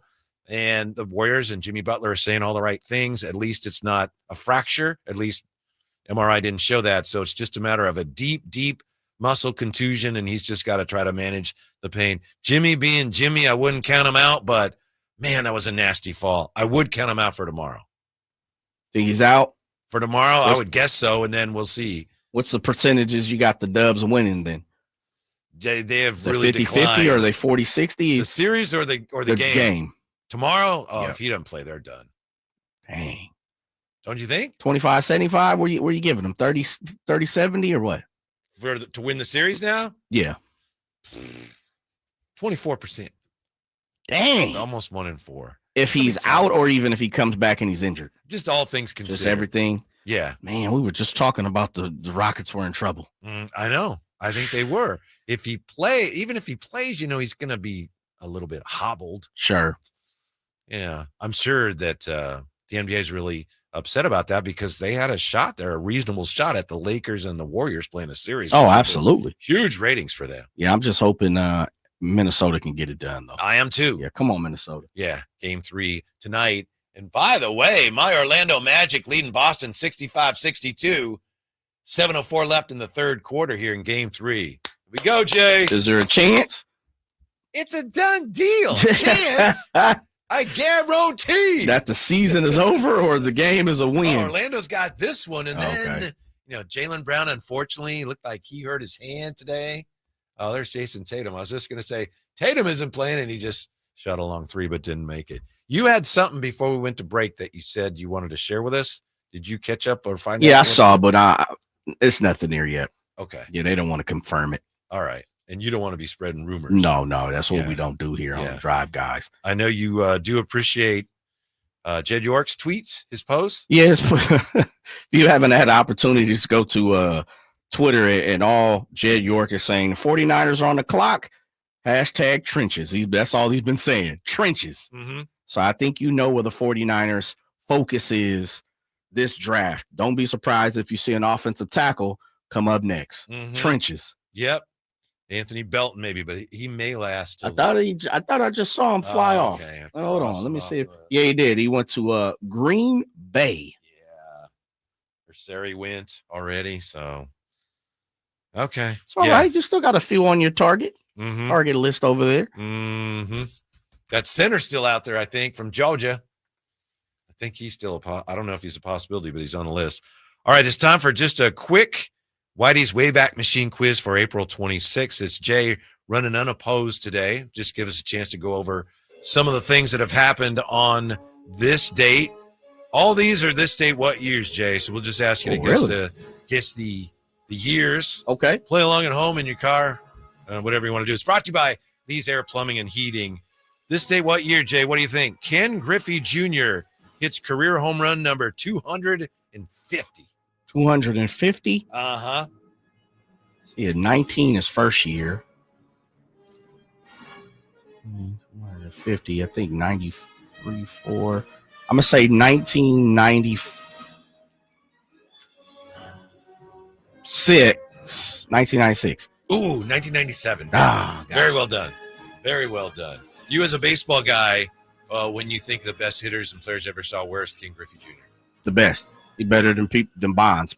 I argue that to death. Mm-hmm. Bonds didn't try defensively enough for me.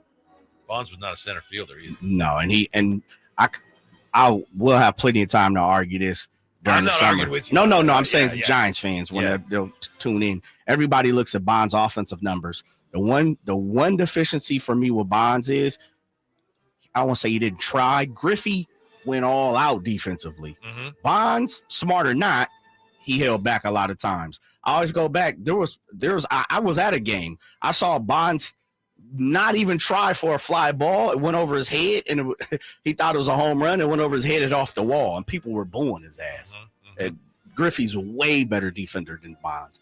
Gold gloves aside, people are like, oh, he's got all the gold gloves. Man, that's just because he was Bonds. Bonds was a baller. Don't get me wrong. I wonder what Griffey would have done on steroids. Oh, stop it. Dude hit 600 home runs, and he was hurt half his career. Yeah. The back end. Well, that's the way it used to go with a player. He's like, he'd be really good. Then he started to get a little older, slow down a little bit, still had power. And eventually, the power numbers in his career would go away. Yeah. But then in steroid era, guys get older, and then he's having the best year he's ever had. Hitting 60 bombs. Yeah. Yeah. At age 38, when he never hit more than 14. How about that? That's launch angle, baby. That's what spin rate. That's what that is. All right. Let's see here. This date in NBA history. The Celtics make Chuck Cooper. Oh, man. The first African American draft pick in NBA history. And I believe it was on that same date Nat Sweetwater Clifton signed a contract with the Knicks. Became the first player to sign, first African American to sign. Yes. NBA team. I'm going to say 43. It was 1950. Yeah, okay. Somewhere around there. I couldn't remember, yeah. I wish it was 1943. Yeah. Yeah. 1950. This day, what year the NFL votes to move goalposts to the back of the end zone, and they vote to adopt sudden death overtime rules, so no more ties. It's a little before your time. Yeah, this is before my time. I couldn't remember. Because, the goalposts used to be on the goal CFL line. style. Yes. Yeah. 69. Not bad. It was 1974. Okay. Yeah. We were playing in a flag football tournament once.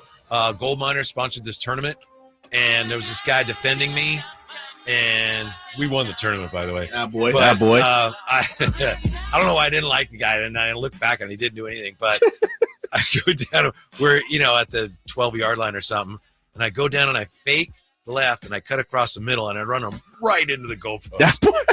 And I just hear, I'm going, I cut, and I hear, oh! I like your style, White. And then I hear him complaining to the referee. The referee goes, there's nothing I can do. It's perfectly legal. You can play on my squad anytime, White. Thank you. Yeah. Thank you for being with us. Have a great weekend. We're back with you Monday. We got Infinity Sports Radio next on Sacktown Sports. Oh!